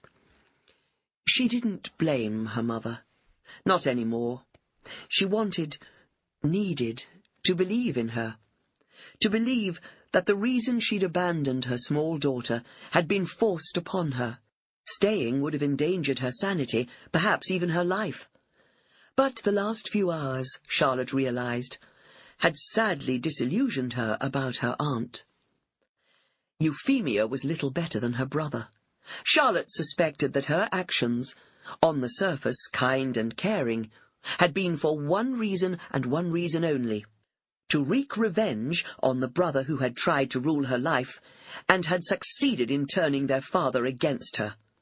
Deep down, she was as embittered and vengeful as he was. Now Charlotte was sure this was the reason Euphemia had come back to Buckthorn Farm, had pretended affection for her niece, and had reunited her with her mother. It had all been for her own ends. Had she taken Alice in all those years earlier, just to spite Osbert? Charlotte wondered, but realized she would probably never know the answer to that. She sighed. At least her mother had seemed contented. She hoped it was the truth. Nurse Montgomery, soon nicknamed Monty, was in her early 30s. She was round-faced, with a jollity that belied a fearsome protective attitude towards Philip Baxter? Who's he? It's two people, Charlotte explained. Mr. Baxter is his solicitor, and Philip is Philip Thornton. The nurse eyed her patient, lying back against the pillows, quite exhausted by the effort. "Then I think," she said quietly, "you'd better send for them both." "I'll send for the solicitor, but Philip's away at school." Her father waved his good arm angrily and made gurgling noises. "I think he wants you to send for him," the nurse interpreted. Charlotte shrugged. "I can only ask his father." She left the room with Osbert shaking his fist at her. "I'll send Brewster to fetch him." Miles glanced at Charlotte, trying to read her expression. "If that's what you want me to do." When she nodded, he said, "Then I'll write a note to the headmaster explaining the situation." The solicitor arrived that same afternoon, and Philip was home by nightfall. The following morning, the solicitor visited again, bringing Philip with him. They were closeted with Osbert for over an hour and a half. Before father's death, Buckthorn Farm would no longer belong to a member of the Crawford family. Contrary to everyone's expectations, including his own, Osbert did not die. Slowly he began to recover. He would never regain the full use of one arm, but his speech returned, though he slurred his words, and became angry and frustrated if people couldn't understand him. "I really thought we were getting rid of the old bugger at last," Edward muttered to his wife. "Huh, him! He'll live to be 120 just to spite us all. Maybe he's staying a few days so that she might get to know her mother." To her mother, whom she didn't blame in any way for Euphemia's outburst, she expressed affection and a hope that they might meet often. She posted the letters and bravely faced her bleak future, a future devoted to caring for a man who didn't deserve her sacrifice. Her decision had not been made out of fear of him, she was no longer afraid of his anger, but because of her own sense of duty and loyalty. "Honour thy father and thy mother," the flamboyant artist. She felt Miles's glance upon her as he added quietly, "And he's asked specifically if you will be with us." "Has he?" She looked at him. "How kind." "I don't think it's kindness, my dear. He likes your company." Very softly, so quietly that she wasn't sure whether she had heard aright, he added, "As do we all." Charlotte was invited to the manor to dine with the family and Felix on Boxing Day. "Come and see all my presents!" Georgie greeted her excitedly, the artistic world in the city. "I'm opening a gallery soon. It's something I've always wanted to do." He smiled archly at Charlotte. "And whilst most of the paintings displayed will be my own," he laughed heartily, "that's the whole idea, of course, I shall also be on the lookout for other artists, especially unknown ones whom I can nurture." He turned to Charlotte. "Now, my dear, can I persuade you to show me some of your work?" Charlotte blushed and shook her head. "It's only a hobby with me. I'm not very good." She hesitated, remembering her. The rest of the evening was spent pleasantly enough, with Miles in the armchair beside the fire, and Felix sitting beside her on the sofa. Charlotte couldn't remember a time when she had enjoyed herself so much, And when at last she said she really must go home, Felix rose and gallantly kissed her on both cheeks. "I hope we meet again very soon. I can't stay for New Year this time, though Miles has asked me. I must get back.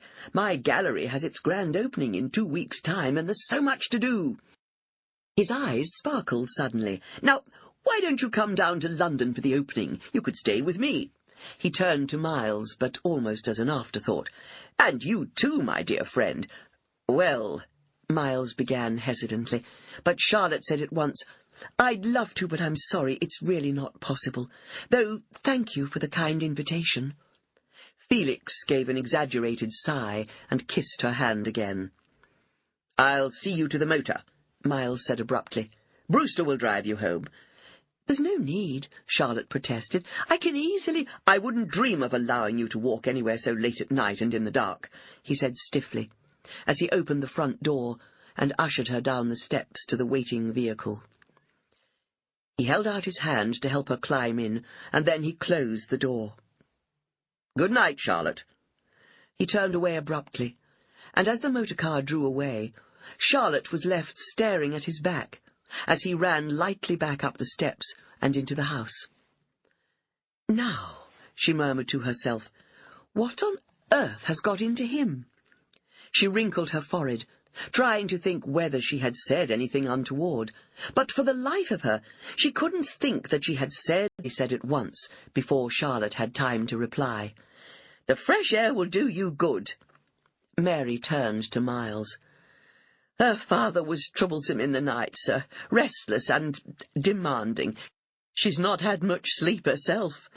"Oh, well—" Miles hesitated. No, a gallop on the beach will blow all the cobwebs away. She can rest this afternoon." "It seems your question's been answered for me," Charlotte laughed. "Give me 5 minutes." She turned and ran from the room to change into her riding habit. "A cup of tea while you're waiting, sir?" Mary said. They reached the beach and rode to the water's edge, where the receding tide had left the sand firm enough for them to urge their mounts into a gallop. When they slowed again, they dismounted and walked side by side, leading their horses. "Charlotte, there's something I want to say to you, but it's difficult." "Then the best way is just to say it outright." She smiled up at him, completely unaware of the bombshell that was about to fall. "Very well, then." He paused and seemed to be gathering his courage. She might be angry with his father, but there was no reason to take it out on Georgie. Miles had certainly chosen his ambassador well. She could not refuse her golden boy. "What is father?" For a brief moment Georgie's newfound grown-up status deserted him. "Sorry about?" She smiled down at him. "Oh, something and nothing. Grown-up silliness. Don't you worry about it, darling." "But will you come? He's been grumpy all week, ever since the day after New Year, like a bear with a sore head," and took her trembling hands in his. He looked down into her upturned face and said softly, "Charlotte, I have grown fond of you. Very fond. Will you please consider becoming my wife?" She gasped aloud, searching his face for any sign that this was all an act. She wanted to believe him, yearned to believe him, but could she really trust him? She was so afraid of being hurt. Was her heart, which so longed to be loved by him, ruling her head? That it's the truth. In addition to which, Louisa's memory is still revered in this house. There are pictures of her everywhere. Philip remembers her well, and will never entertain the idea of anyone taking her place. Ben has vague recollections of her, and he's no doubt swayed by his elder brother. As for Georgie, well, of all of us, he's the only one who has no recollection of her, but he has been raised to know her. And he carries the burden of thinking he caused her death. I hope not. I've fought hard to explain that to him. No child should carry such guilt. So, why? I miss you when you're not here. I've gone down to the beach every morning, hoping to meet you. accidentally." She began to laugh, resting her head briefly against his shoulder. "What?" he asked. "Why are you laughing?" "I have too." "Have you? Have you really?" Now it was he who was uncertain, unable to believe what he hoped might be true, that she felt something for him too. He turned to you to visit again. "And Philip?" she asked softly. "How would Philip react to such news?" Miles shrugged. "Who's to know what my eldest son will do next? He's soon to go to university. He won't be here very much, and besides, it's my happiness and the 2 younger boys I'm thinking about. We're good friends too, aren't we?" "Yes, we are," she said wistfully. "But is that a strong enough basis for marriage? One day the younger boys will be gone as well. What then?" "It's not just for them. I get lonely. I want and need someone to share the rest of my life with. I care deeply about you, Charlotte. I want to look after you and make you happy." "Do you think I could do that?" Despite the fact that he had not once used the word love when explaining his feelings for her, she could not lie to him. Her love for him, regardless of what he truly felt for her, would have to be enough. She loved him with every part of her being. If she were to refuse him now, she knew that there would never be another man whom she could love like she loved Miles. He'd said he was fond of her, he cared about her, he had become a good friend. It would have to be enough. She would put aside all foolish notions of a romantic, passionate lover. She knew that to be near him was all she ever wanted, all she would ever want. "Yes, you could," she whispered, but even now she had to be honest. But could I make you happy?" "Of course you could. Oh, my dear, we'll build such a..." "Wait, this is going too fast." He laughed down at her. "Not changing your mind already, are you?" "Of course not, but there's so much to discuss. My father, Buckthorn Farm—" "My dear, Mary and Edward will continue to care for your father. You can ride over every day if you wish to see him, run the farm, whatever you want to do. But at night," he touched her face with a gentle finger, "you will come home to me." "But I should be here all the time, helping you, running this house, being a dutiful wife." Now Miles threw back his head and laughed aloud. "I don't want a dutiful wife. I want a soulmate, a friend, and—" he kissed her again, "a lover." Now Charlotte blushed and dipped her head. "But you're right," he went on. "I should speak to your father first, ask his permission." Now it was Charlotte who laughed. "His permission? I am 27. We don't need his permission." "No, but I'd like to ask him anyway. I want to see his face when he realizes that at long last his daughter is going to lead her own life." "Yes," she said slowly. "Do you know, I'd quite like to see that myself." "Then shall we go, hand in hand, like underage young lovers, to seek his approval?" Charlotte began to laugh, and when Miles joined in, the sound carried through the door and into the rest of the house. Hearing it, Georgie could contain his curiosity no longer, and ran downstairs and into the study without pausing to knock, to find his father and Miss Charlotte in each other's arms. A wide grin spread across his face. His head pressed into her waist. "How wonderful! I must tell the others." "No, Georgie, let me—" Miles began, but the boy was gone, running from the room and shouting at the top of his voice, "Ben! Philip! Father's going to marry Charlotte!" "Oh, dear," Miles said. "Oh, dear, indeed," Charlotte murmured. "I don't think that's the best way Philip should hear the news, do you?" "Brace yourself, my dear," Miles said, taking her hand, as they heard the clatter of footsteps coming down the stairs and heading across the hall towards the study. "Love you! You speak for yourself!" an angry voice interrupted, and they all looked round to see Philip standing in the doorway, leaning nonchalantly against the door frame, his arms folded. There's no need to marry her now, Father.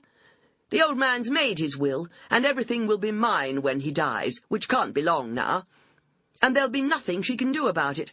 I was there when he signed it, so you don't have to marry her, you see. My inheritance is quite safe now." Miles took a step towards him. "How dare you speak to me like that?" he raged. "And in front of Charlotte, too. I've asked her to marry me because I want to. I want her to be my wife. There's no other reason. It has nothing to do with your blasted inheritance." As he took in his father's words, Philip's face twisted spitefully. "So," he snarled, "you wouldn't agree to marry her to protect my inheritance, but now you're going to put all that at risk. Don't you see, Father?" Suddenly his tone was pleading. "If you have a child, a son, he'll change his will again. He'll want his grandson to inherit now, won't he?" "So, what if he did?" He turned briefly to change his surname to Crawford. "They'd be welcome to each other." "You don't mean that?" No, I don't suppose I do, but just sometimes my eldest son irritates me almost beyond endurance." "Well, as long as it's only almost," she teased. "Now, let's go and tell Mary." The devoted Mary burst into noisy tears, but they were tears of joy. "Oh, Miss Charlotte, Mr. Thornton, sir, what wonderful news! Edward, do you hear? Our little Charlotte's going to be married." Edward ran. Chapter 50. Charlotte wrote to her mother and her aunt with the news. She didn't want an estrangement between herself and her aunt, but she was now a little wary of her. She was careful what she said or wrote. Despite her outward display of affection, Euphemia had the same vengeful streak in her that her brother had. It was in their genes. Charlotte fervently hoped she hadn't inherited that same flaw. She felt she must be more like her gentle mother, who'd run away from the cruelty. And yet, Charlotte cried, "I don't want to be the cause of trouble in your family." "You're not, my dear. If anything's causing a rift, it's your father's ridiculous actions. Philip's getting above himself. At 18, he sees himself as a future landowner." Charlotte shrugged. "Well, he will be. You can't deny that." "No, but it's not good for a boy of his age to know it." She was silent for a moment before she suggested, "What about Ben being your best man?" Miles stared at her for a moment. I hadn't thought of Ben." For the Saturday after Easter, so that Miles's sons would still be home for the holidays. Charlotte enjoyed a few days in Lincoln with her aunt and uncle and, more importantly, with her mother. Euphemia was nothing if not generous with Percy's money, but he only smiled benignly and admired all their purchases. Euphemia swept Charlotte and her mother into the city's largest store, leading them from department to department, and demanding the attention of the head saleswoman in each. Her aunt suggested the very latest fashion for the wedding. He put his arms round her, and she leaned against his shoulder, revelling in his strength and his support. No longer was she so alone. She'd always had Mary and Edward, of course, and they'd been wonderful, but they'd never been able to help her with important decisions. Even if she'd asked their advice, they'd always said primly, "It's not our place to say, Miss Charlotte." But now she had Miles. "Why don't you sound your father out on his plans for the day? Is he to give you away?" She raised her head to look up at him, worrying about. He put his arms round her. "I'm sure it'll be wonderful." "I'll have to write and tell them that Father's going to be at the wedding." "By all means warn them, but let your mother make up her own mind. From what you've told me about her, I'm sure she'll do nothing that would embarrass you or spoil your day." Charlotte looked up at him with troubled eyes. "Yes, but what might my aunt do?" Charlotte's wedding day dawned fine and sunny, with a light breeze. She was incredibly nervous, and Mary could do nothing to calm her anxieties.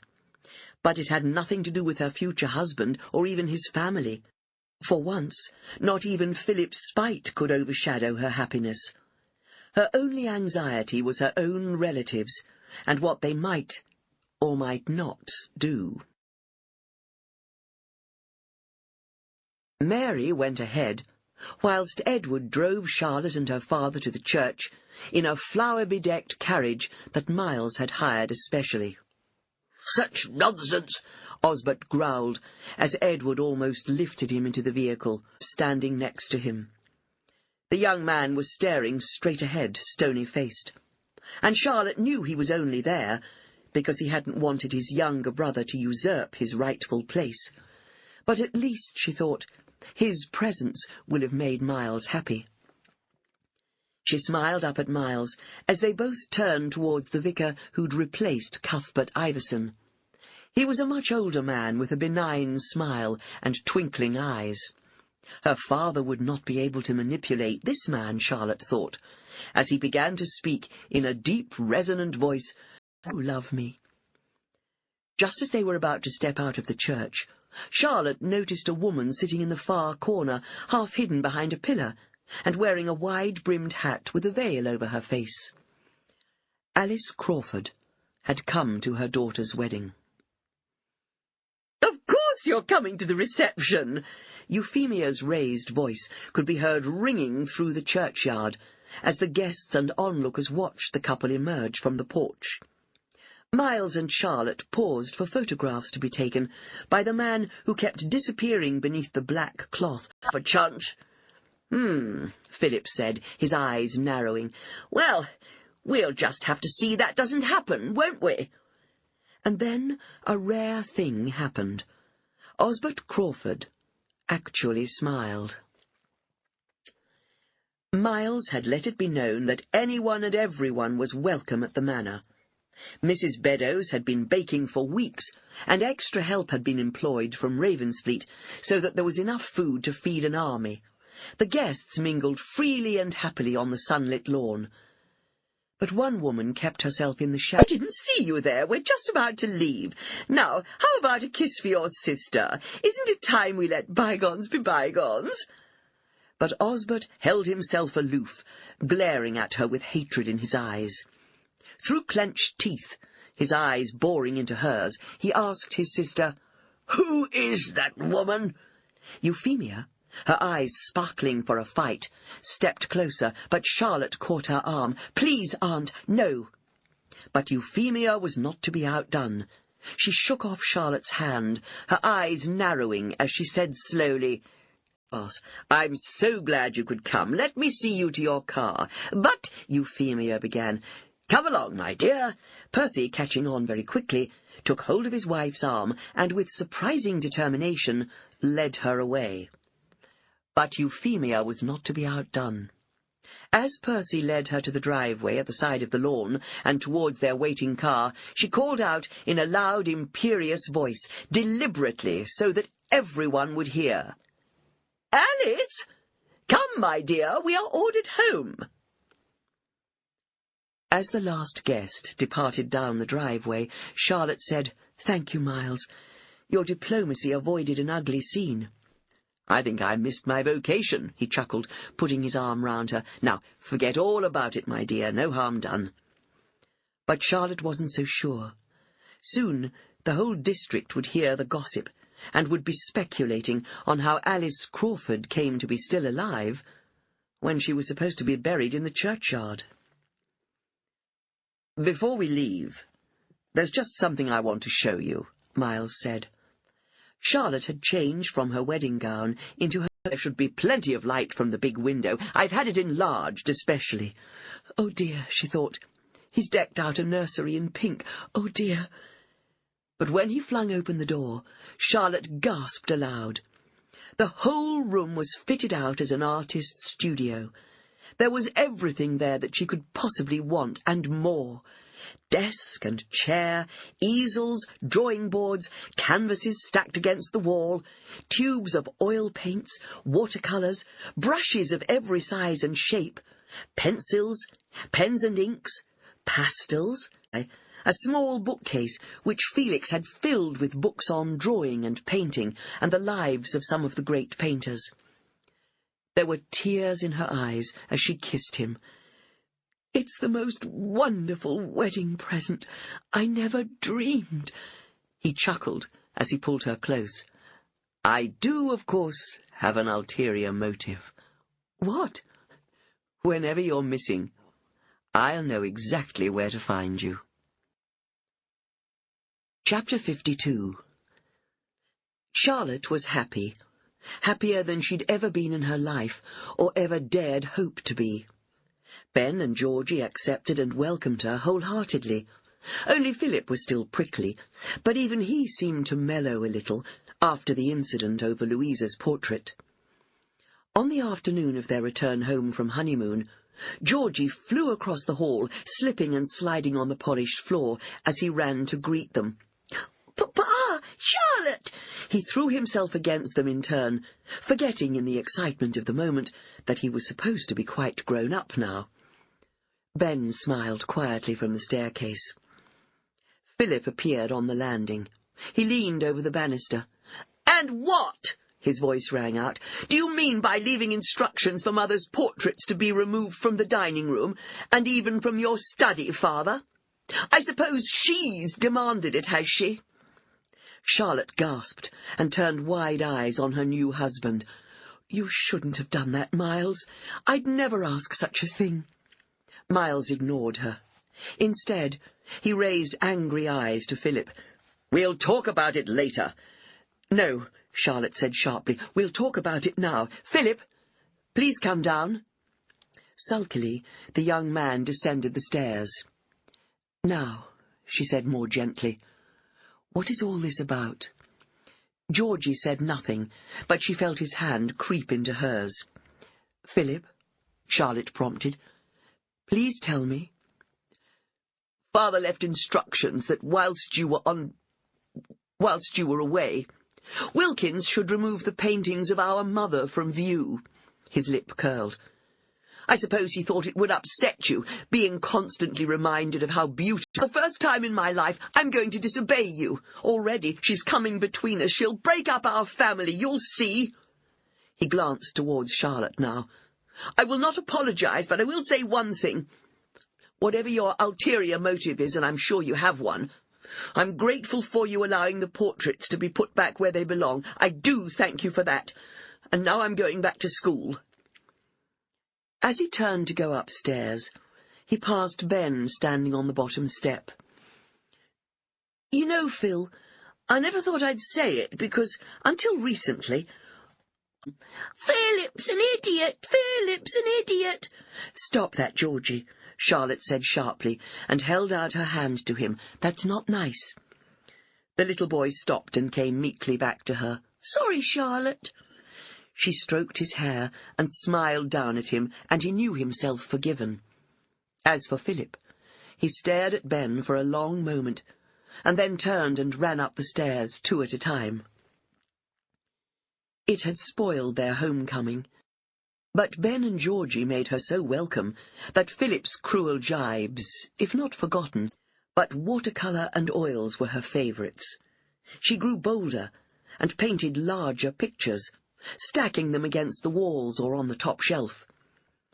But she was still too shy to show her work to anyone, and certainly not brave enough to hang her pictures on a wall. At Christmas, Felix visited them, and now he was adamant. You mean to say, my darling Charlotte, he said, throwing out his arm in his usual flamboyant gesture, that I am to be denied seeing the fruits of all my labour, I, who designed and equipped your studio? His eyes were twinkling merrily at her. He wanted to see her work, wanted to know if it was just a daubing of colours onto paper or canvas, or whether this adorable creature had real talent. He traced a finger down her cheek. My dear girl, you have blossomed. Marriage suits you so. And if your paintings are half as beautiful as their creator, then they should be hanging in every gallery in the land. Oh, Felix, Charlotte laughed, loving his teasing but never taking it seriously. Very well, then, but on 2 conditions. Name them, he said, kissing her hand. Firstly, Miles must come too. "At last," Miles said, joining in the fun and throwing his hands in the air in delight. "And me," Georgie piped up. "I want to see your paintings too." He beamed. "You can paint me, Charlotte." She laughed. "Do you think you could sit still for long enough?" And they all laughed, even Georgie. It had been agreed that the boys should not call her Mamma or Mother after Philip's outburst on their arrival home. "I could never replace your mother," she told them gently. "You certainly could not," Philip had muttered, but she'd chosen to ignore him. "And I'd never want to try, so I'd like you to call me Charlotte. All right?" Georgie had flung his arms about her waist, and Ben had nodded shyly. Only Philip had given a sniff that sounded suspiciously like disapproval. But then, she supposed, Philip would disapprove of anything she did. She was glad at this moment, when they were insisting on seeing her work, that he was out riding. "And the second condition?" Felix prompted. "That you are entirely honest with me. Give me constructive criticism. I've studied all the books you've given me, but I could use some practical advice." "I promise I will tell you truthfully what I think," Felix said solemnly. He linked his arm through hers as they mounted the stairs side by side, Miles, Ben, and Georgie following. Her heart was racing as she opened the door and ushered them inside. It was the first time anyone had been into her studio. They all, even Georgie, respected her privacy. "I've had a go at everything," she began shyly, "but I find I still like watercolour the best, though oil painting is now a close second. I can't seem to get to grips with pastels." She laughed. "I always seem to end up smudging my picture. I like pencil drawing, but I find pen and ink difficult and too... She paused, searching for the word. "Tedious?" Felix offered. "I do too." He began to wander around the room. Felix was silent, and Charlotte waited anxiously, surprised by how much his approval meant to her. Still he said nothing, standing before each one, considering it, and then moving on to the next. "And your watercolours?" Felix asked, when he'd pondered over each and every one of her oil paintings. She reached the stack of paintings from the top shelf of the bookcase, and, standing a sensible distance from him, she held up each one, the paper trembling a little in her nervous fingers. Now no one made any comment, copying Felix's way of perusal. Laying the last one down, she looked at him, her heart thumping. "Well," she whispered, unable to wait a moment longer, "tell me the worst. I've wasted your time and all Miles's money." Felix stared at her for a long moment, his face expressionless. Then suddenly he beamed and held out his arm to her. "My darling girl, your paintings are wonderful, magnificent." He asked, "Have you ever tried portraits?" She turned to meet his gaze. "Why do you ask?" He shrugged. "Well, even though photography's all the rage these days, people still like their portraits painted. It's a status thing. I bet you could make a lot of money, like Felix says, if you wanted. Felix is a portrait painter." It was a long speech for Ben, but he still hadn't quite finished. And I was thinking, it would be nice if you could do a portrait of Father. We've been on at him for years to have one done." "Do something." She led him to the far side of the room where, from behind a stack of new canvases, she pulled out a picture. With her back to the others, she showed him the painting she had done of Miles. Ben gasped aloud. He glanced up at her and then back to the picture.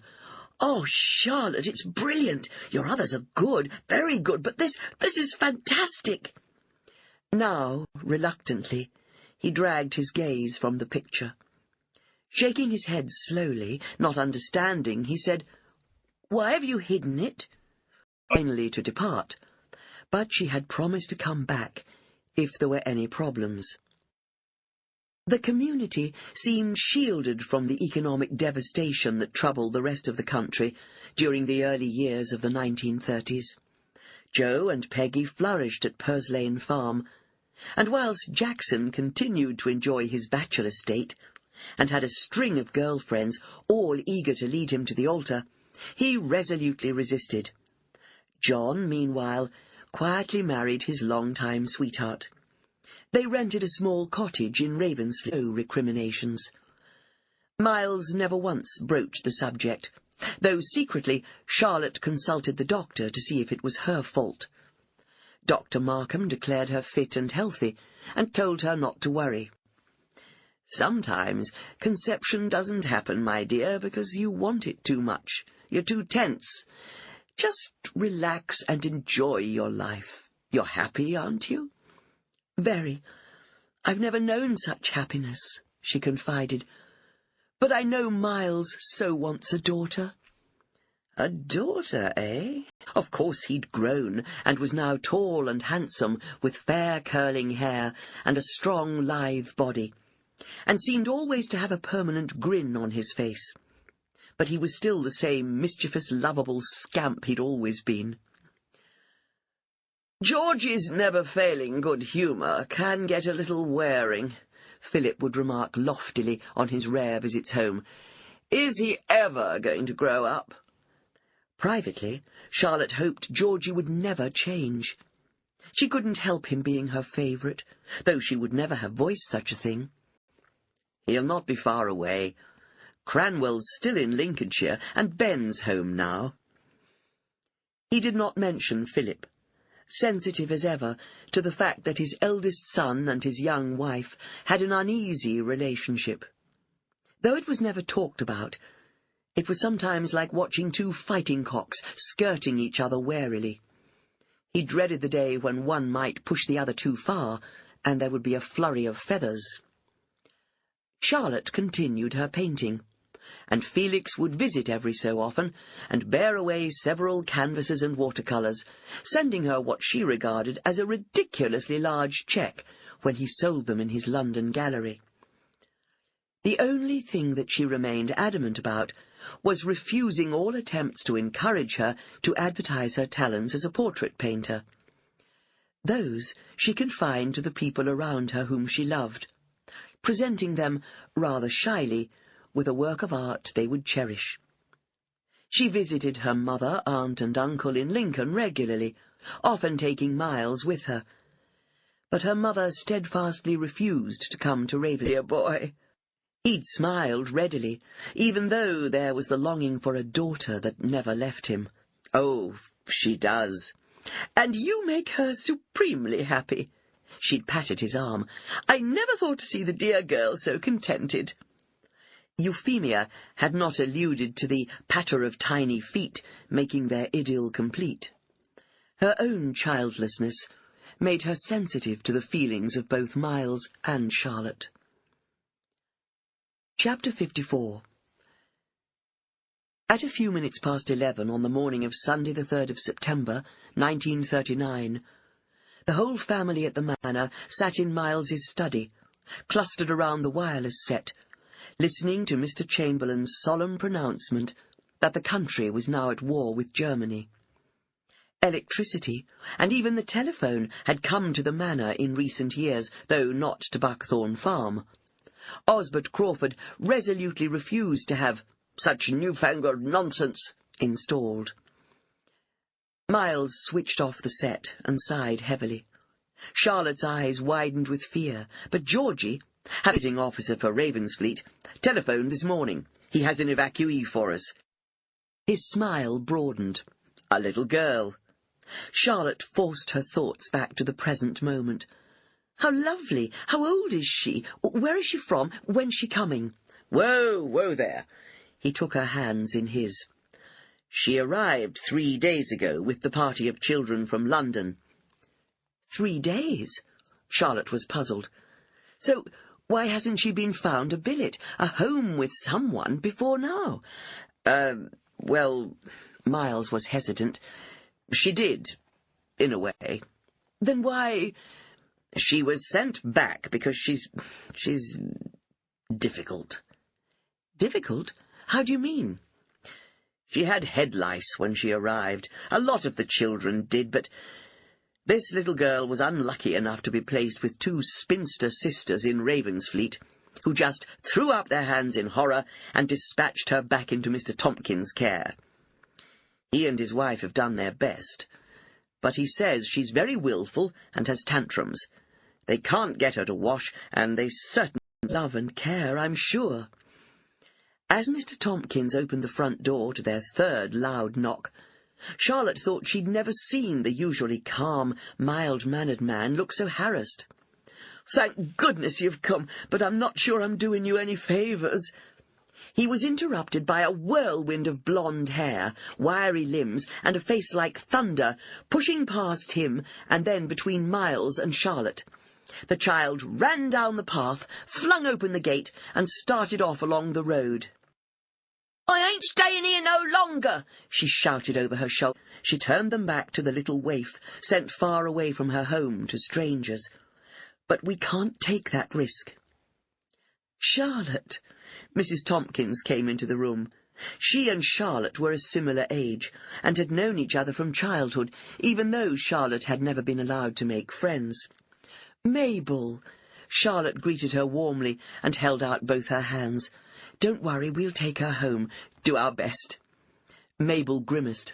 "I wish you luck, because I think you're going to need it." "Where do you think they've gone?" Charlotte said, stepping to the front window and peering out through the lace curtains.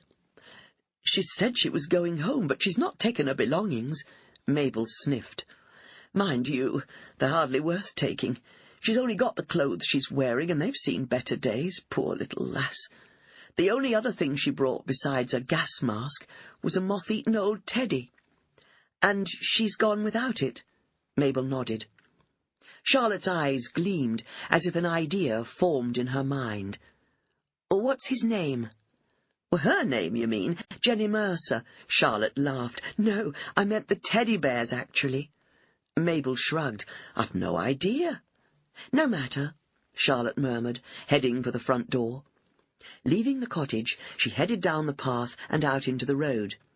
In the distance, she could see that Miles had caught up with the willful little girl. They were at the corner, and were standing facing each other, or rather, Miles was squatting so as to bring his face level with Jenny's. Charlotte bit her lip, hesitating, unsure whether she should interfere. Perhaps Miles was doing a better job on his own. She walked slowly toward— "His name's Bert," Jenny muttered, and took a step, albeit a reluctant one, back towards the cottage. "I'd better get him. And me gas mask." "And what about the train fare? Have you any money?" As the child blinked and looked up at her, Charlotte saw that she had the bluest eyes she had ever seen. "Don't need no money. We come on the train and didn't have to pay." "I think that was special, because the train was bringing you all to the country. But if you choose to go back without the others, you'll have to pay." The girl looked— "Mum'd be bothered. She's got a fancy man, and I was in the way." Oh, I see," Charlotte murmured, but she didn't really. She knew nothing about this child's background, but it sounded as if she'd been sent to the country with the other evacuees, more to get her out of the way than for her safety. Charlotte stood up, smiled down at Jenny, and held out her hand. "You come with us, Jenny. Give us a try, eh? Maybe you'd like to stay with us for a little while, and then we'll see, eh?" The child looked up at her, staring straight into Charlotte's eyes. Then she nodded. "All right, missus, I'll give it a go, but if I don't like it—" "Then I promise we'll take you back to London ourselves and talk to your mum, all right?" Again, the little girl nodded, and put her grubby paw into Charlotte's outstretched hand. Above her head, Charlotte and Miles exchanged a smile.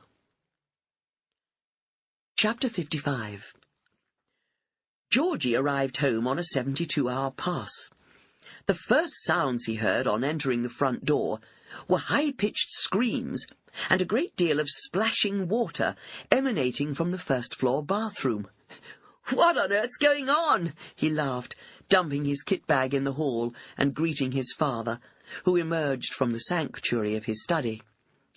Miles smiled wryly. "It's our new house guest, an evacuee from London. She's got nits or head lice or something. She's not taking kindly to the treatment Charlotte is meting out. I'm keeping out of the way." He chuckled, "Playing the good guy when all the screaming's over." "You might be waiting a while by the sound of it," fondly. "I remember." They listened outside the door for a moment before opening it quietly and peering round it. Georgie was sitting on the hearthrug, with the child curled against him, her head on his chest, whilst he read to her one of his own favourite books from childhood, The Wind in the Willows. "Just look at her hair," Miles whispered. "What pretty blonde curls she's got now it's clean." Charlotte glanced at him, but his gaze was fastened on Jenny.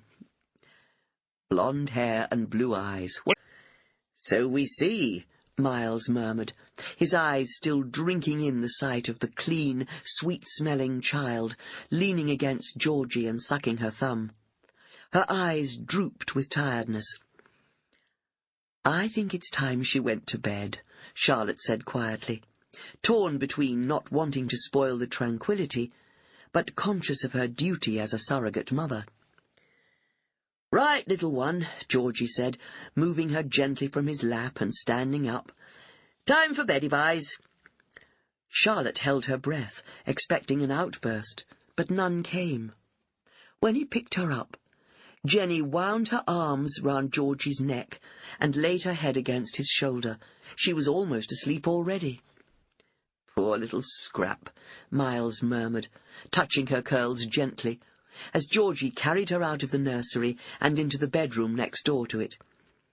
He tucked her into bed, promising, "Charlotte and Miles are right next door, and I'm just down the corridor. If you want anything, you only have to shout and we'll come running, all right?" There was a pause before she murmured, "But—" Georgie looked round at Charlotte and Miles standing in the doorway. "What did she say?" "Of course, it's her teddy. Now where—" Charlotte hurried into the room and towards the bundle of Jenny's few belongings, fishing out the shabby teddy-bear. "Here he is, hiding amongst your clothes." She tucked him in beside the child, and then bent to kiss her forehead. "Night-night. Sleep tight. Mind the—" Then she stopped. Any reference to bugs was not the most appropriate thing to say. We've got to be honest with her. I bet half these poor kids weren't told what was happening to them. They were just shoved on a train and waved off by tearful mothers, not even knowing where they were going or how long for. Georgie's right. We've got to be truthful with her. But Charlotte was right about one thing. There were tears and plenty, a proper tantrum, where Jenny lay on the floor of the hall, screaming and kicking out at anyone who tried to get near her. At last, the only thing Georgie could do was to say firmly above all the noise, "I've got to go now, Jen. Won't you come and wave me off?" But the screams only increased. Georgie stood up, looking harassed. He hated leaving the child like this, but he'd no option. He had to go. "I'll try to get home again as soon as I can, even if it's only for a few hours. In the meantime, good luck." Shaking his father's hand and kissing Charlotte's cheek, he ran down the front steps to the waiting pony and trap, which they were already making more use of in an effort to save petrol. "There are going to be shortages," Miles had warned her, "just like in the last lot." Now, as they stood helplessly watching the writhing little body on their hall floor, shortages, rationing, and all the coming privations they were sure they were going to feel were nothing in comparison to this sad little girl so far from home.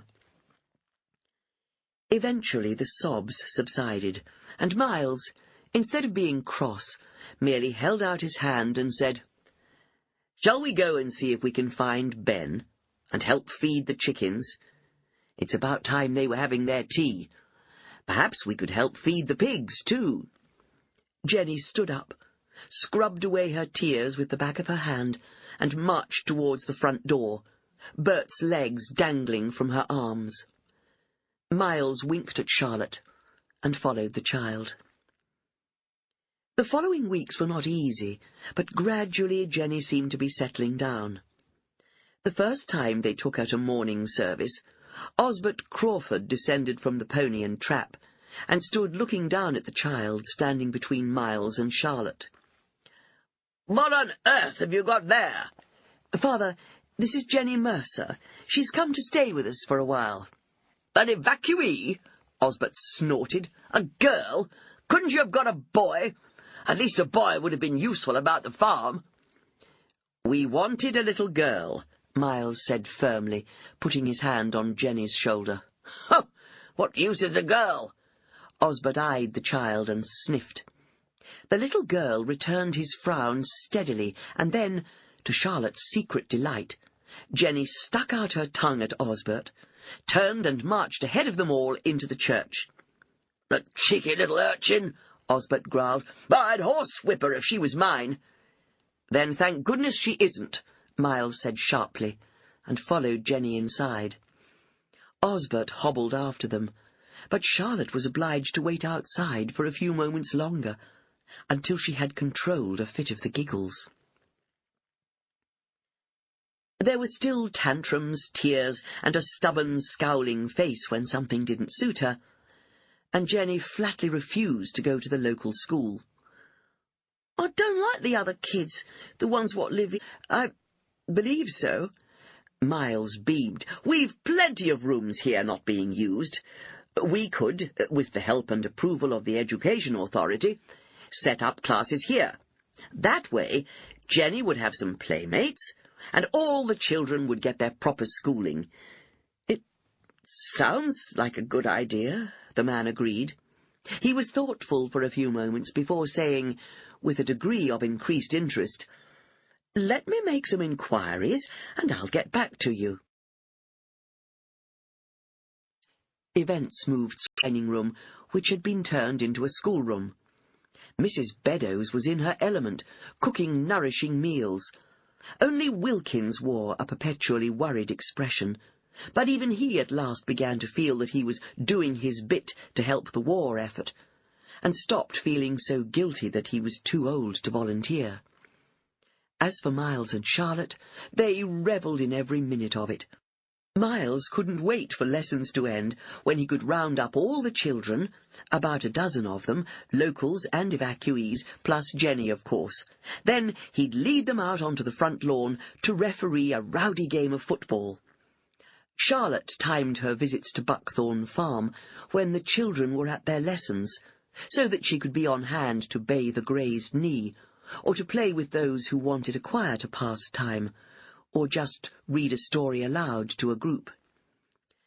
Jenny seemed to settle in a little better. The tantrums grew less frequent, and she began to smile more than she frowned. But her most often asked question was not, as they might have expected, "When am I going home?" but "When's Georgie coming home?" Early in April, the phony war came to an abrupt end, when Hitler invaded Denmark and Norway. Then, at the beginning of June, news filtered through of the evacuation of the British Expeditionary Force from Dunkirk. Now, it seemed, Britain stood alone, and only the RAF could protect its shores and its people. Charlotte felt a cold terror creep around her heart. One Saturday morning in June, when there were no lessons and no other children came to play, Jenny went to one. "Wilkins, Brewster, Cook, Kitty, and all the men on the farm. Let's send word to Eddie, too." "Calm down, Miles. Let's not panic. We haven't even searched the whole house yet." "Do you think she'd go into the town? Try to get on a train home?" Charlotte shook her head, then gave a thin smile. She was as worried as Miles, but she was trying not to show it. If she has gone there, it's more likely she's looking for Georgie coming home. Miles's face brightened. "Maybe she has. I'll get Brewster to drive into—" "Wait a minute, Miles. Let's search here first. She'll come to no harm, not in Ravensfleet." You're right. Of course you are. But, Charlotte, I couldn't bear it if something's happened to her. Charlotte touched his arm and said softly, I know. The child had wound her way into both their hearts, but Miles was besotted with her. Little Jenny was fast becoming the daughter he'd always longed for. But Charlotte was fearful for this man she loved so very much. Jenny wasn't theirs, never could be theirs. She had a mother back in London who one day would want her daughter home again. Despite Jenny's offhand remarks about her mother's fancy man, and feeling that she was in the way, Charlotte could not understand any mother not wanting her child close by. And yet, a niggling little voice reminded her, didn't your own mother run away and leave you? Not all mothers are the kind Charlotte knew she would be, she told herself. She dragged her thoughts back to the present anxiety. With greater calmness than she was feeling inside, she said, appeared in the hallway carrying a tray, and Miles dispatched him at once to ask Mrs. Beddoes and the housemaid to join in searching the house. After only a few minutes, whilst they were still searching the first-floor bedrooms, they heard the maid, Kitty, calling from the top landing. Sir, madam, she's up here. Miles galloped up the stairs with the agility of a man half his age, with Charlotte running up behind him as fast as she could. Kitty was waiting for them at the top, her eyes anxious. Is she all right? Miles asked, with all the extra work the children brought. And she hadn't been into her studio for almost a fortnight. The damage that Jenny had wrought had not been done in one day, nor even 2 or 3. She must have been creeping up here for quite a while. The linoleum floor was splattered with paint, and there were splashes on the white wall. She'd even used one of the walls to paint a childish picture on when she'd run out of paper. Pieces of paper, all covered with daubs of paint, littered the floor, and Charlotte's precious canvases had been used too. Open tubes of oil paints and watercolours oozed onto the desk and the table by the window, and dirty brushes, caked with dried paint, were strewn around. "Oh, Jenny," Miles began sadly, but Charlotte squeezed his arm quickly and whispered, "Don't, Miles, don't chastise her." The girl was standing in front of Charlotte's easel, wearing the white smock which Charlotte herself used to protect her clothes. "That's why we've never seen paint on her clothes," Charlotte thought. "I'd never have guessed. There have been no telltale signs." But there were plenty now. The child's fingers were sticky with blue oil paint, and she had a streak of the same colour down her cheek.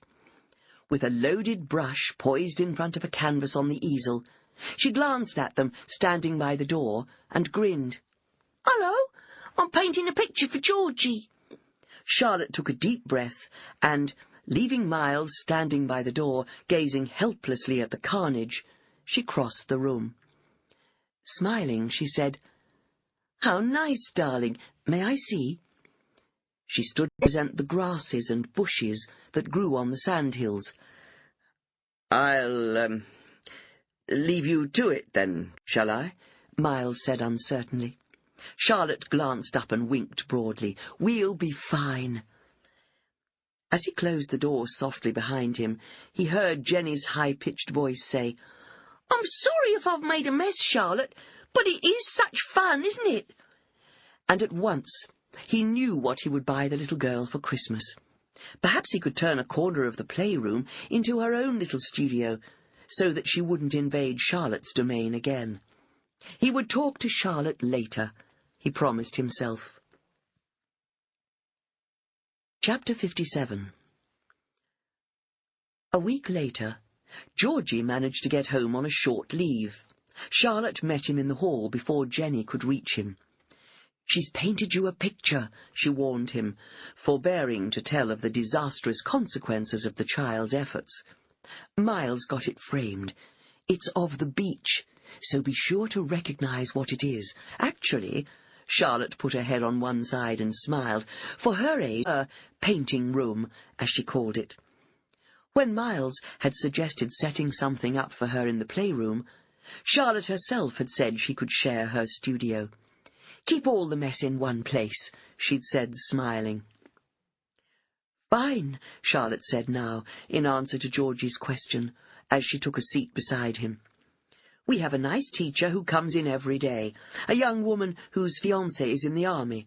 They have lessons, and then play out in the garden if it's fine, before going home. Miles loves those sessions, he never misses them.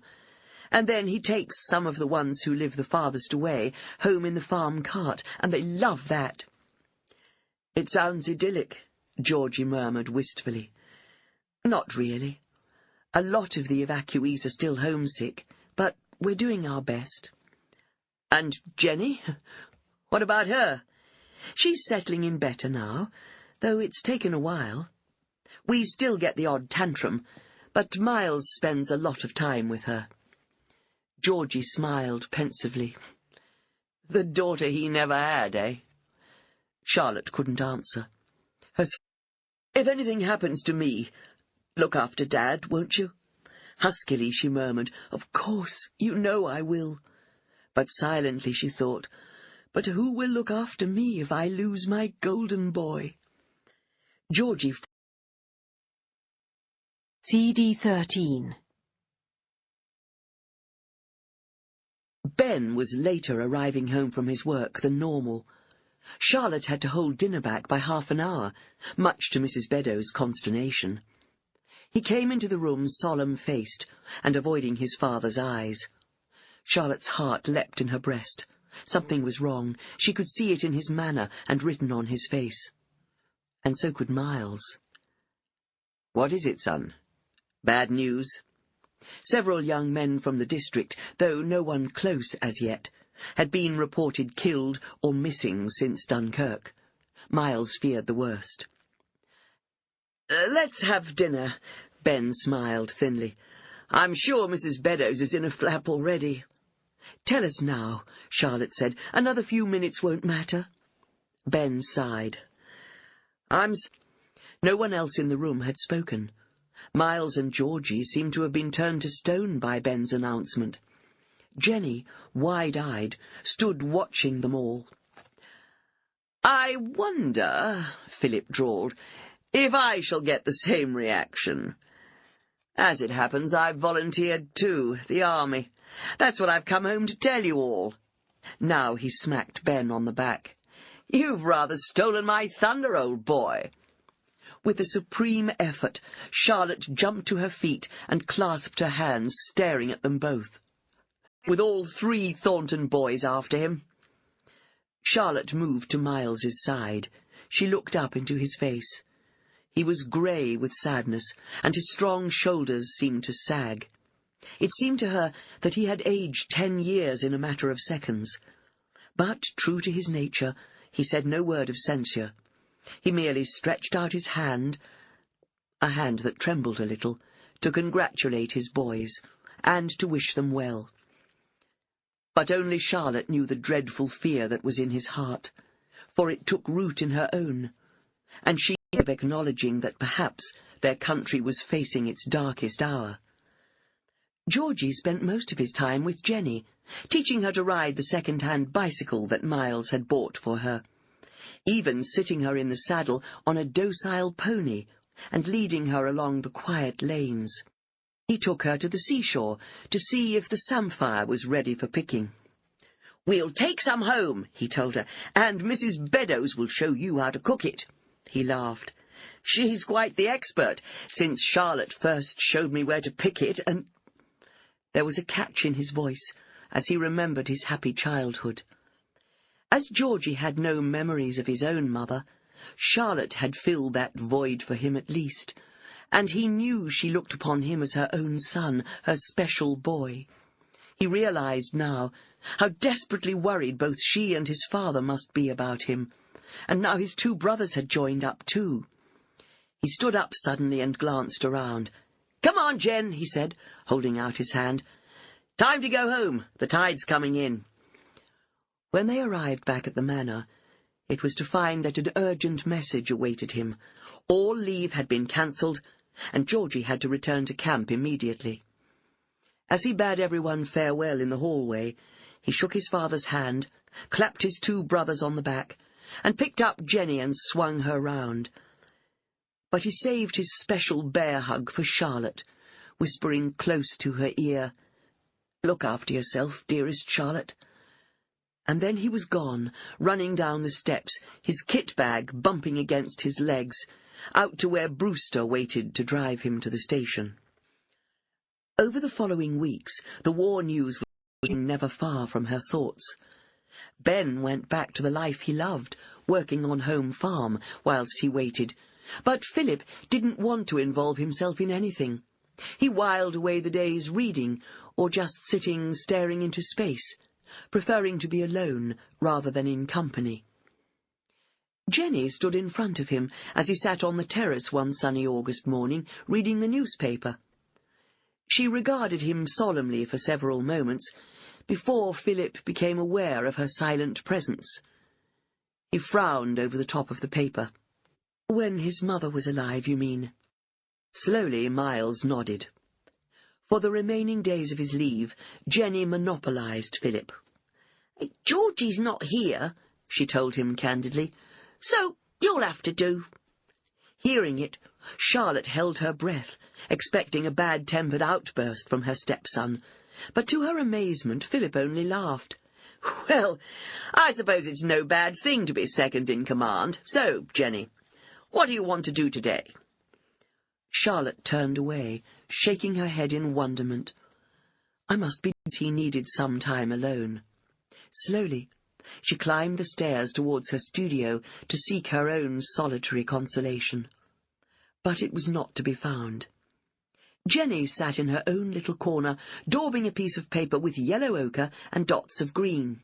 "I'm painting another picture for Georgie," she said brightly.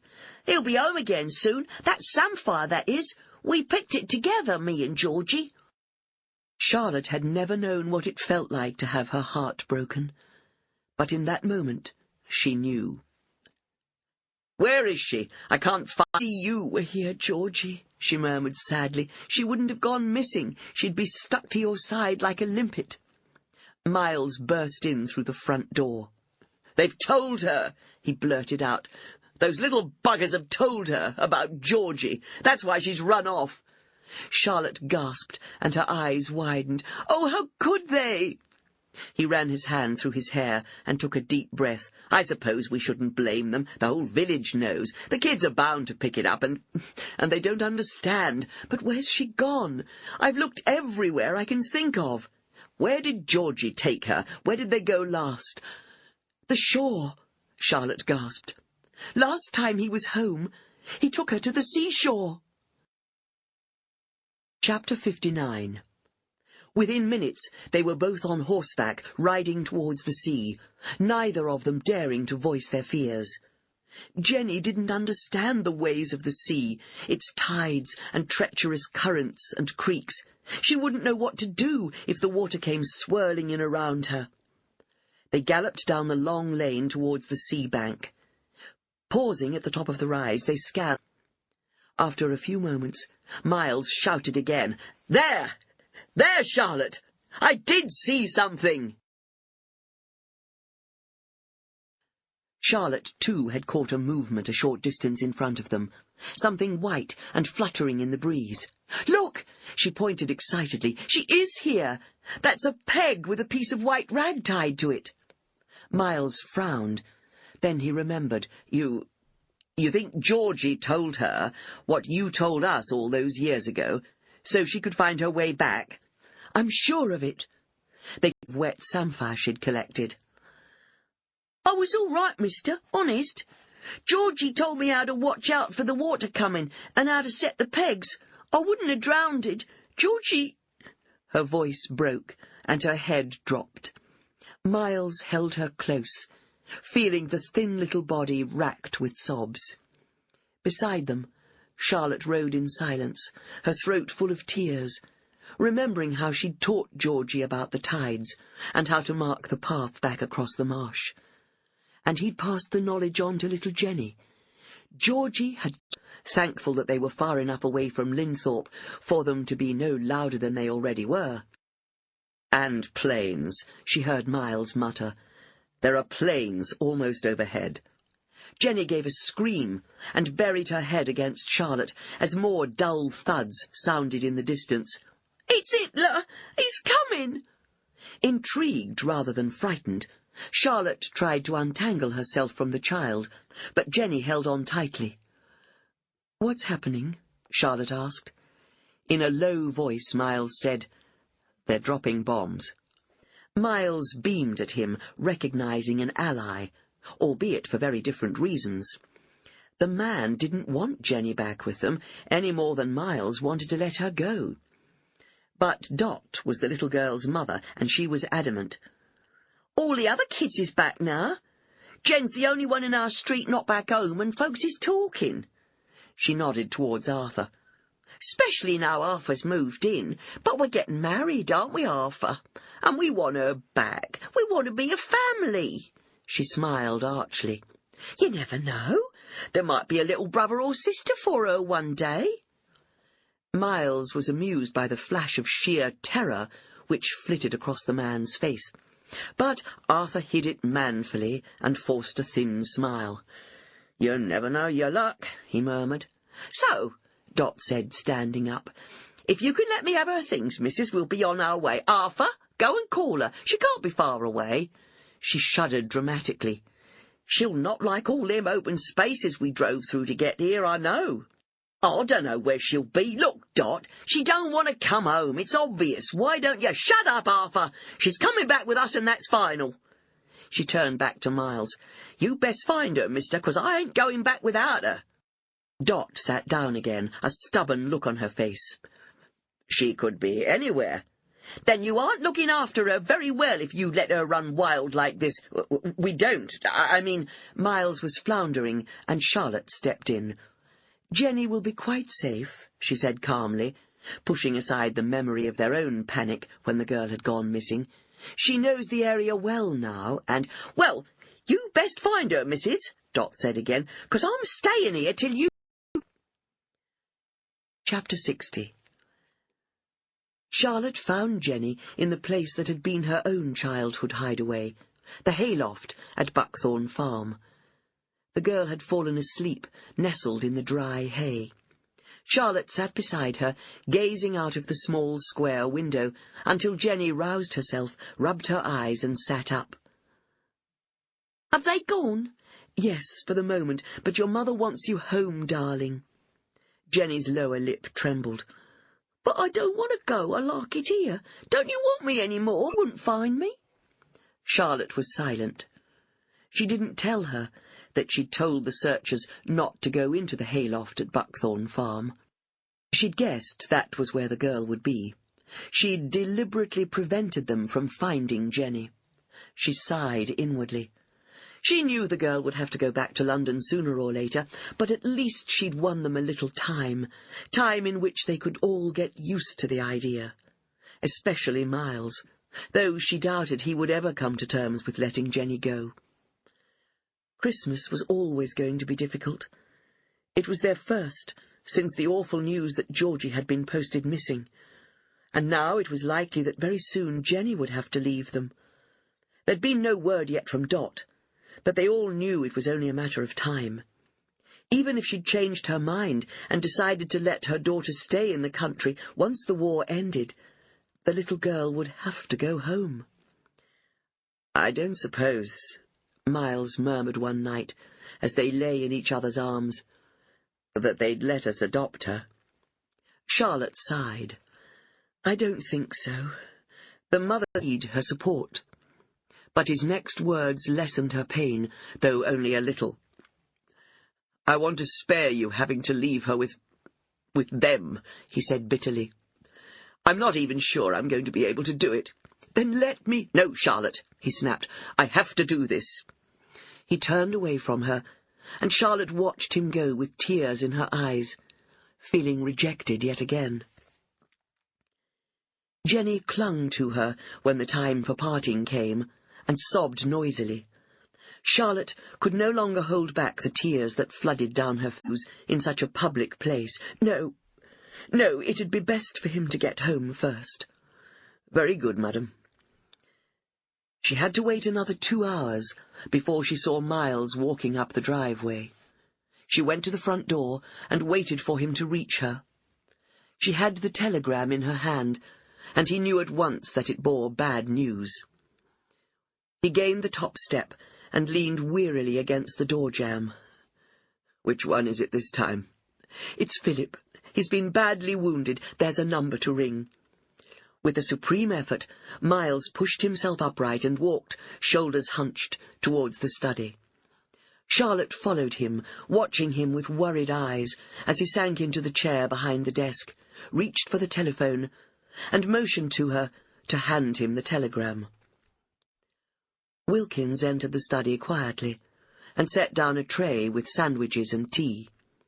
Charlotte nodded her thanks, and the manservant left the room, closing the door discreetly behind him. When, after what seemed an age, Miles replaced the receiver, he sat a moment with his head. "I'm so sorry." It was an effort to speak, and at once Charlotte shushed him and bade him rest. "You'll soon be stronger, now you're home." He smiled thinly. "Dear Charlotte," he whispered, "ever the optimist. But I'm sorry to say that this time—" He managed a wry smile. "I'm not pretending." Tears filled her eyes as she squeezed his hand gently, but she could find no words.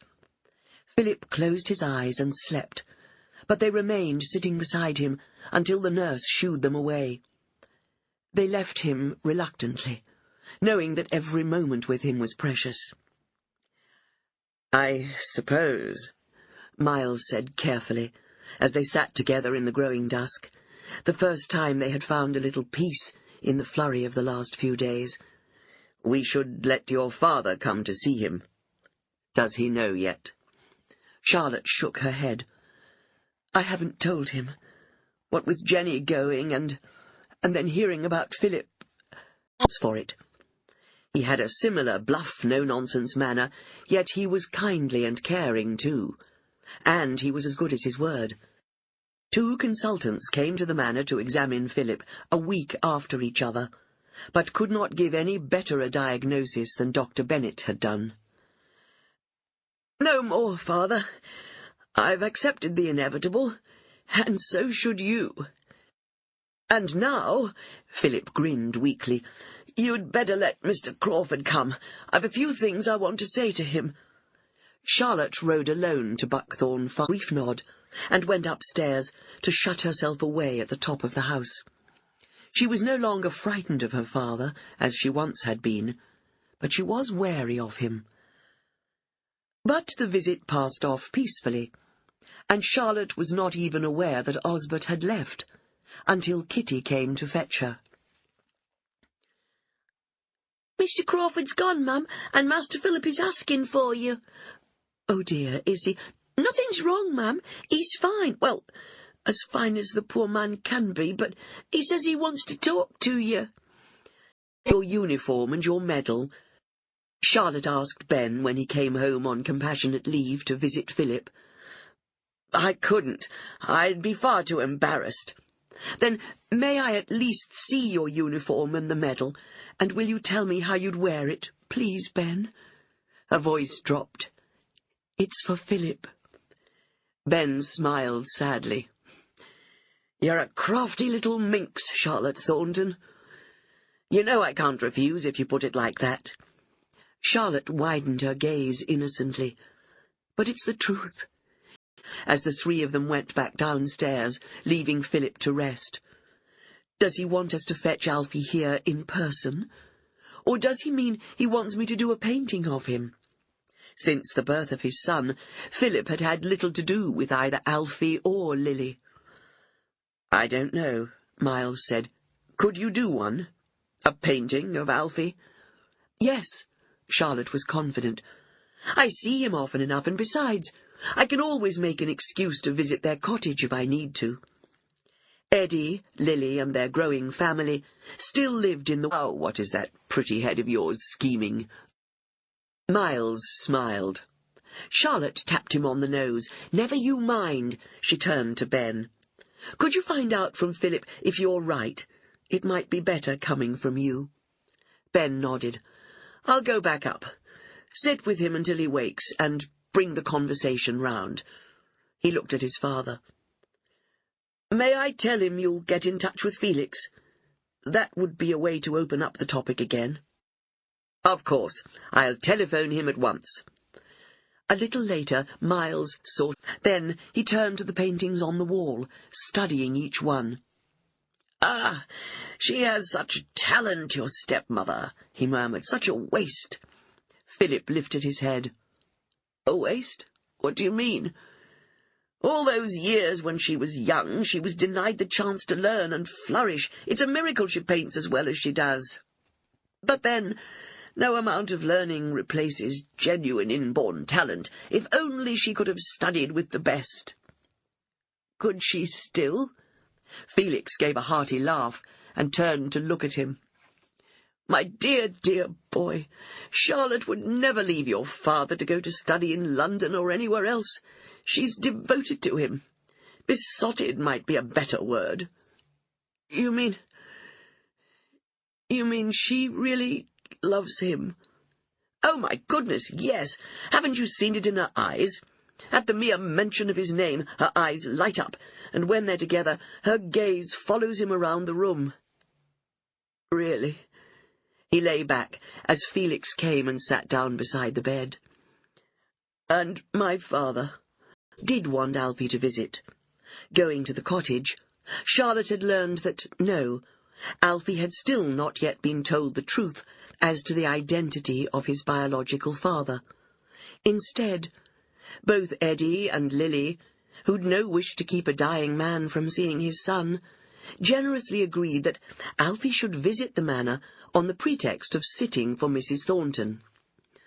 "I'm running out of subjects," she told the boy, crossing her fingers behind her back at the half-lie.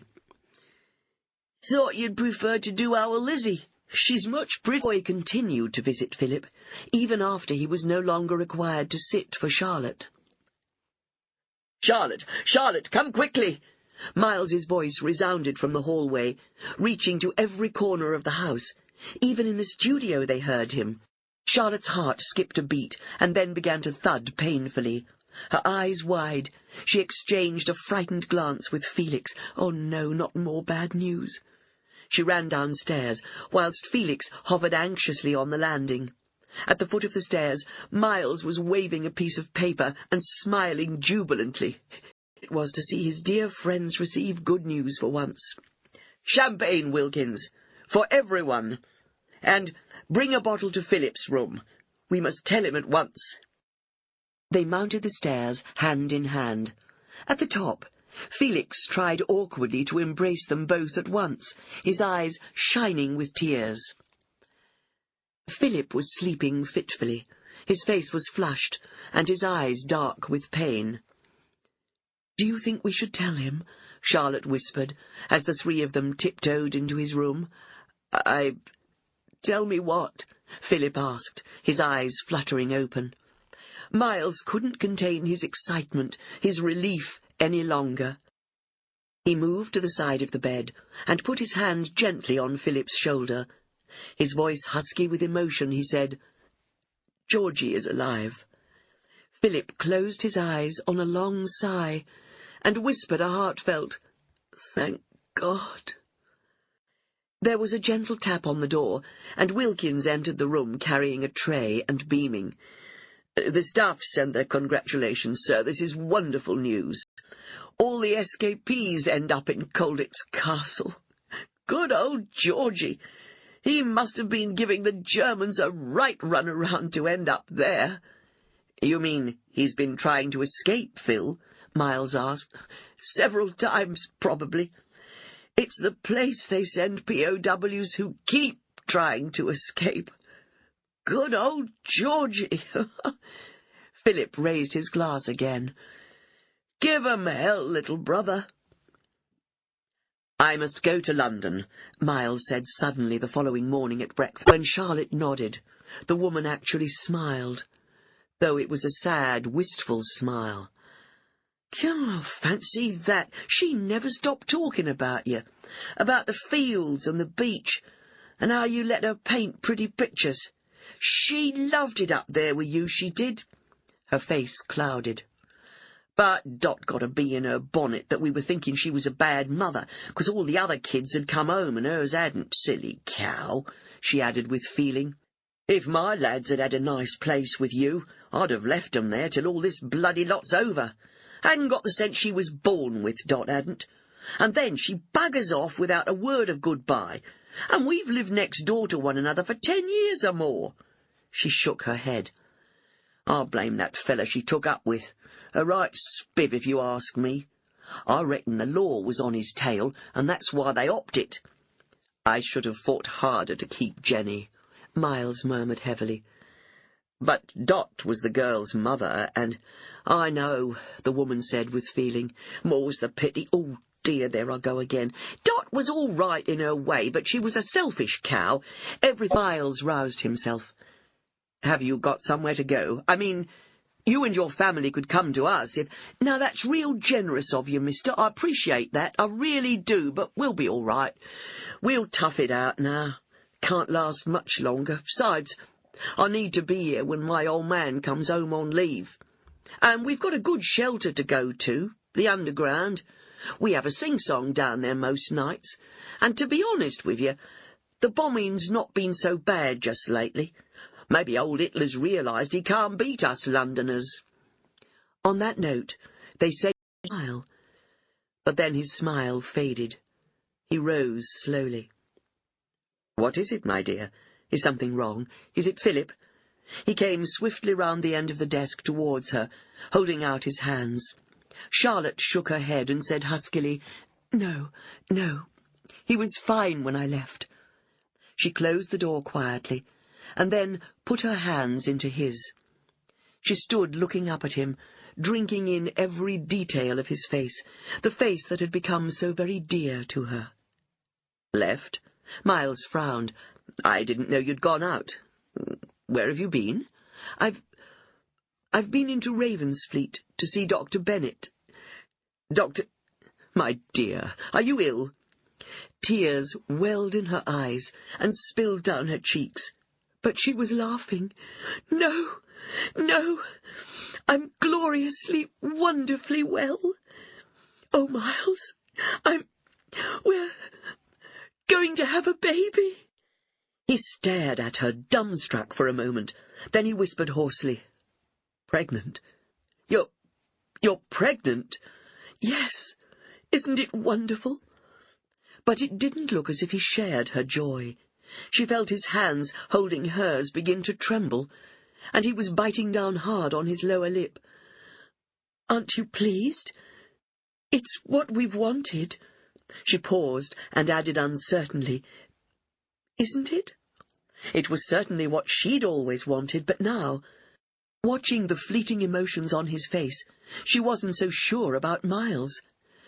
Yes, of course it is, but—" Her heart seemed to turn over, fit and healthy and strong. He drew back a little and traced the line of her cheek with a gentle finger. But you're too old to be having a baby." Charlotte chuckled, and her eyes sparkled. Evidently Mother Nature thinks otherwise. But it could be dangerous. She hugged him. "Please don't worry so. Don't spoil it, Miles. That's the last thing I want to do, but I'm afraid I can't promise to stop worrying." She took his hand. "Let's go and tell Philip, and Felix. He took me into Ravensfleet, but of course I said nothing on the wedding." Chapter 65. Over the next few weeks, Philip joked, "I'm hanging on until your baby's born, Charlotte, and maybe even until old Georgie gives the enemy the slip and comes home. I hope he won't do anything silly." "He might try to escape again, if you call that silly. Perhaps he'll just turn up on the doorstep one morning." He chuckled at the thought. Charlotte sighed. "I just want him to be safe. It's all I wanted for all of you." I know, he said softly. The doctor visited every other day, and, at Miles's insistence, he kept an eye on Charlotte, too. "She's fit and healthy and remarkably strong," she heard Dr. Bennet say, as she showed the doctor into Miles's study after his visit to Philip's room, and after having had a chat with her. "I wish I was as happy about all my mothers-to-be as I am about Charlotte. All that farm work when she was a young lass, I expect," he added dryly, as Charlotte smiled and turned to leave the room. A newcomer to the district, he'd learned about Mrs. Thornton's early life at Buckthorn Farm. She was pulling the door to when she caught Miles's words. "I wanted a word with you in private, Doctor, about Charlotte's confinement." Outside the door, Charlotte bent closer, holding her breath and feeling guilty at eavesdropping, and yet, "I want you to know my feelings now, whilst I'm rational and not faced with an unbearable decision." "I understand," she heard Dr. Bennet's calm tones. "If there should be complications, you mean?" He'd heard that the cause of Miles's first wife's death, words she knew for sure. "You'd forfeit the life of the child in favour of the mother?" "Yes, I would." Softly the doctor asked, "Even if it's a girl?" He seemed to know everything, and Charlotte realized that Dr. Markham must have told the young doctor all about the patients he was taking on. There was not the slightest hesitation before Miles replied firmly, "Even if it's a girl." Her heart soared. Now she could believe that Miles loved her, truly loved her, as she'd longed for him to do. "Madam," Kitty's face appeared round the door of the sitting-room one November morning. Charlotte laid aside the tiny white coat she was knitting, giving it one last fond touch before she looked up with a smile to say, "Yes, Kitty, what is it?" Before she had finished forming the question, she could see from the girl's face that something was wrong. "It's Mr. Philip, Mum. He's asking for you, and the master." Charlotte rose at once and hurried, as fast as her bulk would allow her to, out of the room. As she began to pull herself up the stairs, she asked, "Where's the master?" "Out riding, Mum. He's been gone about half an hour." "Send someone to find him. Tell them to go to the beach at Linthorpe. That's his favourite ride." She paused at the top of the stairs. "Is he bad, Kitty?" The girl nodded. "Nurse is with him. She's telephoned for the doctor, Mum." Charlotte nodded, unable to speak for the tears stinging her eyes. She blinked and pulled in a deep breath. She mustn't cry, she told herself firmly. She must... "Sit by me, Charlotte," he gasped, his breathing laboured. "Hold my hand." Discreetly, the nurse moved to the other side of the room, where she could not overhear their whispered words, but was still near enough if she was needed. "Try to rest, my dear," Charlotte said gently, wiping his forehead with the flannel Nurse Monty had passed to her. "Save your strength." Philip closed his eyes, but he opened them again to say, No, there's no time. There are things I need to say to you." But, like Charlotte, he took a deep breath and managed to say gently, "Son." "This is it, then?" Philip whispered. "I'm so sorry I can't wait to see my little sister, and to see old Georgie come home." "The doctor's on his way. He'll—" "Papa, he can't work miracles. Let's face it. I need you both to help me face it." Miles and Charlotte exchanged a grief-stricken glance. "Charlotte," Philip said, "I want to ask you something. Will you, if your baby's a girl, will you call her Louisa?" "Philip, you can't ask," Miles began, but Charlotte held up her hand. "Of course I will," she promised. "I'd be proud to." Philip let out a deep sigh and closed his eyes. For a moment they both thought he'd slipped away, but then his eyes fluttered open again. "I've written a letter to your father, asking him to make my son Alf's chest. Philip was laid to rest in the village churchyard, beneath the shade of a beech tree.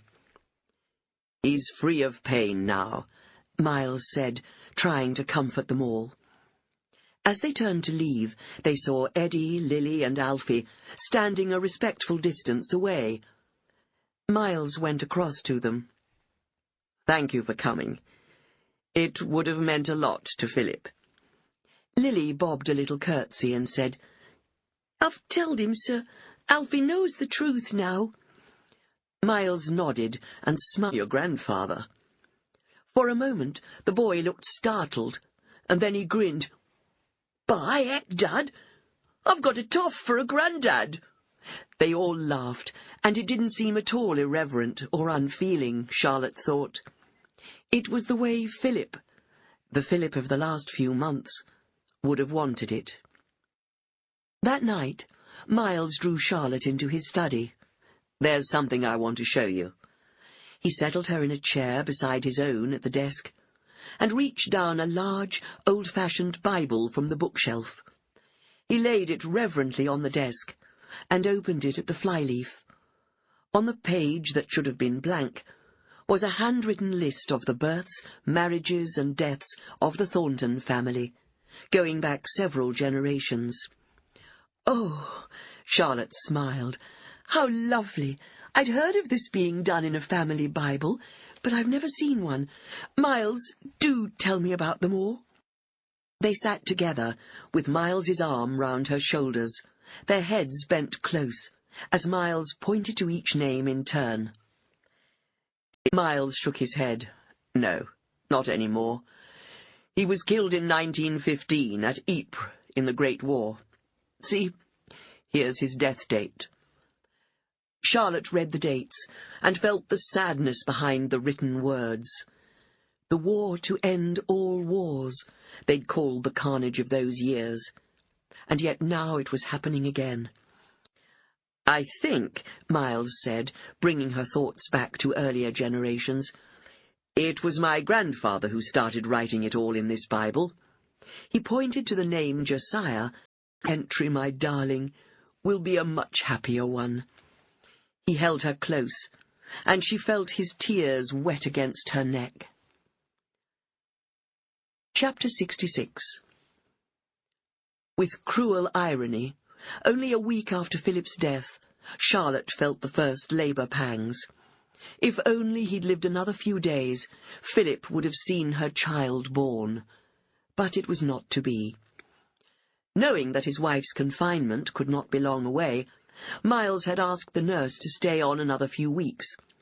"No, guys, 'Tis all right, sir, nothing wrong, but Babby is coming quicker than nurse thought." Miles ran to the front door and dragged it open.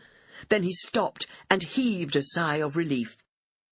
Dr. Markham was climbing down from his pony and trap outside. "Bennett's on holiday," he said, mounting the steps. "I'm acting as locum, so I thought I'd just look in. How is she?" Miles felt relief flood through him. "Further on than expected." "Ah, good, good, that's excellent." "Is it?" It on the page. Generation after generation of sons. Somewhere, somehow, he hoped they were listening. "I have a daughter."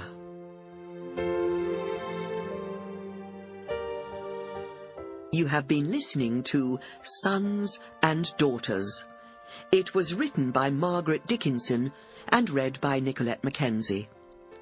Other recordings by Margaret Dickinson include Suffragette Girl, Sing As We Go, and Wish Me Luck.